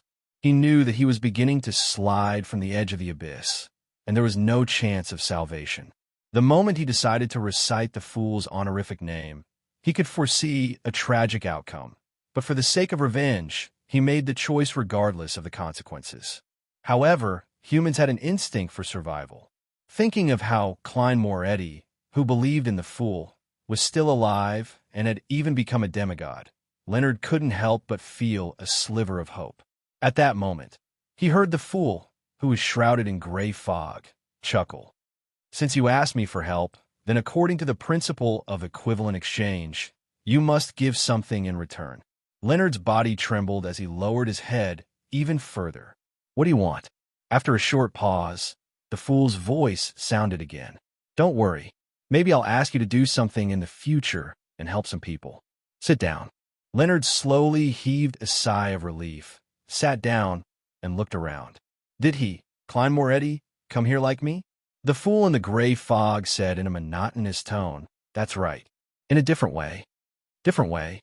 Indeed, Klein didn't enter this place by reciting the honorific name. He became a believer of Mr. Fool through the guidance of the Death Consul, Aztec Eggers. Leonard couldn't help but look around again and discovered that there were a total of 22 high-back chairs around the long modeled table. 22 Beyonder pathways, and its 22 tarot cards. The Fool. Just as Leonard had a guess, he heard Mr. Fool chuckle. Apart from you, there are other living beings that have been pulled here for various reasons. They earnestly requested that I convene regular gatherings to exchange information, buy and sell ingredients, formulas, and help each other. This will help them quickly advance and become high-sequence Beyonders. This is a little different from the secret organization I imagined using tarot cards as code names. It's rather loose. What's Mr. Fool's goal in agreeing to such a request? Ever since he arrived at the ancient palace above the gray fog, Leonard's mind had been highly tense. It made his thoughts a lot sharper than usual as he thought of many questions. After successfully exacting his revenge, he had actually felt depressed and empty for a while, as though he had lost his goal in life. However, he quickly pulled himself together. This was because Daly's death had told him that he wasn't strong enough. If he wanted to reduce the number of casualties among his companions in future missions, he had to raise himself to at least sequence 4 and become a demigod. Therefore, the Fool's words had stirred his heart. He felt that this was an opportunity. At the same time, he also believed that by joining the gathering and gaining a deeper understanding of the internal situation of the secret organization, it would help him avoid the dangers of establishing a connection with the Fool to the greatest extent possible. After some deliberation, Leonard asked, "Is Klein Moretti also a member of the regular gathering? Is Klein Moretti also a member of that regular gathering?" The Fool casually answered, "Is Klein Moretti also a member of the regular gathering?" The Fool casually answered, "Yes." "Yes." Leonard fell silent for a second. "Honorable Mr. Fool, can I join that regular gathering?" The Fool, who was shrouded in the gray fog, said with a smile, "Sure. But when you return, remember to mention this matter to Palaz Zorost. Don't attempt to hide it from him. Old man is really an angel. It's no wonder the Fate Siphon charm is so magical." Although Leonard had some knowledge of it, he couldn't help but be astonished after receiving Mr. Fool's confirmation. He hesitated for a moment. Why must I tell Palaz Zorost? Although he had a good relationship with Palaz Zorost and had established a certain level of trust, he was still rather wary. The reason why he had taken the initiative to make the request was because he hoped that by joining Mr. Fool's secret gathering, he could balance out the potential danger brought about by the ancient parasite. He then heard Mr. Fool laugh. Many a time, deterrence is more useful than combat. Deterrence is more useful than combat. That's right. Forcing a balance might agitate old man regardless. The final battlefield will definitely be within my body. It's extremely disadvantageous to me, and deterrence can make him understand the situation. Even if he has ill intentions, he will think of another solution and another way out. Leonard lowered his head in enlightenment. "Honorable Mr. Fool, I have no more questions." At the end of the long bronze table, the Fool conjured a deck of tarot cards and raised his hand to point. They each chose a tarot card as their code name. You can also draw one. The cards with owners have already been eliminated from this list. As expected, tarot cards are used as code names. Leonard exhaled and couldn't help but ask another question. "Which card did Klein Moretti draw?" "World," the Fool said casually. "That's him, but also not him." "What does that mean?" Leonard didn't dare to ask further. He stretched out his right hand and drew a card from the deck. After flipping it open, he saw a sky filled with stars and the goddess pouring holy water. The star card. This didn't match Leonard's taste, but since he had completed the ritual under Mr. Fool's witness, he had no choice but to accept it. "Go back. There's a gathering every Monday at 3 in the afternoon, Bakelin time." The Fool, who was shrouded in the gray fog, raised his hand and made the hurriedly bowing Leonard disappear from the ancient palace. The Fool Klein chuckled and flipped all the tarot cards to face up. They had the same image, the same sky filled with stars. Every single one of them was a star card. After laughing for a while, Klein cast his gaze back at the crimson star representing Leonard. Back when he attempted to pull the poet above the gray fog, He had made careful observations ahead of time and discovered that there was a blob of light hidden in Leonard Mitchell's body. The blob of light seemed to be formed from countless ringed worms, and it was hidden deep within his soul body. This made Klein confirm that Palazarost was only at the initial stages of parasitizing. He didn't control Leonard's body of heart and mind, astral projection, ether body, and body of flesh and blood. And after advancing to a demigod, he had a deeper grasp of the mysterious space above the gray fog. He could no longer target the soul as a whole when pulling someone. He could effectively divide and choose them. Therefore, Klein decided not to touch Leonard's soul body and only pulled his astral projection above the gray fog. This could prevent him from agitating Palazarost or bringing him into the mysterious space. Of course, this sequence, one angel of the Marauder pathway would definitely be able to sense what was happening. And the ability of Beyonders of the Evernight pathway to enter the dreams of others stemmed from the astral projection. So it didn't affect Leonard's ability to do what he was good at in this mysterious space. I hope he can slowly extricate himself from Palazarost parasitism. Klein suddenly sighed. The reason why he allowed Leonard to enter the tarot was to help this teammate gradually become stronger, allowing him to escape the shadow that Palazarost left behind. If the Marauder pathway angel didn't have any ill intentions, he could get Leonard to help him hide from Amon and help him recover. Otherwise, he could force him to find another parasitizing target. Retracting his gaze, Klein thought for a moment before throwing the Hunter Pathways Sequence 6 Conspirer Potion formula into the dot of light representing Donis. Then, he instructed him in the tone of a German sparrow to leave the southern continent and return to the Golden Dream. Hunting black spiders, compound eyes, lion body brain. Donis recalled what he had seen in a daze as he stood up in delight. He decided to immediately bid farewell to Andersonhood and flee the dangerous southern continent. When he arrived outside the Fog Sea's strongest hunter's room, he knocked gently and saw the wooden door open. Anderson hadn't closed the door. Donis was surprised as he hurriedly cast his gaze over, only to see Anderson holding a dagger and gesturing at his stomach. P.S. I went to celebrate Chinese Valentine's Day yesterday. Ahem, I'll update later. Chapter 977. Donis jumped in fright as he blurted out, "Sorry about that. Sorry to disturb." Before he finished his sentence, he had already extended his hand to grab the handle and drag the door towards him. Bang! The wooden door closed in front of him, producing a sound that echoed through the corridor. At this moment, Donis finally reacted. What was I doing just now? What is Anderson doing? He reflexively took off the black boxing glove, frowned, and thought hard for a moment. Finally, he decided to return to his room, pack his luggage, and prepare to leave. As for what Anderson was up to, although he was curious, he had a nagging feeling that something was amiss. He planned on not getting involved to prevent himself from falling into a trap. Captain said that I have to be respectful towards the unknown, so I have to stay a little further away. Just as Donis was about to turn around, he suddenly heard the sound of a lock being twisted. He saw the wooden door open. Anderson, whose shirt was unbuttoned, walked out with a pitch-black dagger in hand. He looked at Donis with a complicated expression. "Aren't you going to try to stop me?" Donis acutely sensed an opportunity to mock him as he immediately chuckled. "That's your freedom. If you didn't make a will, I'd be rich." Anderson raised his hand to rub his cheeks. "Aren't you curious about what happened to me?" Donis looked at him suspiciously. "I have a nagging feeling that you're up to something." Anderson laughed and said, It's like this. It's like this. I was previously captured and placed in strange blood that was soaked in various materials. After a long period of corrosion, they formed a strange cocoon in my body. This will attract high-sequence beyonders of the Hunter pathway to a certain extent."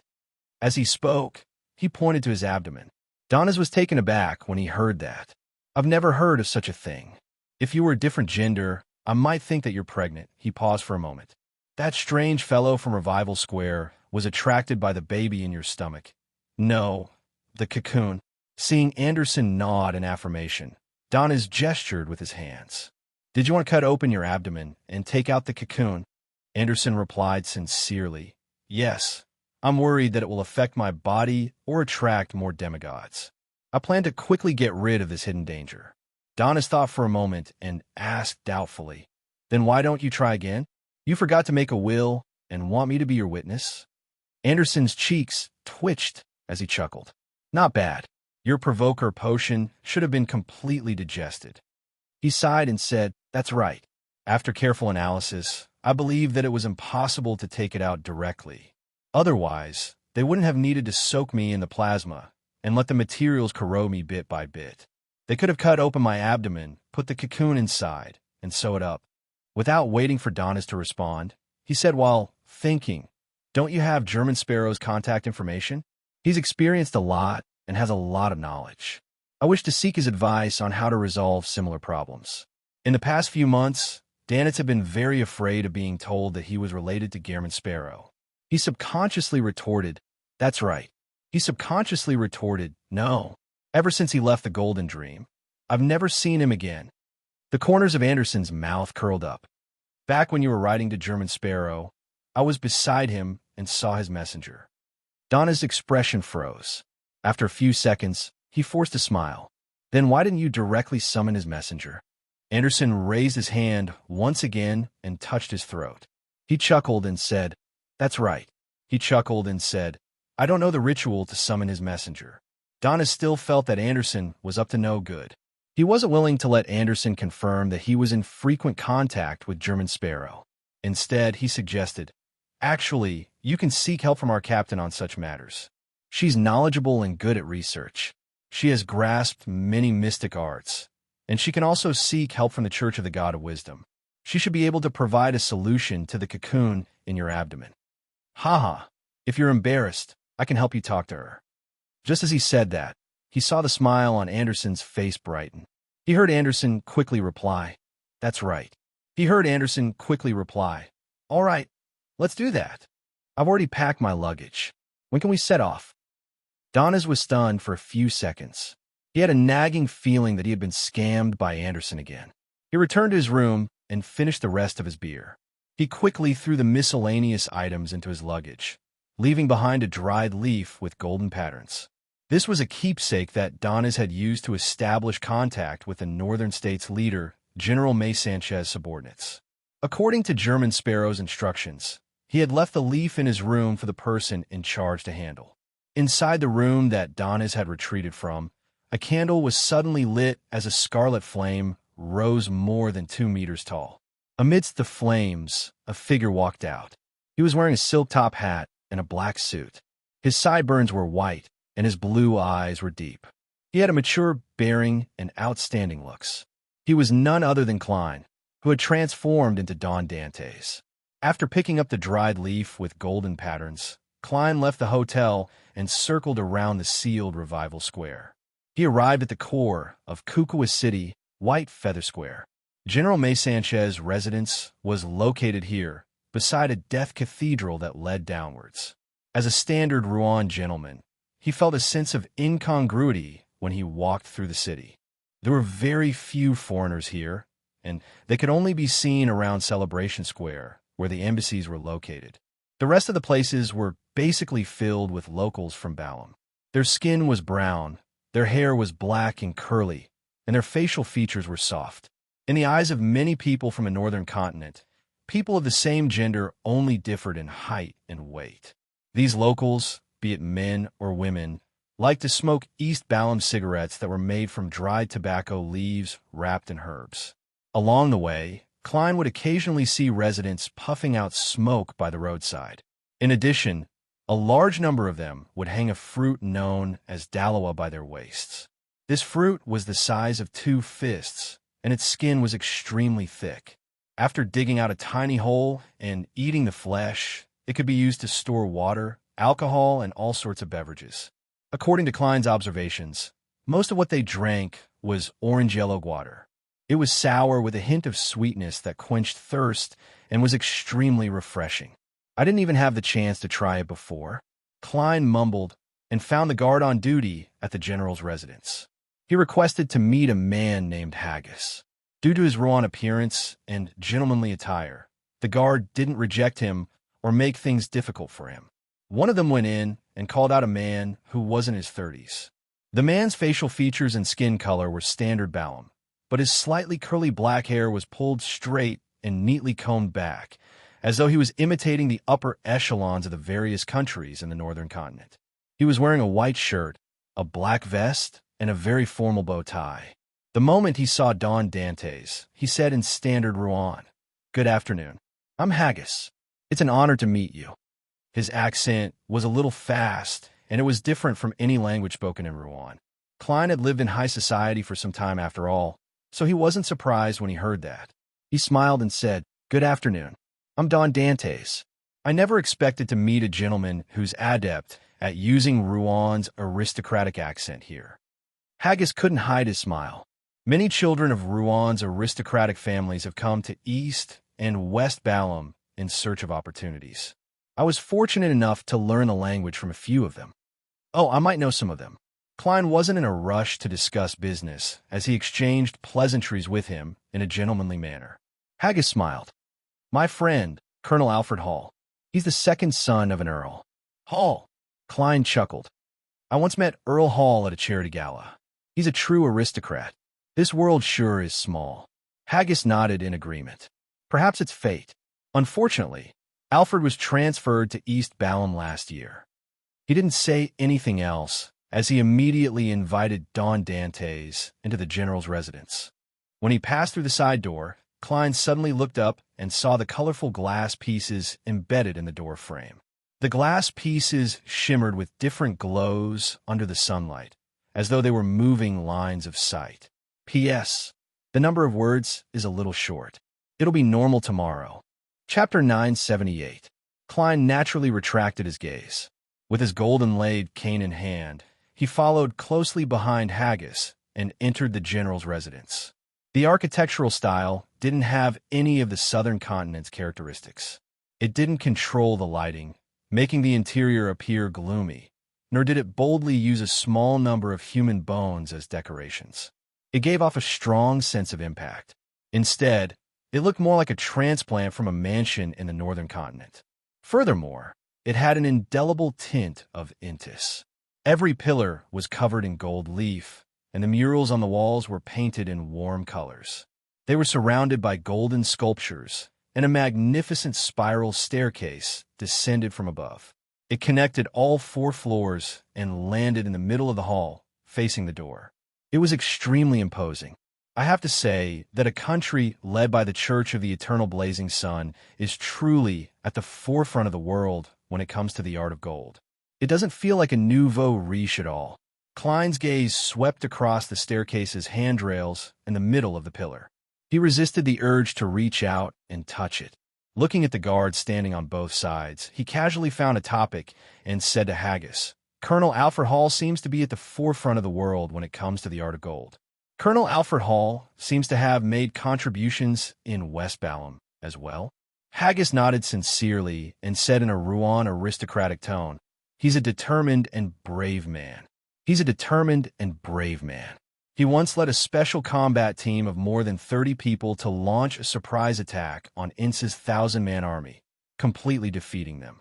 I heard that he had made numerous meritorious contributions in East Balam, becoming a colonel in his 20s. Sound impressive. Miss Justice's brother might have already become a beyonder, and not a low one at that. In a large aristocratic family, there should be a number of members in every generation who take the path of a beyonder. Heh. After this, Mr. Alfred experiences all sorts of hardships and finally achieves his goal, becoming a beyonder of a relatively high sequence, obtaining the rank of brigadier general or major general.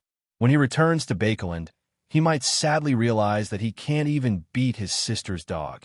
Klein, who had drunk some medicine before heading out, silently lampooned to adjust his mental state. He didn't ask about Alfred and instead said in a puzzled tone, "I discover that there are certain differences between West Balam and East Balam's customs. I noticed that there's a certain difference between West Balam and East Balam's customs. Here, many houses have human bone decorations, but East Balam doesn't. I've been here many times. I've had this question for a long time, but I was too embarrassed to ask it." Haggis stopped and pointed at the grandiose staircase opposite him. "Mr. Dantes, please wait a few minutes. The general will be here soon." After settling the important matters, he chuckled. The custom of using human bones isn't common. Only the territories under the royal family during the Balam Empire retain this custom. To us, the death of a loved one doesn't mean that our interactions with them have ended. Before burial, we will take out a piece of bone from their corpse and place it at home as a decoration to show that the dead are with the living. The specific bone to choose will be decided by the priest who presides over the funeral through the ceremony.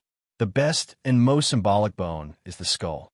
Some families will even make a wine cup out of the skull and only use it when entertaining the most distinguished guests. "Mr. Dantes, if we can reach a deal this time, I'd like to invite you to my house as a guest. I'd like to use my grandfather's skull to fill it with finest wine to show my respect." Klein's expression nearly froze. He felt that he really didn't know how to do as the Romans do in this aspect. He chuckled and was just about to brush off Haggis when he saw a figure slowly walk down the golden staircase.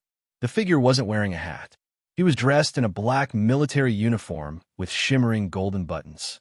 His sash was as red as blood. His skin was light brown, and his facial contours were soft. His facial features didn't give off the impression that they were tightly squeezed in the middle of his face, making his protruding face appear larger than a normal person's. Having obtained information from various sources, Klein instantly recognized him as the actual ruler of West Balam's northern state, the self-proclaimed general, May Sanchez. On the surface, he was swinging between Rouen, Intis, Faisac, Fainapotter, and the resistance, maintaining a balance. However, he had secretly obtained the support of the charismatic Order's royal family. At the same time, Klein suspected that this native general had established a stable relationship with the Church of the God of Knowledge and Wisdom. As for May Sanchez's strength, be it Vice Admiral Iceberg Edwina or Admiral of Stars Catlia, they had labeled him as a Sequence 5. However, they didn't mention which pathway he was from. This was because the powers this native general displayed were mostly related to spirits, but he had a mystical item from the death pathway. "Good afternoon, Your Excellency." Klein took off his hat, pressed his hand to his chest, and bowed. At that moment, he felt an unknown gaze staring at him. They were the light that flashed from the golden angel statue, the sunlight reflected from the stained glass, and the light reflected from the glossy marble. "Hello, Mr. Dantes," May Sanchez replied in Dudanese. Klein, who had grasped Dudanese with the help of his marionette, naturally understood it. However, the longer he spent in the southern continent and East and West Balam, the more he felt that Dudanese and ancient Faisac had similarities. Although the two languages undoubtedly belong to different systems, making it extremely difficult for him to learn Dudanese, certain details were astonishingly similar, as though they had a common source. The only thing Klein could confirm was that the source wasn't Jotun. Pretending not to notice anything, he very naturally began chatting with May Sanchez until he took the initiative to raise the issue of arms deals. "How much do you have in total?" Klein smiled. "It won't be a problem to equip 3,000 to 4,000 people. In addition, there are a few cannons." May Sanchez fell silent for a moment before saying, "Name your price." "Name your price." Klein deliberated for a moment before saying, "Name your price." "If you want me to deliver the goods to the northern state, the price will be 50,000 pounds. If you send a team to retrieve the goods with me and be responsible for the subsequent transportation and safety, it will only be 40,000 pounds. May Sanchez thought for a moment. "The latter. Take the deposit and bring my men with you. When you see the goods and move them onto the carriage, my men will pay the rest." He paused and added, "However, I don't have that many Rouen pounds. I don't have enough foreign reserves." Klein surveyed the area and smiled nonchalantly. "You can pay me directly in gold coins, or even gold bars or bricks." May Sanchez was rather decisive and didn't beat around the bush. He nodded and said, "Deal. I'll get Haggis to bring men and money to you tomorrow." May Sanchez was rather decisive and didn't beat around the bush. He nodded and said, "Deal. Not bad. I like doing business with such people who don't bargain." Klein first heaved a sigh of relief before he began to wonder if his asking price was too low. Not bad. I like doing business with such people who don't bargain. Klein first heaved a sigh of relief before suspecting if his offer was too low. Your Excellency Luca, is this the person you're waiting for? A figure slowly appeared on the upper level of the gorgeous staircase. It was an elder dressed in a white robe with brass threads. His hair was completely white, but it was combed neatly. His grayish-green eyes were so deep that one couldn't see the bottom. He replied in an unhurried manner, I can't be sure. I can't be sure.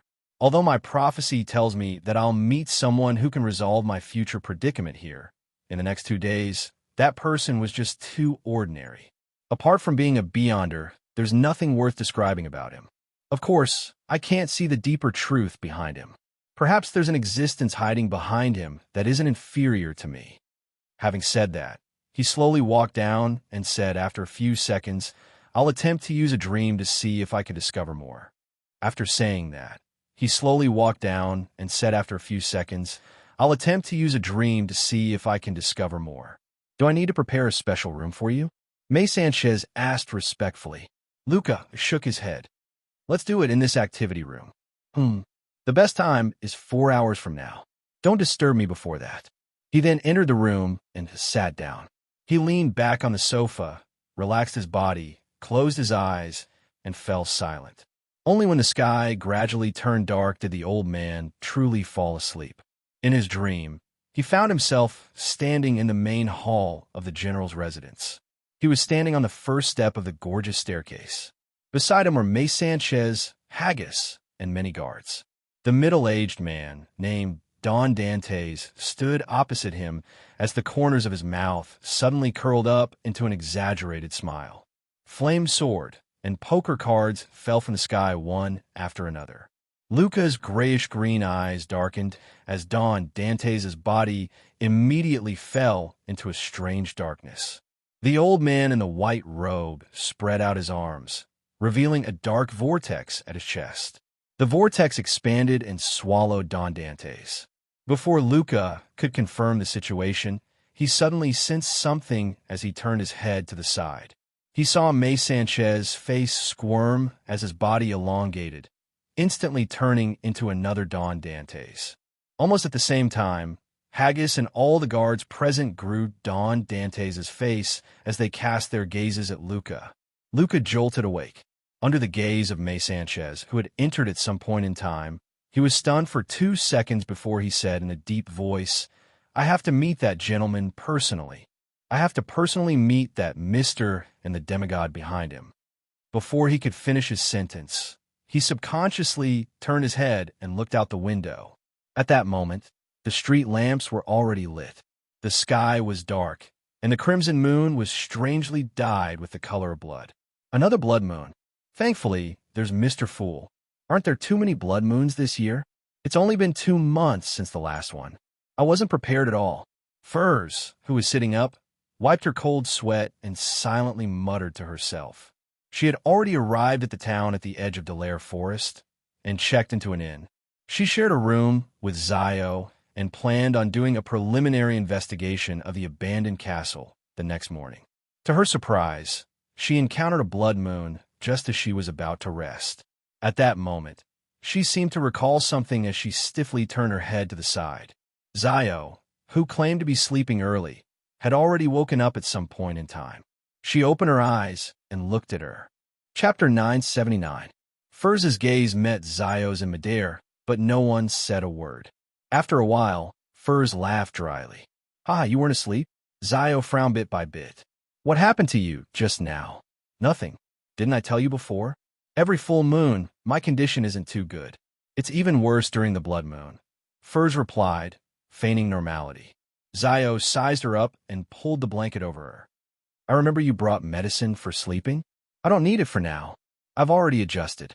Seeing that Zio didn't press further, Furz secretly heaved a sigh of relief. Sleep. Sleep.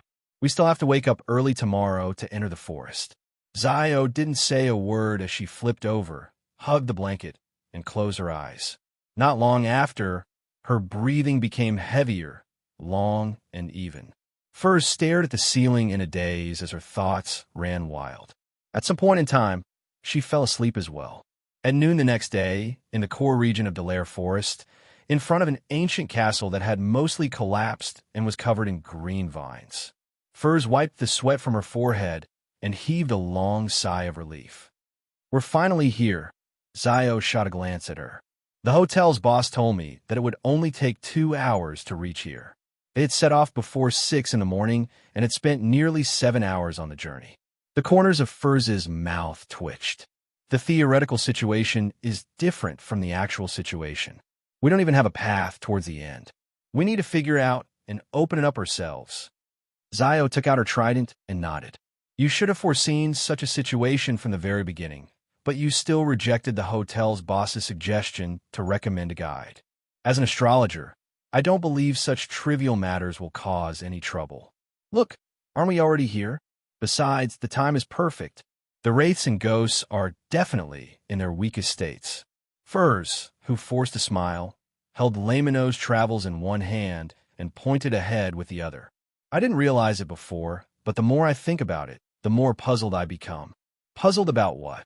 Zio cast her gaze at the abandoned castle that was nearly covered in vines.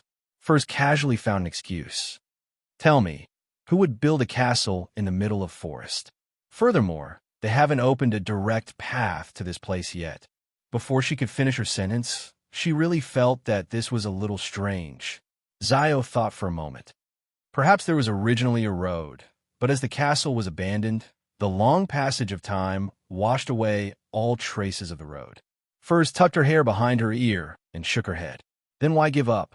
If safety considerations had been taken into account when it was first built, it would have been even more dangerous to be in the middle of the uninhabited forest far away from the cities.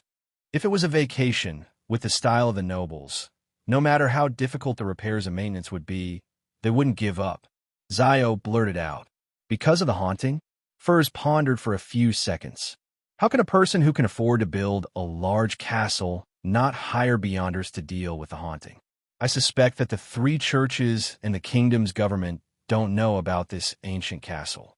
Otherwise, there's no reason for them to let go of the beyonder ingredients inside." At this point, she raised a possibility. An ancient castle of the vampires? Such beyonder creatures like to live in deserted places. Furthermore, they were often associated with buildings like eerie ancient castles. In addition, the information on this ancient castle was provided by the Sanguine. "It's possible," Zio first agreed before raising a different opinion. "Would the Sanguine be afraid of ghosts?" "They definitely have the ability to deal with the ancient wraiths here." "Makes sense. Don't the Sanguine like money and don't mind the search for beyonder ingredients?" Thinking about Mr. Moon's performance, she denied her own guess and deliberated before saying, "That's right." She deliberated and said, "Unless there's some other trouble that's not easy to resolve here, making high-level beyonders choose to circle around it. If that was the case, her actions would be more dangerous than she had expected." Zio tersely acknowledged. "Let's immediately do some preliminary explorations while the sunlight is strong." "All right." With Lamino's travels in hand, Furs approached the half-collapsed ancient castle. The two of them quickly arrived at the entrance that was 2/3 blocked by rocks. They discovered that under the green vines, the stone walls were mottled and heavily weathered. It was as though they had existed for a very, very long time. Zio wasn't in a rush to enter. Instead, she called out to Furs and circled the ancient castle slowly. When she returned to the entrance, she asked in puzzlement, "This castle style is purely defensive. It doesn't seem to consider the problem of living in it. Furthermore, there are many architectural features that I've never heard of. It likely existed before the late 4th epoch, or even earlier. What's there to defend here? Orcs? Trance? They were nearly extinct after the cataclysm. Huh, could this be a 2nd epoch or 3rd epoch building?" Furs replied in passing. She observed the terrain and left the entrance with Zio. She came in front of a relatively intact wall, extended her palm, and pressed it down. Although she lacked combat experience, she was rather proficient in the various matters before a battle. The illusory scene in front of them changed as Furs and Zio entered the abandoned ancient castle. The first thing they saw was a collapsed staircase with layers of superstructure wreckage. Pure sunlight that shone in from above, as well as the ground that only had bricks and rotten wood. There wasn't any beast or bird feces or any green weeds. A howling wind blew past. Even though it was noon, it emitted a bone-chilling coldness. Furs activated her spirit vision and slowly surveyed the area, but she didn't see any spirit body creatures. However, she noticed that on the right side of the rubble, there was a rather intact stone staircase. The staircase was modeled and extended all the way down. It was unknown where it led to. Let's go take a look. Furs glanced at Zio and raised her suggestion. From her point of view, the other parts of the ancient castle could either be seen clearly at a glance, or there were layers of collapsed objects. If they planned on carefully investigating it, it would definitely take a considerable amount of time. Therefore, it was better to figure out the overall layout first to have some confidence. Zio looked around and nodded gently. The cold winds are gathering underground. I suspect that all the wraiths and ghosts are hiding in the place where the staircase leads to. Okay. Furs carefully walked towards the mottled stone staircase. She walked down the staircase that was littered with gravel. The staircase was rather narrow, allowing only one person to pass through at a time. Furthermore, it was the kind that spiraled deeper. It left Furs feeling a little apprehensive. Tap, tap, tap. As their footsteps reverberated, the light in the staircase dimmed. Zio lit up the lantern in her hand as Furs opened Lamino's Travels. Her finger skimmed across one of the pages in a well-practiced manner. A bright and warm light leaped out of thin air, illuminating the mottled staircase ahead. Furs and Zio tensed up as they walked down one level after another. Along the way, cold winds would blow, making them overreact a few times. They nearly attacked an enemy that didn't exist. Tap, tap, tap. In the cramped and quiet environment, Furs finally reached the end of the staircase and stepped onto flat and solid ground. She originally wanted to say that staying in such a place for too long would really drive one crazy, but due to the silent atmosphere, she didn't make a sound. She was afraid that she would break this state and trigger an extremely negative change. With the illumination of the light floating diagonally above her, Furs cast her gaze forward in a bid to see what the end of the staircase looked like. It was a hall that was nearly 10 meters tall. It was paved with black tiles that were dripping with water. There were signs of cracks and damage everywhere. Dozens of meters away, on the other side of the hall where the light couldn't reach, stood a pair of double bronze doors. The doors reached the top, and the stones on the left and right walls had fallen. The statues were damaged, revealing the dark brown soil beneath. The surface of the door was engraved with dense symbols and strange patterns. It exuded a sense of mystery and heaviness, as though it was sealing something or blocking something. Furs finally couldn't help but speak. She suppressed her voice. And said, "Have you seen such a door before?" Beside her, Zio shook her head. "No." Furs immediately hissed. "Tell me, what do you think is behind this door? What does it lead to?" That's the reason why this castle was built back then? To prevent the creature behind the door from coming out? Zio surveyed the area, but she didn't find any murals that could provide any information. All she discovered was that the closer she got to the bronze door, the more water droplets seeped out of the ground. The number of discarded silver-black swords also increased. In the 4th epoch and 5th epoch, murals were a common sight in all castles and buildings. And before the cataclysm, from a few elven ruins, it can be seen that beyonder creatures also liked to praise deities and record their daily lives in the form of murals. Zio combined her experience and knowledge as a bounty hunter and spoke slowly. Furs nodded slightly. Indeed, this ancient castle is more special than I imagined. At that moment, she felt rather uneasy. She even wanted to leave and seek Mr. World's help. Back on the tarot, after hearing Little Sun's terrifying stories about ruins, she couldn't help but overthink and scare herself when she was in a similar environment. I might be able to find more clues if I get closer. Zio boldly took a step forward and approached the heavy door that seemed to seal a particular spot. Furs held Lamino's travels tightly and hurriedly chased after her. As she walked, a trace of red suddenly appeared in her eyes. What seeped out of the cracks on the black tiles was no longer water droplets, but blinding blood. This! Furs suddenly opened the notebook with a bronze cover as she swept her gaze at Zio.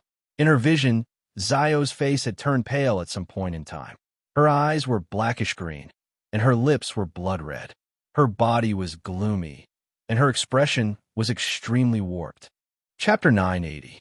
Furz's pupils dilated as though she was trying to absorb more light in order to see Zio's present appearance. At the same time, a beam of light suddenly blasted out in front of her. It was several times more blinding than an old camera model, blanketing her surroundings in whiteness. Right on the heels of that, her fingers slid across one of the pages of Lamino's travels as a black fog rose from the bottom of her feet, enveloping her entire body. The thick black fog rapidly split into palm-sized illusory bats that flew towards different spots in the underground hall. This was the wings of darkness that the moon had recorded in Lamino's travels. Its original use was to increase one's speed and allow them to fly for a short period of time. Furthermore, it could produce a bunch of vampire bats to attack enemies, but Furs didn't use it. She only used it as a prop for her magic tricks. After the illusory bats flew away, the spot where Furs had been standing was already empty. At some point in time, her figure had moved more than 10 meters away. After subconsciously escaping and protecting herself, Furs finally calmed down a little. She hurriedly cast her gaze at Zio, who was acting strangely. However, Zio's blonde hair was only slightly messy. Her face was a little tanned from being out for a long period of time. Her expression had a look of confusion amidst her surprise. It was as though she was surprised that her friend would suddenly have such an extreme reaction. She didn't show any signs of being affected by the wraiths or ghosts. What happened? Zio asked in puzzlement and wariness. Furs narrowed her eyes and didn't directly answer. As she flipped through Lamino's travels, she returned with a question. Zio, what's your true height now? Zio seemed enlightened as she replied. 152. That's right? Before she finished her sentence, Furz's finger had already slid across the symbol and magic label on the page in her hand. Silently, a holy beam of light swirling with flames descended from the ceiling of the underground hall. It was bright and resplendent, instantly enveloping Zio as it released ripples of sunlight. The blazing light stabbed into Furz's eyes, making her see the entire hall collapse. The surrounding space shattered like glass. This feeling vanished in a flash, as Furs realized in a daze that she was still standing at her original spot. She hadn't fled. Was that just an illusion? She hurriedly turned her head to the side and saw Zio looking at the damaged area near the heavy door. Furs deliberated for a moment before opening her mouth. Zio, what's your real height now? Zio glanced at her and said unhappily, Don't worry. Don't ask such boring questions. Phew, it's true. Furs heaved a sigh of relief and quickly described the main points of her encounter to Zio. Zio thought for a few seconds and touched Furz's arm with her lantern-wielding left hand. Take a few steps back. Maybe the closer we get to the door, the easier it is to hallucinate. Yes, it's possible. Furs nodded in agreement and quickly took a few steps back. Then, she looked around again and said in a slightly puzzled tone, That's right. Why can't I find any vengeful spirits or ghosts here? They should like this kind of environment. Zio was also surprised as she carefully observed. Finally, her gaze landed on the blob of sunlight floating above Furz's head. Extinguish it and give it a try. She gave her suggestion. Enlightened, Furs immediately dispelled the blob of light's illumination. Darkness surged over soundlessly, once again ruling over the underground hall. Only the dim yellow light of the lantern was able to resist all of this.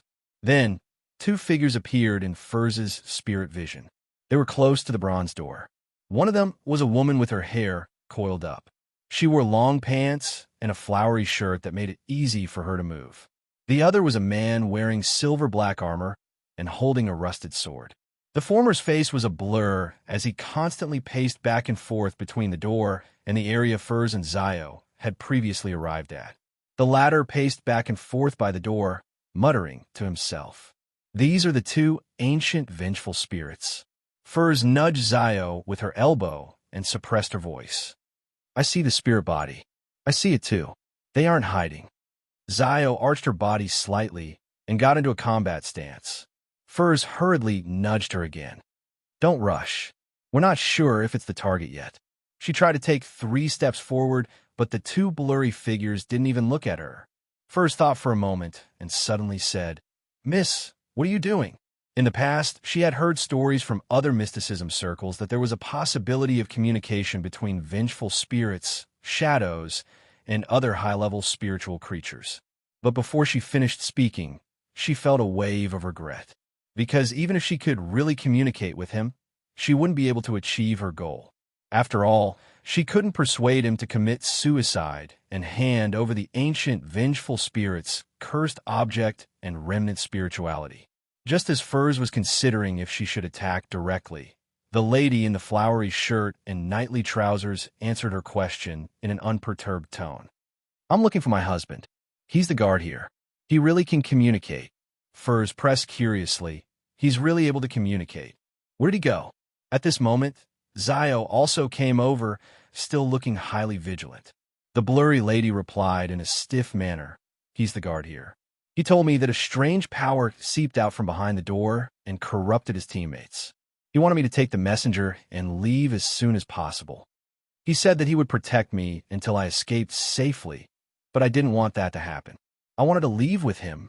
After sending the messenger away, I returned midway and came underground to look for him. I couldn't find him no matter what. With his castle's sense of time that transcends the current epoch, the last guard here can indeed transform into an ancient vengeful spirit. This lady's story has moved me. I really can't bear to attack her. With a thought, Furs carefully walked around the female ancient vengeful spirit and came close to the bronze door. Along the way, she and Zio didn't experience any hallucinations. This seemed to imply that her previous encounter was unconsciously caused by the lady. When she wasn't far from the knight vengeful spirit wearing silver-black armor and wielding a rusty sword, Furs attempted to speak again. Sir, what are you doing? The knight vengeful spirit stopped and buzzed. I'm guarding this pitch-black door. I'm guarding this dark door. I want to make sure my wife can escape to safety. If you meet her, please tell her that her knight will fight for her to the very end. Ah, a pitch-black door. This is clearly a bronze door. Wait, what did he just say? He said that he's guarding the door to ensure that his wife escapes safely? Isn't this the other half of the archetype described by the lady from before? Is this her husband? Furs was taken aback as she shifted her gaze back and forth between the two ancient vengeful spirits. The lady in a flowery shirt and trousers approached the bronze door before turning to return to the center of the hall. This cycle continued without end. The man in silver-black armor wielded a rusty sword as he paced around the door. They would pass by each other from time to time, but they never looked at each other. This scene has been maintained for at least 1,500 years, or even longer. Furs sighed silently as she turned her head to glance at Zio. She realized that her friend's eyes were already covered in a thin layer of mist. When easily moved person, Furs couldn't help but shout at the female vengeful spirit, "Look by the door. Look by the door. Your husband is there all the time." The woman in the flowery shirt and trousers slowed down. She first swept a glance at Furs before casting her gaze to the side of the heavy door. Her dull gaze passed through the knight in the silver-black armor and fell on the back of the knight. Why can't I find him? The vengeful spirit repeated the words and actions from before. Furs felt an inexplicable sense of sorrow. Just as she was about to shout again, she saw the knight in silver-black armor turn his head to look at her and Zio. "Who are you?" Just as he said that, the female vengeful spirit cast her gaze at Zio and Furs once again. Furs immediately felt her thoughts slow down as a gloomy coldness rapidly formed in her body. It rippled out, freezing her flesh and joints. And in her eyes, Zio seemed to be experiencing a similar encounter as the surroundings of the lantern dimmed significantly. At this moment, Zio's eyes suddenly lit up like two bolts of lightning. The male vengeful spirit let out a painful grunt as his figure turned blurry. Zio instantly escaped the frozen feeling as she threw the trident in her hand at the female vengeful spirit. At the tip of the trident, illusory bolts of lightning constantly leaped as they struck the woman in the flowery shirt and trousers. Mental lashing. The female vengeful spirit screamed as her figure turned blurry. Furz's mind instantly cleared as her fingers slid across Lamino's travels, which she had flipped open previously. The surrounding shadows immediately gathered together as though they had a life of their own, transforming into a pitch-black chain that bound the night vengeful spirit to its spot, sealing its mouth. Abyssal shackles. At the same time, Zio charged forward as the female vengeful spirit's figure reflected in her eyes. She held an illusory hot branding iron in her hand as she pressed it at her target. With her holding back the female vengeful spirit, Furz's actions turned even more relaxed. She flipped through the pages of Lamino's travels as her fingers slid across them. Silver bolts of lightning that spread out their branches descended out of thin air, striking the night vengeful spirit one after another, turning the area into a purgatory of lightning. Finally, a bright pillar of light that swirled with holy flames flashed, enveloping the night vengeful spirit and purifying it completely. Seeing that one enemy had been finished, Furz immediately turned around and dealt with the female vengeful spirit with Zio. She wasn't stingy with the powers of Lamino's travels. She ingeniously combined the suitable parts and, with Zio's help, she would restrain and attack at times. It didn't take long for her to finish off her target. Everything turned silent as Furz caught her breath and watched the battlefield in disbelief. It ended just like that. She originally believed that the two ancient vengeful spirits had special powers and were of a higher level. It would be rather difficult for anyone below Sequence 5 to deal with them, but she realized that things had progressed abnormally smoothly. This made her truly realize that Lamino's travels was indeed a divine artifact. It also made her yearn for the next sequence scribe. Zio was rather astonished as she thought for a few seconds. It's no wonder someone told me that beneath a demigod, the number of Beyonders, their teamwork, and ability to use their powers are more important than the rank of a sequence. Just as she finished speaking, she suddenly heard the sound of knocking echoing in her ears. This broke the silence of the underground hall. It came from behind the bronze door.